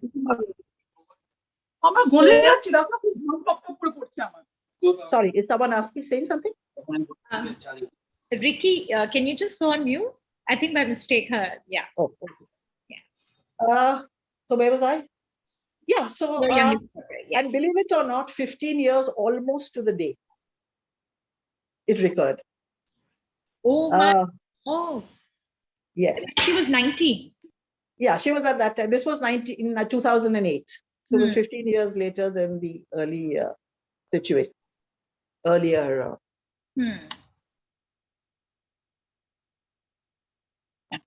one. And this time too, it was again a little bit of luck, because I had gotten a bit complacent. I had stopped going for my regular checkups, which I used to do every week, every year before that. And my secretary in office had been after me, and I kept putting it off. No, I'm too busy. I don't have time. I can't spare a full day for, I hate the ultrasound, all that sort of stuff. And finally, she got fed up. She picked up the phone and she just made the appointment and said, go. And I went, and sure enough, they found something. But unlike the first time when it had been at the third stage, this time it was found very much earlier. And it was overall a much calmer experience. When I saw the results of the pathology report, the way they described it, I understood that it was going to be malignant. But I was much more prepared this time. I also found that surgical techniques had improved. They didn't jump into doing mastectomies quite so fast as they used to. And in fact, Arun had just come back from Vienna and learned some new technique, which involved not even cutting the breast open, basically inserting a wire into the lump and, by some means or the other, which I'm not sure about, pulling it out. So I walked around for a couple of hours before the operation with this wire sticking out of me. And then I went into the operation and came out and found that the lump had been removed. And since then, well, here I am. And again, I think I have gotten slack on the follow-up. This time, not deliberately, but because of COVID. Both my doctors passed away in the interim. I did find a new doctor a few years ago. But because of COVID, it is really very difficult to get a doctor's attention if you are not, an emergency, if you're not in a dire situation. With the result that folks like me was kind of fine, but hoping for the best, you feel a little adrift, you feel a little lost, and it is difficult. So that's my story so far. And to sum up, let me just say quickly, Tanuja, if you would permit me, or if you want me to, what I have learned over these two episodes. The first thing is that it's random. It can happen to anybody. So to ask why me is totally pointless. I mean, a better question would probably be, why not me? In my case, I would have been classified as a low risk. I had breastfed except for being a Parsi. I didn't drink, I didn't smoke, I had breastfed 3 children. So I was, I wouldn't have been seen as a high risk for cancer. And yet I got it. Well, why not me? The second thing I learned was the need for awareness. Because as Dr. Kurkure told me at that time, he says, the only thing you did wrong is you didn't go for regular mammograms after the age of 35, 40. But if you had done that, we would have caught it earlier. And now when I look at the statistics, I find that 1 in 28 women is likely to in India is likely to develop breast cancer. In urban areas, it's 1 in 22, which means I don't know how many people are listening in here, but 1 in 22 of the women here could well be at risk. True. And, it was always such a taboo subject in the earlier days that I heard sort of horror stories of people saying that, when I found I had breast cancer and my breast was removed, my husband said, don't tell anybody. That kind of thing. Luckily, that never happened to me. I wanted to touch about that point, but we're really running out of time. This point, which you said that taboo, I've seen it happen in some of the most well-educated families, and that something amazes me, where they, they don't even announce it if somebody has it, so I think, please carry on. The third, then I'll go a little faster. The third thing, of course, is the importance of early detection, because you can see my experience first versus second. The fourth thing is that for women out there, you should put your own wellness first. Women tend to get, they're trying to be good at everything they do, their jobs, their families, their lives, and they tend to neglect themselves because they have so much to do for other people. But if you don't look after yourself, you're not going to be there very long to look after anybody else, and you'll become a burden because they have to look after you. So it really makes a lot of sense to put your own wellness first. Love and support, as I said, is everything. I already described what it was like. When I was feeling really low about the mastectomy, my husband says to me, what are you moaning so much about? You've had 3 children, you're not going to have any more. That's just a useless lump of flesh. Get rid of it. So, that makes a big difference. Then the importance of humor. Because when I first came home, we weren't quite sure how to handle it. But as a family, the children took it in their stride because we never hid it. We talked about it. We joked about it. We made a big cancer joke book, making all sorts of stupid cracks about having cancer. So again, to me, watching something funny, seeing the funny side of it made a big difference. And if you want to help a person with cancer, I mean, my personal experience would suggest that rather than offering them just a sympathetic shoulder to cry on, sit and watch a funny movie with them. It would make a lot of difference. I know, at least to me, watching funny things and seeing the funny side of things. What's the plus side of removing a breast? You pay only half for a mammogram. That sort of stuff works. Obviously, I learned to live life with greater intensity. I enjoy everything more deeply. I feel more deeply. And conversely, I'm a lot less tolerant of time wasting. And I'm very intolerant of bullshit. I love you. But I think that happens with age. Maybe with age. I think, every time you meet women, as we cross the 40s and near the 50s, I think you just realize. Yeah, but I think this happened to me, straight. It was the 40s, of course, but it happened to me pretty much after the first episode. Lovely. And I suppose the most important thing is to count your blessings, because there are people who are always worse off than you, and you get through this with your sanity and your sense of humor intact. That's a blessing. Yes. So it sounds silly, but I think in a way, I wouldn't like to have it again. I certainly wouldn't like to die of it, but I would not have missed this experience because I think it has made a great difference to my life. And just one last thing, no offense to anybody. I know this is the accepted usage to call somebody a cancer survivor. But somehow to me, survivor pictures conjures up the picture of someone being tossed in a stormy sea, clinging to the driftwood kind of thing. And that's not how I see myself. I see myself as a cancer warrior. Wow. It's a tough enemy. You have to fight it. And if it gets you, it gets you, but you go down fighting. Thank Fantastic. You. Prochi, this has been incredible. I think as a warrior, you're right. But everything is about mindset. See, if you look at your journey, and I think for everyone, for all of us, we have 2 choices, either feel completely dejected and why me and live most of the life with why me, or come out of that and fight and say, this is a phase, we're going to come out of this and make most. Your travels, I'm sure there are some very beautiful journeys and memories that have been built. I feel this just last point, and I know Ricky is sending me messages.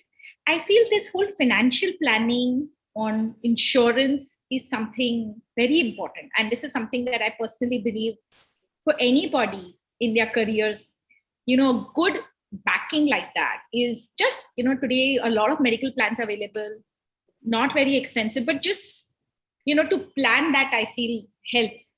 Yeah, I think you should definitely plan it before you get it. I was just lucky, but that was a one-time policy. Today I'm uninsurable. No company will touch me. So if I get it, I'm on my own. It's a good idea to, plan for it in advance, but knowing full well that it will happen, it will support you the first time and then they take the umbrella away when it rains. But at least the first time, as much as we can, with our wisdom, we move forward. And I think most important learning for me is shit happens. We have to deal with it, move forward and make most. I think that's personally, professionally, at every phase and every point of our life. So Prochi, truly, it's nice to see you and it's nice to connect with you, from our previous conversation and very inspiring. Thank you for your time. And thank you, it has been very touching. I just must share that I've gone through this experience with my mom at a very young age when she was taken. So I can completely understand from the other side how the family must have felt. God bless you. And I think you need to be very regular with your checkups. I need to find a doctor. Anyway, thank you. It's been a pleasure. I'm glad I could share with all. Thank you and bye. Thank you. Thanks. Thank you, Prachi, and thank you, Tanuja. I think set the tone completely right in context with what we are going to do now. The last session, very, very important. We now will obviously delve deeper to understanding the early detection and treatment. What do we do to handle something if something like this happens, God forbid, to any of us? So, discussion on cancers affecting women, early detection and treatment. This is the panel we will have, and we have the moderator as well with us, Dr. Madhura Naik, who's the head of medical affairs at Novartis Oncology. Thank you, Madhura, for moderating this session. Very quickly, we'll take you through the panelists. Dr. Prashant Muller-Patan, surgical oncologist, SL Raheja Hospital, which is a Fortis associate. Dr. Rajesh S. Shinde, consultant cancer surgeon, Department of Surgical Oncology, Apollo Hospital. Dr. Saida Ruksheda, who's the psychiatrist and psychotherapist, Trellis Family Center. Well, we are really all ears to you guys to tell us how do we really look at the early detection and treatment from here on. Thank you very much. Over to you, Madhura. Thank you, Swati. First and foremost, a big welcome and good evening to all the audience members. I think the previous session is just on all of our minds. What better way to narrate a cancer patient's journey than a story, and then the story just touched all of us, I'm sure. And to continue this, and build on these some of these questions and thoughts that Ms. Pochi has put in all of our minds, we have this panel discussion aptly titled "Cancers Affecting Women: Early Detection and Treatment." And this is one of the very critical issues, not very commonly spoken about, not commonly discussed, but a lot of misconceptions and myths around this. So, without further ado, we will dive right into the panel discussion. I am it's my privilege to be on this panel with such eminent experts covering sector of disease management in breast cancer. So we have with us Dr. Prashant Muller-Patan. He's a senior surgical oncologist. Of course, he's practicing at several hospitals and is also in his private practice. He specializes in breast cancer, including other solid tumors, and has a rich experience working in surgical oncology. He's going to give us his clinical perspective and also add in, a lot of his thoughts into how this disease management has evolved over the years. We also have another oncosurgeon to the mix. So Dr. Rajesh Shinde has joined us again with a very eminent and illustrious career starting from Tata Hospital and is now attached with several large tertiary care cancer hospitals in Mumbai. So it's really an honor to have you on board also, Dr. Shinde. And to add to this unique mix, we have Dr. Saida Ruksheda. She is a consultant psychiatrist and psychotherapist, and she will be touching upon a very important aspect above and beyond the medical management, which is the psychological care and the holistic care of a cancer patient. So I think let me first start off by, giving the audience members a bit of background understanding about, what are the cancers that affect women. So maybe I can start off with you, Dr. Shinde. Could you give us a background about what are the most common cancers that affect women worldwide? And is the situation any different in India? Hi, good evening, everyone. First of all, I would like to thank CII for having me here today for this wonderful session. I was just listening to Mrs. Pochi. I think she spoke very well, and that was a very good narrative on a cancer survivor herself. That was very good. Now, if you look at the cancers in women, globally, most common cancer in women is breast, followed by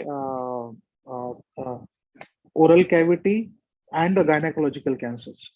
But in India, the most common cancer in women is breast, cervix, followed by ovary, then oral cavity, and fourth in the sequence will be a colorectal. Thank you, Dr. Shinde. Maybe I can follow up on that question. In terms of breast cancer, like you mentioned, is one of the most common cancers. Globally and in India also, breast cancer is the most common cancer found in women. Sure. Could you tell us a little bit about what are the clinical characteristics that women in India present with? Are there any differences that you have observed, in the way that Indian women present with breast cancer versus the world? So I think Muller-Patan sir will be better to answer this question about the breast cancer. Sure. Over to you, Dr. Muller-Patan. Yeah. Good evening, everybody. And thank you very much, CII. And at the outset, it was very inspiring to listen to Prochi Mukherjee, because it is these patients that really inspire us, and they give us that impetus that these are such long-term survivors, and you can see that how she has survived despite the recurrence, right? So I mean, her story is, it's not her story, I would say it's her experience, and it's a wonderful experience, and it would give me great pleasure to be able to meet her in person. So anyway, now Madhura, coming to your question about how the treatment of breast cancer is evolved, is that correct? I think before we move into the treatment, Dr. Muller, it's more around the detection. So are Indian women, presenting with these cancers, especially breast cancer, are they any different from women worldwide? And maybe then you can also touch upon the outcomes. Are they any different in Indian women versus? Right. Now, see, the presentation, as far as ladies are concerned, is, I mean, they come with a innocuous lump in the breast. And most of them say that, oh yes, ye lump tha, and it was sitting there. It has been sitting there for the past few months, and I've never really bothered about it. And okay, since how long? So they say, nahi, 3 mahine se, some people say 6 mahine se, 9 months. Then what were you doing? Oh, it was painless. And then what happened? No, my son's exam was there, and my son's wedding was there.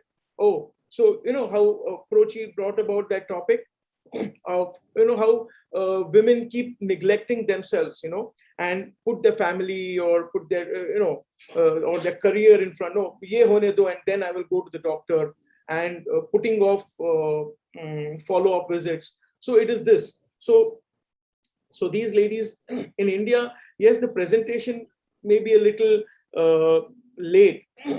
That is primarily because if you say our population is a mixed population, it's an urban and rural population. Now, because we are practicing in the cities, we do see a higher mix of a higher percentage of the urban ladies who are well educated. Many of them are well educated, but overall, if you see the overall scenario, there are many ladies who are just not educated. They're just not aware. So lack of awareness accounts for a major reason, and of course, putting family first and all these issues account for late presentation. Yeah. Thank you. Thank you for sharing that important insight. I think delayed presentation, neglecting their own health in women in India, I think across urban and rural populations is one of the key aspects. I think I can move to Dr. Ruchita next on this aspect of detection. And Ms. Mukherjee also brought up that point that, most women fear getting themselves diagnosed or getting themselves screened. There's also not a lot of talk between family members or within the community about this topic. So education not being a challenge, what do you think is the main barrier that's keeping women, from not taking care of themselves and not taking charge of their health? Thank you very much, Dr. Nayak, for the question. And at the outset, thank you very much to the organizers for having me here. So one clarity before I address that point. You said that, okay, medical and then psychological. Psychiatric is medical. And when you're especially when you're talking about a non-communicable disorder like cancer, and if we don't kind of also talk about mental health and psychiatry and psychological impacts of it, not only on the person who's suffering, but also the caregivers and the team that's treating them, then we're really not, our outcomes are going to be less than desired. When, coming back to your topic in terms of why there is this kind of hesitation, human beings we're conditioned to fear the unknown. We're conditioned to, and we have gender stereotypes as well in terms of, oh, the woman is always supposed to be the giver and the sacrificer, always put everybody first.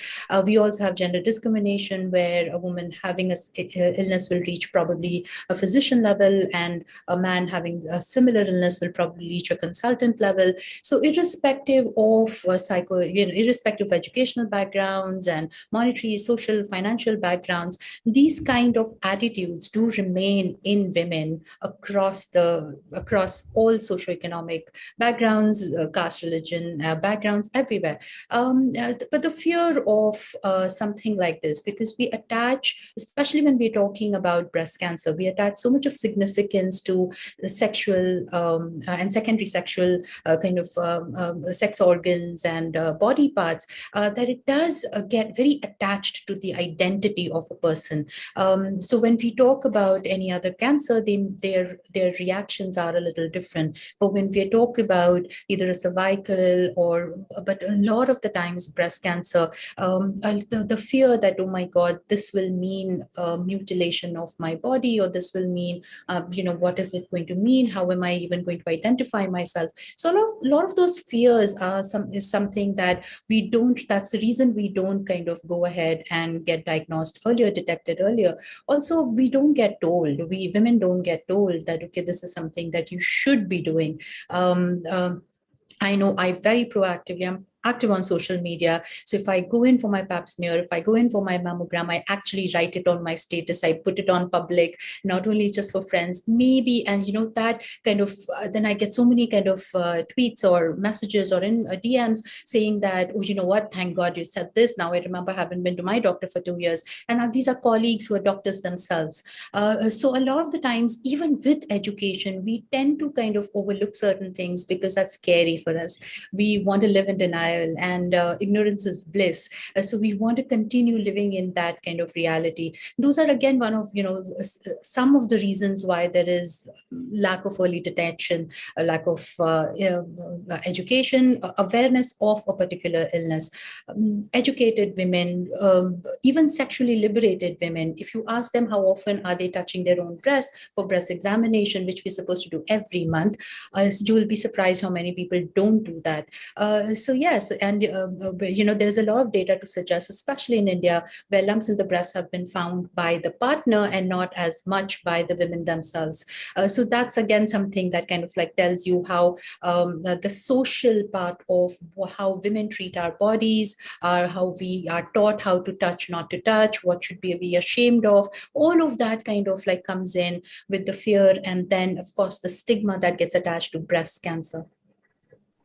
I think so many pearls of wisdom there in that answer, and I think we could spend an entire evening just talking about this key gap, that exists in our moral ecosystem.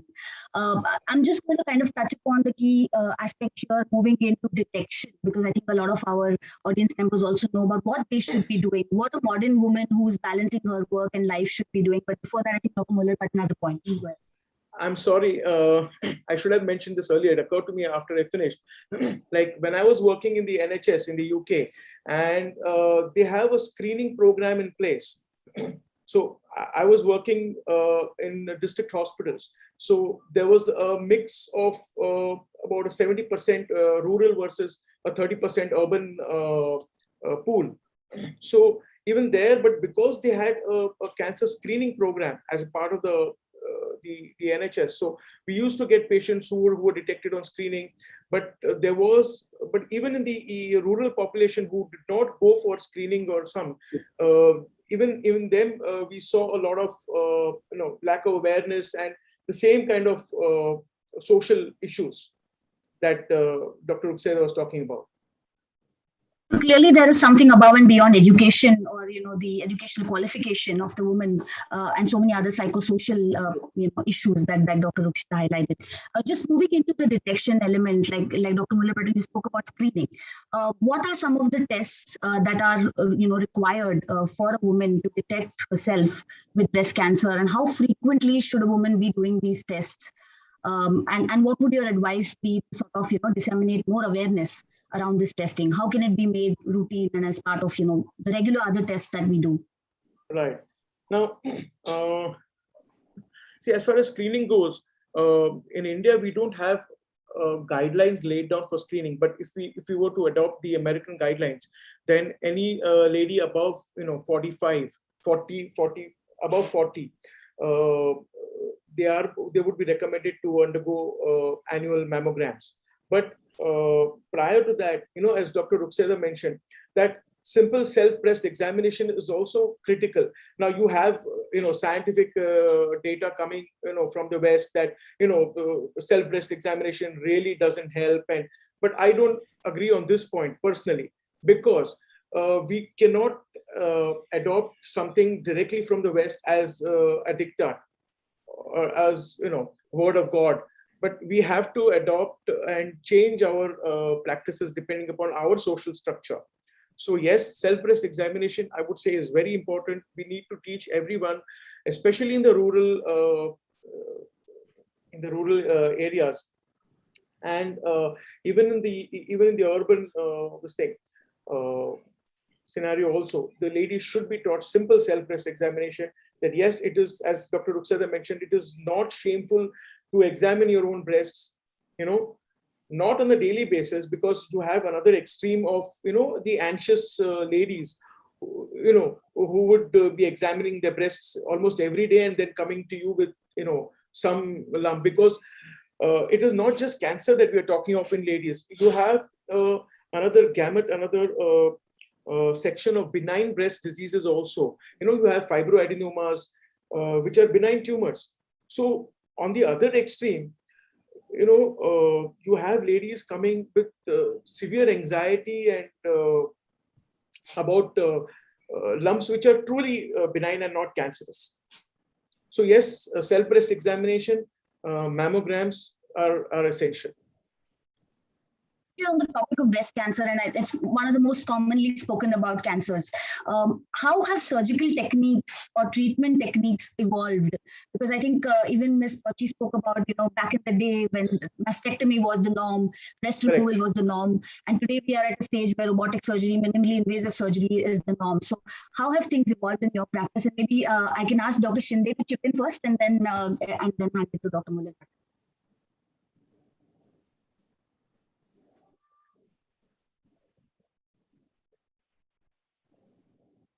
Sorry, I think I was on mute. Dr. Shinde, were you able to hear me? Yeah. Please tell me again. Come again. Okay. We're just moving into the topic of treatment for breast cancer, and how has the paradigm shifted from radical mastectomy or modified radical mastectomy today to minimally invasive surgeries? How has it evolved in your experience, and what can women today expect from the surgical techniques that are offered? So definitely there has been a huge and the paradigm shift in the surgical management of the breast cancer. 20 years back, mastectomy was the standard of the care, and 90% of the women with breast cancer will undergo mastectomy. But today, the scenario is different. Now, breast conservation therapy, oncoplastic breast surgery is the norm rather than exception. More and more women, more and more doctors are advocating for the conservative breast surgeries rather than mastectomies. In fact, a mastectomy is also indicated in certain situations, but that depends on case-to-case basis. So there are certain predefined indications for breast conservation therapy and for mastectomy as well. But Can I add one point from my personal experience? What I do is, I have a very busy life myself, isn't it? So what I do is I do a June and Jan thing. So every June and Jan, I have some doctor's visits or something. So I have I have a schedule so that I know that I won't miss. And if I know that I've missed it in Jan, I'm going to do that in June. So, we all need to kind of come up with something like that. And maybe you can ask your friends or family or even your family physician to help you kind of figure out your schedule, in terms of, just like we have an immunization schedule for our children, kind of like, screening schedules, not only just for women, but also for men, but because we are particularly talking about women right now. So whatever works for you. So I kind of like put that on, and we're so electronically connected, we put reminders, we put calendars, and that really does work out. So we want to figure out and help people. This problem solving techniques is something that's huge when we're talking about psycho-oncology part of it, in terms of how to take care of yourself, how to kind of even follow up after that, because once the treatment is done, we kind of go away and want to forget about it, but you do know that you need to kind of come back for follow-ups as such. So yeah, simple small techniques.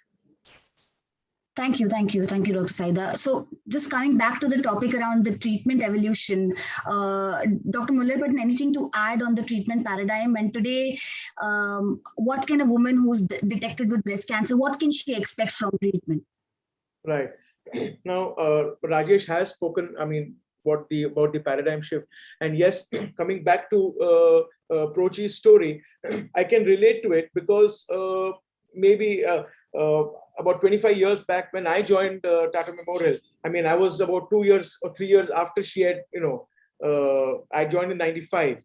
So Dr. Jasawala and Dr. Purkare, yes, they were names, but they were not there when I had joined TMH.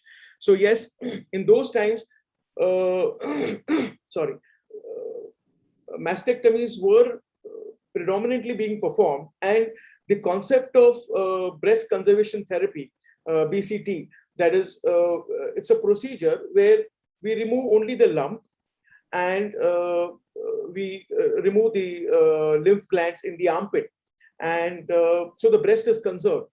So these techniques and even the techniques of giving chemotherapy to reduce the if it was a large lump, then giving chemotherapy to reduce the lumps so as to make the patient amenable for a breast conservation. So these techniques were just starting. And of course, after I left and in the last 10-12 years, we have, as Rajesh mentioned, about oncoplastic techniques. Now, oncoplastic techniques, they are basically advanced, plastic surgical techniques, or they are techniques where we plan the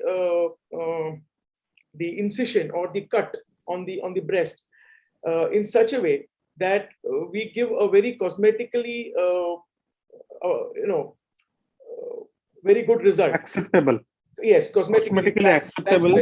Cosmetically acceptable result, and this may evolve, changes to the normal breast also, because suppose sometimes you may have an oncoplastic surgery which involves removal of a large volume of the breast on one side. So you may do a compensatory surgery on the other side, on the other breast, so as to balance the issue. So these effects, and of course, when I went to UK, these oncoplastic techniques had just started off. And of course, coming to more advanced techniques of sentinel node biopsies. Now, sentinel node biopsy is another concept where we don't remove all the lymph glands in the armpit. So this is a technique where we are trying to minimize the long-term problems that happen, because of what we call axillary clearance or removal of all the lymph glands in the armpit. And one of the now this problem or this complication is, I'm sure, is well known to all the ladies here, is about the arm edema or arm swelling that happens after mastectomy or after breast conservation surgeries. So especially, you have ladies who've undergone radiation therapy also to the armpit.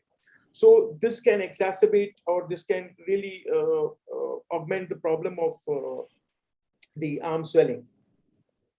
So can you tell us something about the RRM or the risk reducing mastectomies, which was not there?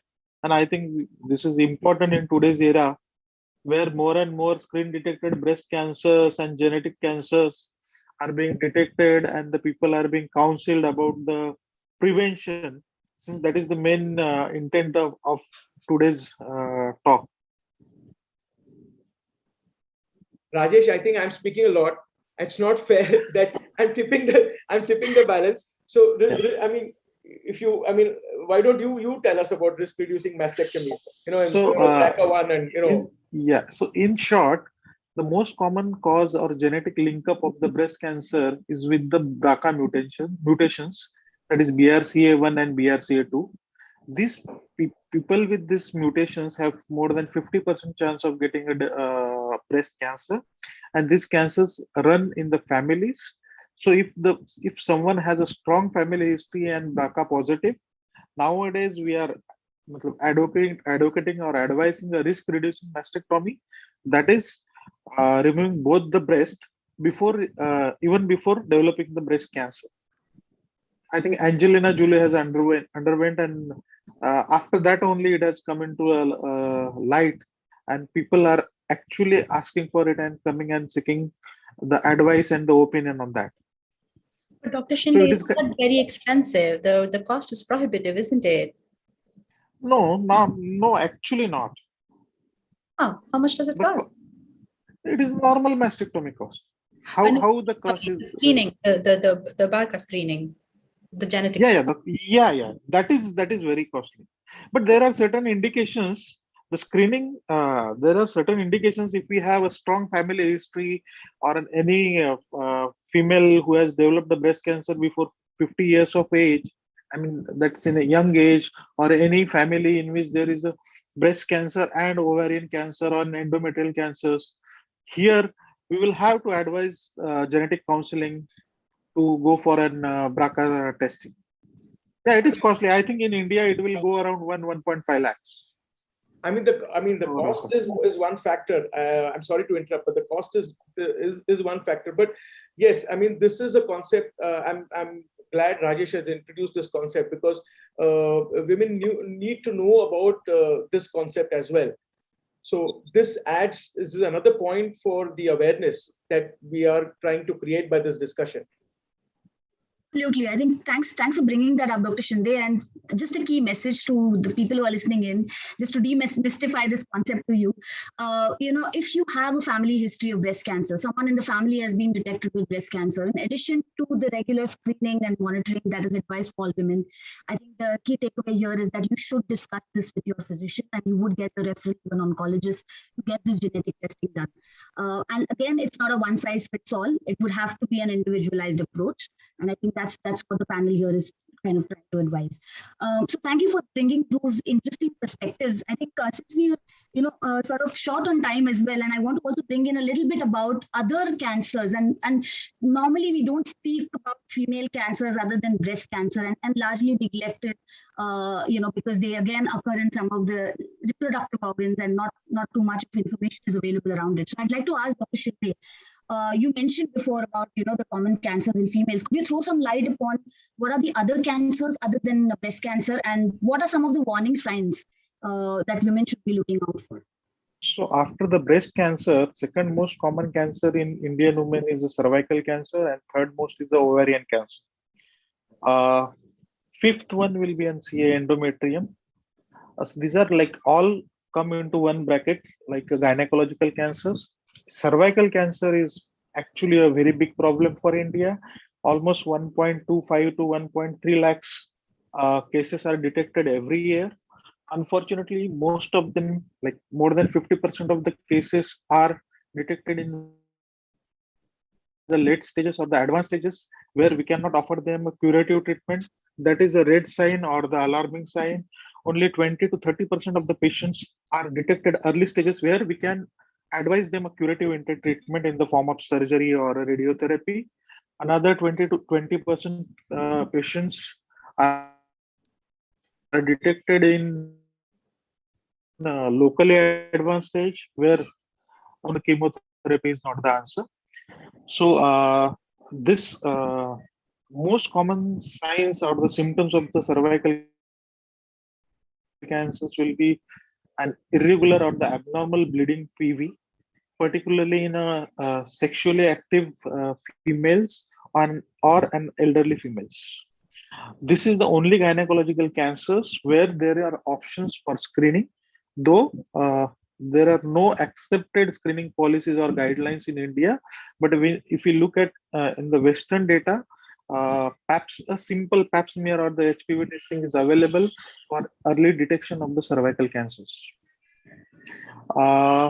When we talk about the ovarian cancer and the endometrial cancer, again, there are no early detection techniques or the screening techniques available for ovarian or the endometrial cancer. If given a chance, every single lady in the sexually active age group, that is 25 to 65 years, should undergo a routine pap screening test. It is a very simple outpatient department process and very cheap. Every 3 yearly, If it is not possible, then they can go PAP and HPV co-test every 5 years. And they are very reliable and very simple to do and interpret tests. May I add something here, Rajesh, with your permission? Yeah. Yeah. So regarding cervix cancer, cervical cancer, one important aspect is the HPV vaccination. Yes. So this is a very important preventive tool that we have is HPV vaccine, because we have currently 2 vaccines which are available in India. So, I mean, I was just chatting with my colleagues who are pediatricians. So, and I was asking, you know, how many parents are actually approaching you with asking you about the HPV vaccine. HPV vaccine is basically, we know that cervix cancers, let me go a little behind, that cervix cancers, about 80% are known to be caused by HPV, that is a virus, human papilloma virus. So now we have a vaccine to, which prevents this this virus caused cancer. So coming back to my pediatrician colleagues, when I was speaking to them, they just mentioned that hardly about 20% asked me about HPV vaccine. So this is another thing that we should make people aware, is that HPV vaccine is available, and we should encourage the young ones, the girls, to get vaccinated by 13, 14, because there are guidelines for this. But again, as per Indian guidelines, we don't have any guidelines laid down. Yeah, but we can offer the vaccine between 9 to 25. Yeah, that is the NIA. There is no role or a suggested guideline beyond 25. Yeah, see, the basic principle here is that the vaccination has to be initiated before intercourse, the first intercourse, because it is through the intercourse that the virus gets, the girls get infected. So in the Western arena, the age group is younger, and of course in our population, it is a little beyond 13, 14. Right. So even we would still advise women who are in the reproductive age group to undergo HPV vaccination if they have not taken so. And of course, the cervical screening, the simple pap smear that Dr. Shinde alluded to, is one of the most effective preventive measures for cervical cancer. So I'm going to move in a bit into one of the most frequently asked questions that these friends of mine have asked me is, there's a lot of focus around early detection, early screening, picking up cancer early. But is a cancer detected in the delayed stage or the advanced stage a death sentence? Does that mean that the patient has very limited options or a limited chance at survival? I'd like to hear, the oncologist's perspective. And then, of course, I also want to hear from Dr. Rukshida as to how she has experienced this, when speaking with survivors and also patients. And what are some of the measures that have worked in your personal practice? So maybe we can start with Dr. Shinde. Sorry, I didn't get your question. Right. So question is, there's a lot of emphasis on early detection, screening for cancer, picking it up early. But there may be patients, and we do know that there's a chunk of patients that get detected in late stages. So the general perception is, if I'm detected in a late stage, I really have no hope. There is no survival. It's probably a death sentence. Is this fact or fiction? And what are some of the options that patients can still get? And do they still have a chance at survival? So, in a common words, that is by and large true. If the patients are detected late or the metastatic stages, there are not many options available, or the chances of the long-term survival are not very good. But recently, a lot of the science has been changed, and a lot of newer techniques and newer drugs, targeted therapy, immunotherapy, they have come into the picture, and they have actually changed the survival in the advanced stages also. That actually stands true for a breast cancer.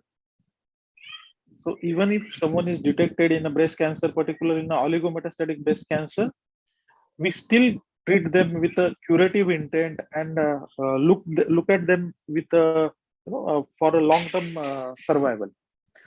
Unfortunately, it does not happen with gynecological cancers like CA endometrium, CA ovary, or CA cervix. There has been no real breakthrough in terms of a systemic therapy. Yes, if the patients are detected in a later stages, we do offer them a chemotherapy, palliative chemotherapy. There are certain targeted therapies which has been recently approved for an ovarian cancer, but not for the endometrial or the cervical cancer. Sure. Thank you. Dr. Muller-Burton, anything to add? No, I agree with Rajesh that, see, I'm an eternal optimist. Okay. So even for those who have been told that they have stage 3 and stage 4, what I would like to tell them is that don't go by the stage 1, 2, or 3, and 4. See the stage or the last stage here and all this has all been immortalized by the Bollywood.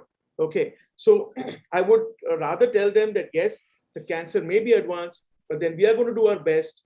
We have lots and lots of drugs in our armamentarium. See, we're not medical oncology, we are surgical oncologists.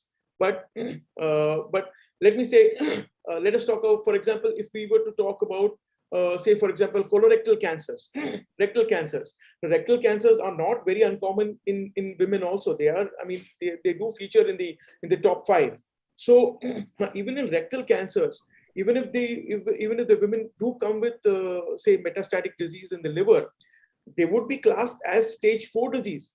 But yes, even with stage 4, these patients do well, because we can offer them a good hope for survival. So all is not lost, definitely. Sure. Thank you. And I think that's the point I was trying to bring out, that, whatever the stage may be, it's always a good idea to approach your oncologist and develop a plan which is individualized for you. I want to talk to Dr. Rashida next. And what's been your experience? These patients detected in advanced stages, what are some of their concerns? How can they be motivated to stay on treatment or even approach a cancer specialist?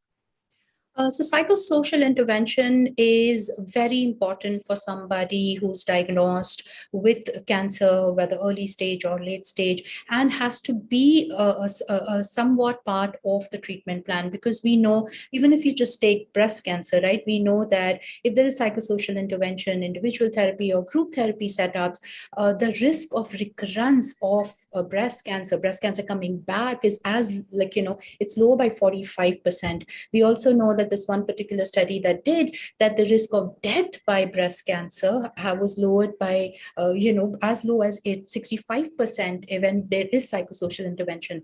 The reason being that yes, there is a direct link to inflammatory processes and everything with mental health to disorders. That's the biological part of it. The psychosocial part of it is if there is a presence of a psychiatric disorder, and we know that around 35 to 40% of people with cancer do have a diagnosable psychiatric illness as well.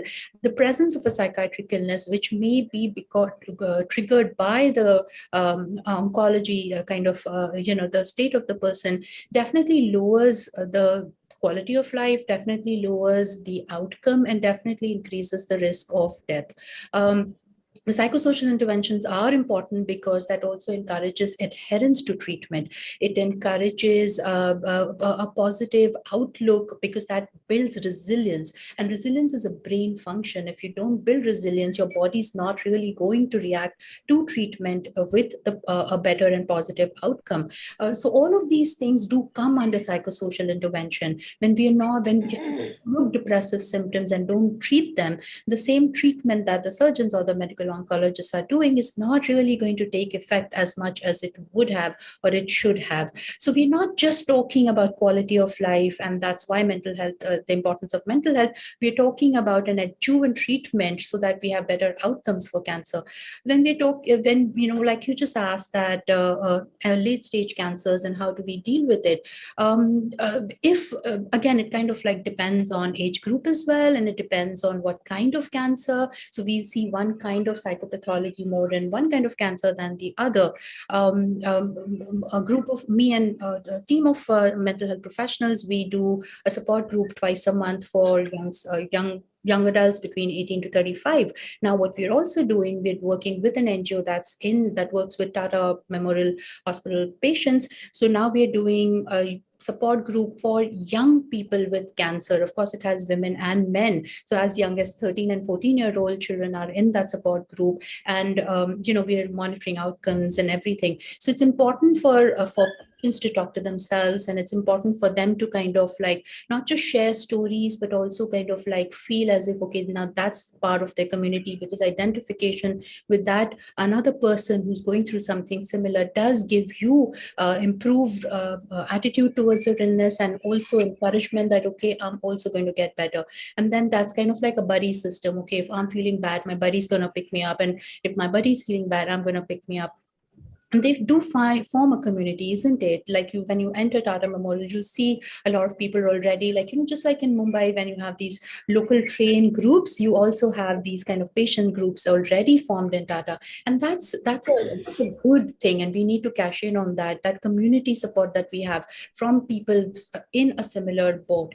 But we also want to understand that we do know that there is a lot of psychopathology with the caregivers, because the patients are being the focus of treatment, and everybody is doing everything for them, but the toll that it takes on the caregivers, that is definitely in certain studies, there's more psychopathology in the caregivers than in the patients themselves, because they're getting treatment and the caregivers are kind of neglected in that way. And that in turn is going to impact, because when a person is going through treatment, the expenses, the care, the physical care that they might require, the disruption of other people's and families' life, especially women who are so kind of tuned to feel guilty about all of these things, that again takes a lot of toll. Oh, because of me, my entire family is disrupted. It's better if I die.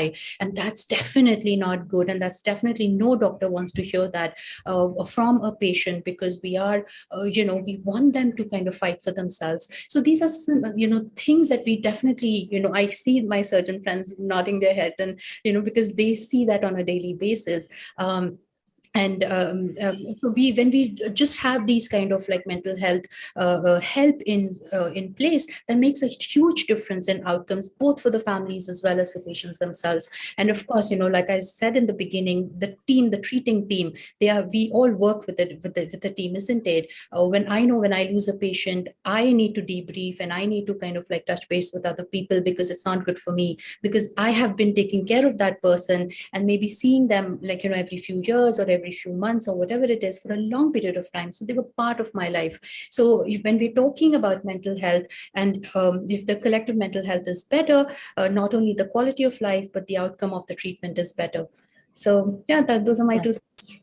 No, I think such relevant points. It's not just about the patient's care and the patient's mental health. It's the caregiver's mental health, and I think also the healthcare providers and the healthcare ecosystem's mental health at large. So I think these are very interesting topics. And again, we have so much more to discuss. I think this could go on.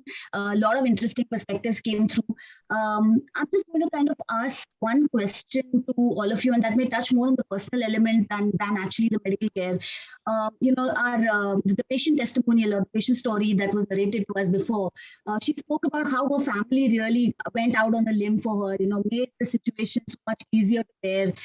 They were understanding of the situation and were along with her in the journey of care.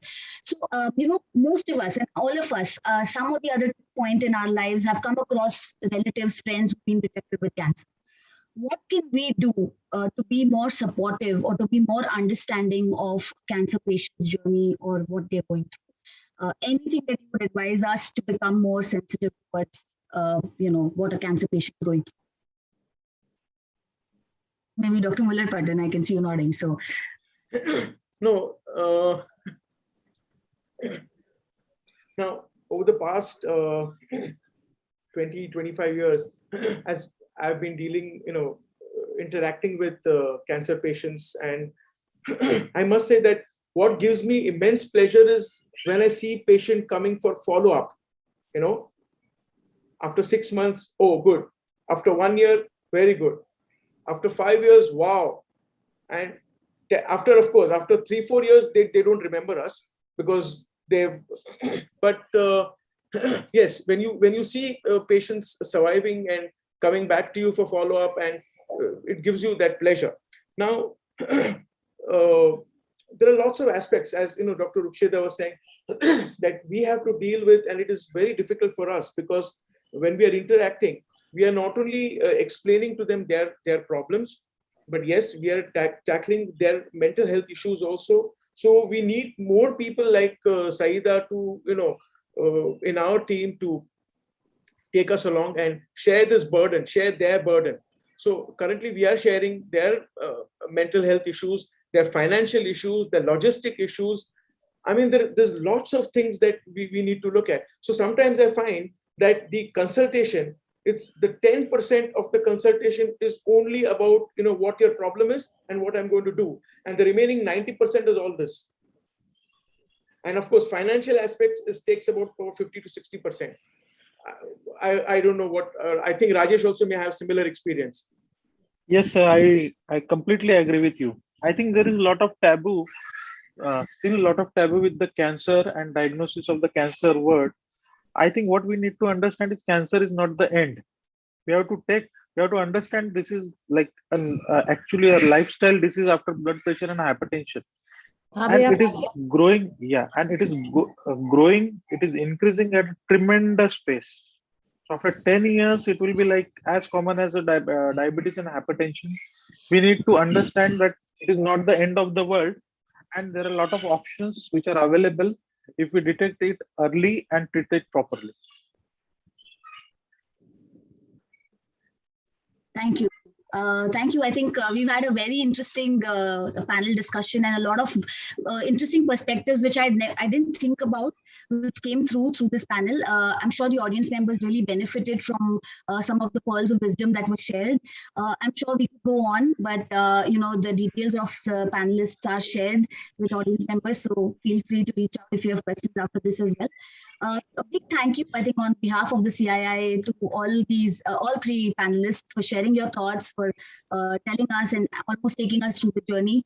So thank you very much. And thanks to audience members and over to the CII organizers. Thank you so much. Thank you. Thank you. Thanks, Dr. Madhura and all the doctors on the panel. It was indeed very, very, a lovely session in terms of us understanding the way we should look at this if we or our family or anybody we know has to go through. So thank you for your time and inputs. Really, really appreciate it. Let me now call upon Ranjana Maitra, Chairperson IWN Maharashtra, to deliver the vote of thanks. With this, we will close the session after her vote of thanks. Over to you, Ranjana. Thank you so much, Swati. I know you have a flight to catch and you were an amazing host as always. We cannot think of any session being there without you hosting. Thank you so much, Swati. My pleasure. Thank you. Thank you. And thank you very much, all the panelists of the previous session. It was really, really enriching. Thank you, audience, for attending She Matters. I take this opportunity to thank all our esteemed speakers and panelists who made the session so insightful and engaging. Due to paucity of time, I'm not getting into individual sessions because I think we are already over time, but I just have a few people to thank. Apart from Swati, I would like to thank the CII members, office bearers, the CII Secretariat for the outstanding support, and especially a big shout out to Ricky Kenny for unstinted hard work, without which this would not have been possible. Thank you so much, Ricky. I would like to thank Jane Karkata, Regional Director, CII Western Region, and Asim Charania, Head Maharashtra State Office, Preeti Reddy, CII IWN Western Region Chair, and Asha Pillai, Co-Chair IWN Western Region, for the awesome support to make this event a success. Thanks Gauri, Anita, Tanuja, Rajani, Gitika, Vaishali, Priya, Robin Banerjee, and everyone else from CII IWN. We must keep the needle moving, and CII IWN does that each day relentlessly. I would like to end with this message to all women: do not follow where the path may lead, go instead where there's no path and leave a trail. To also further quote Michelle Obama, there's no limit to what we as women can accomplish, and we definitely can always leave a mark. I would like to thank our partners lastly: event partner, Blue Star Limited, knowledge partner, Kantar, corporate partners, Endres Hauser Automation and Instrumentation Private Limited and Future Factory LLP, university partner, University of New Haven, Connecticut, USA. Thank you all once again and have a great evening. Thank you.